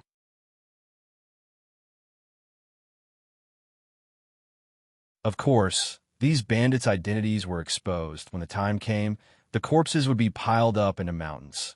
Jingwan knew that under the feudal dynasty, the people at the top regarded the people at the bottom as weeds, and killing and seizing was just a matter of words. The so-called prince who broke the law was guilty of the same crime as commoners. That was simply a joke among jokes. However, this was the first time she truly experienced this kind of blood and cruelty. When the Son of Heaven is angry, millions of corpses will fall. This is not nonsense. Li Hanyuan murmured. Jingwan knew the meaning of his words, but her heart still could not relax. Moreover, Governor Su's face was filled with fear and trepidation as he found Jin Xinhuang and Jin Xinhuang Fei. Jin Xinhuang Fei was unconsciously leaning on Jin Xinhuang, and Jin Xinhuang Fei had disheveled hair and was only wearing an inner garment. The originally snow-white clothes were now full of black ash, and the hostility around his body could be felt from far away. Governor Su's heart could not help but thump, and he did not dare to approach and knelt far away to beg for forgiveness, and behind him were several other officials. Atonement? This kind of thing. When is it your turn as a governor to ask? Jin Xinhuang Fei's voice was as cold as ice. Not knowing if it was because this person imitated too well or because of the distance, Governor Su did not have any doubts about his identity. At this moment, he trembled as he opened his mouth. Wang Ya, during the Dragon Boat Festival, with you and Wang Fei present, this is a rare happy occasion. This official is happy. So we drank a few more cups. Because this official's health was not good these 2 days, I overstepped my boundaries.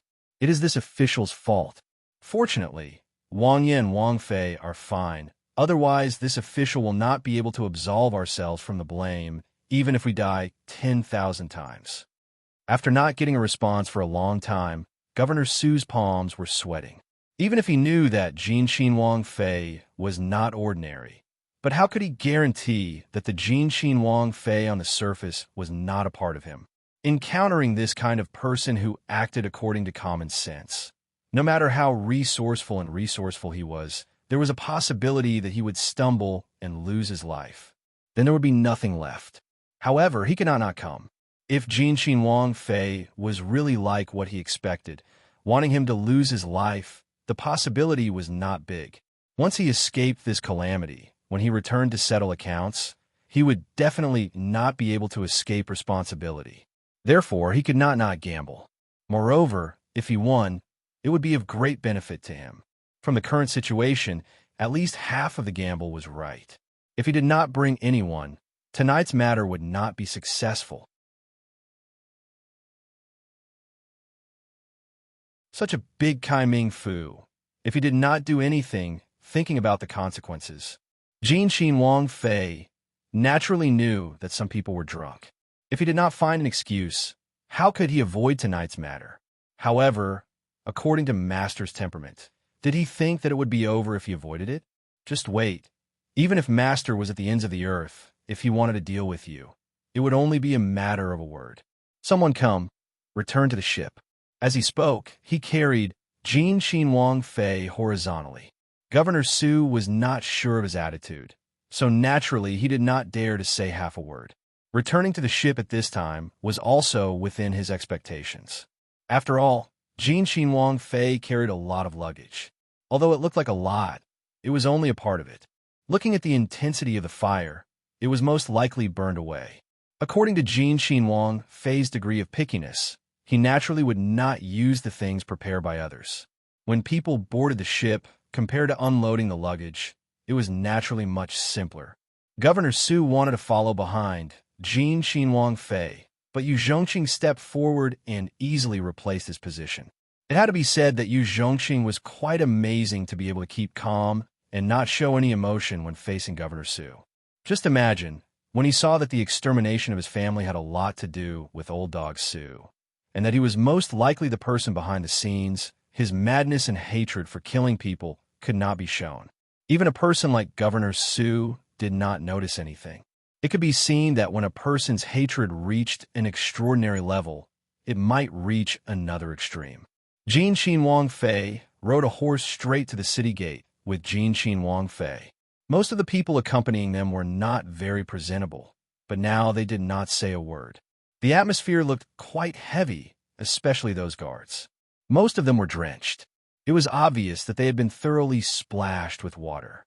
With the current situation, they could not absolve themselves from the blame for not being able to protect Wang Ye's safety.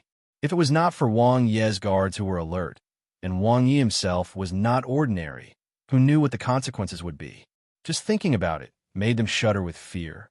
The anger in their hearts was not just a little bit. They wished that they could chop those people into minced meat. But now that Wang Yi wanted to board the ship to wash up, no matter how much anger they had to hold it in. Jin Qin Wang Fei wanted to leave the city and board the ship. What was the matter with the curfew? The ferry that was sealed at night had to be opened immediately. Not long after this group of people left the city, another group of people appeared. Coincidentally, there wasn't a single guard at the city gate, so they easily achieved their goal. Jingwan was also riding on the same horse as Li Hongyuan. Nestled in Li Hongyuan's arms, she knew that these guards were most likely led away by the people in front. But what was it? Leaving the city gate unattended, was it because they were confident that there would not be any problems in the prefectural city? Or was it because Jin Qin Wang Fei's prestige was too great that he was in a fit of anger and no one dared to touch him? Ah Yuan, where are we going now? Are we going by land? There are 28 prefectures in the 4 counties of Jiangnan. This time, no matter if it was the academy examinations or the salt policy, the scope involved was quite wide. The academy examinations covered at least half of the prefectures, and the salt policy need not be mentioned. There was not a single prefecture that was left behind. The only difference was whether it was serious or not. After the foreshadowing in the early stages and the long-term investigation in the past, we can almost wrap it up. Those people all thought that I was too happy in Kai Ming Fu that I forgot what my surname was. They tried every means to erase the evidence and also wanted to divert the disaster to the people of Tongzhou Prefecture. And these people from Kai Ming Fu dared to kill me. It was not without their involvement. When they think that they can sit back and relax, I have to let them know what it means to fail at the last step. I have to let them know that even if it is something that has been decided, it can be overturned, not to mention this thing that has not been decided. And the next destination was also the prefectural city after Kai Ming Fu, Chongzhou Prefecture. But we will stay in Chongzhou for at most 1 or 2 days. After that, Chuanzhou Prefecture is the main event. When we're close to Chongzhou, we will continue to take the water route. Before that, Wan, you may have to work a little harder and spend most of your time riding with me. How about it? This is nothing. I'm really not that delicate. Li Hongyuan's side face rubbed against the hair on the top of her head. When this matter is over, we will spend more time in Jiangnan and have fun. If you want, we can continue to go south. Have you seen the sea before? I heard that it is vast and boundless, and the waves are magnificent.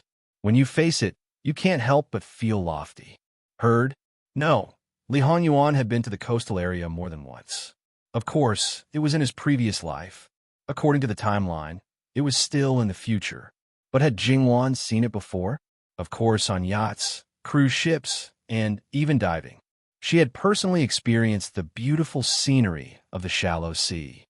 I have seen it in my dreams. Li Hongyuan almost instantly understood in his heart.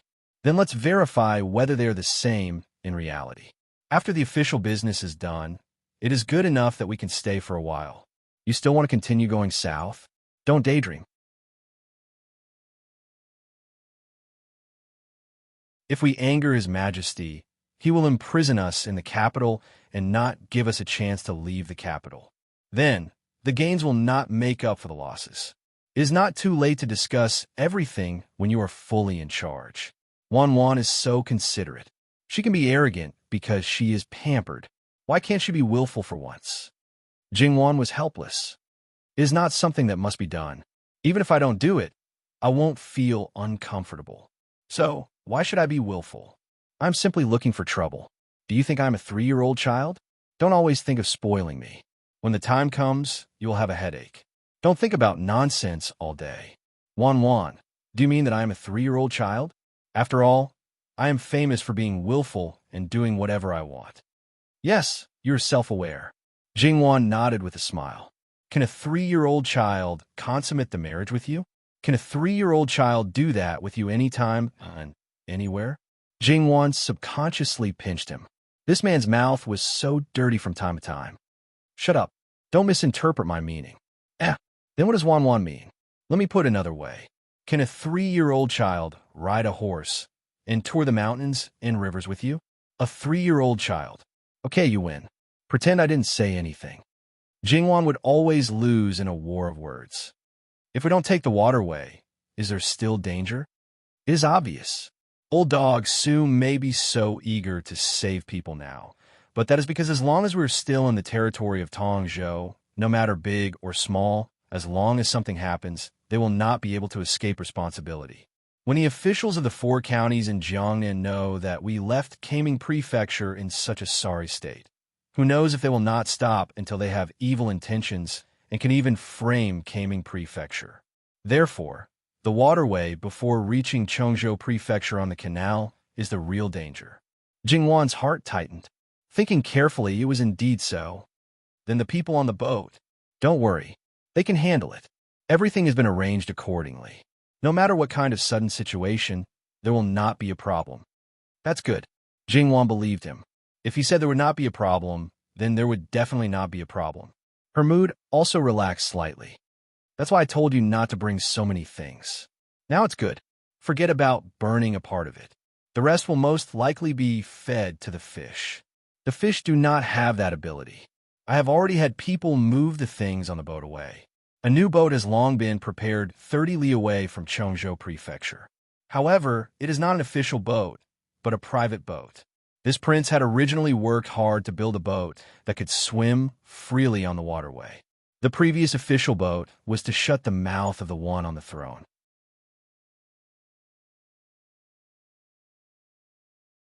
If the changes were too much, it would make people feel that they had lost face. He would probably nag endlessly. Jingwan admired him for his meticulous planning. He had made arrangements early. What about his colleagues? Should they admire him for not forgetting to enjoy himself in a dangerous situation? Did he do it well?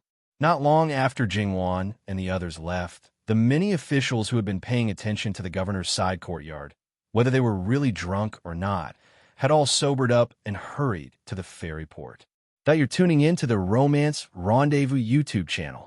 We're so grateful for your support, and don't forget to subscribe to join us on this incredible journey through captivating stories. Your generosity through donations truly makes a world of difference, as it's the primary source of revenue that allows me to expand and enhance this channel for you. Thank you from the bottom of my heart for being a part of this adventure.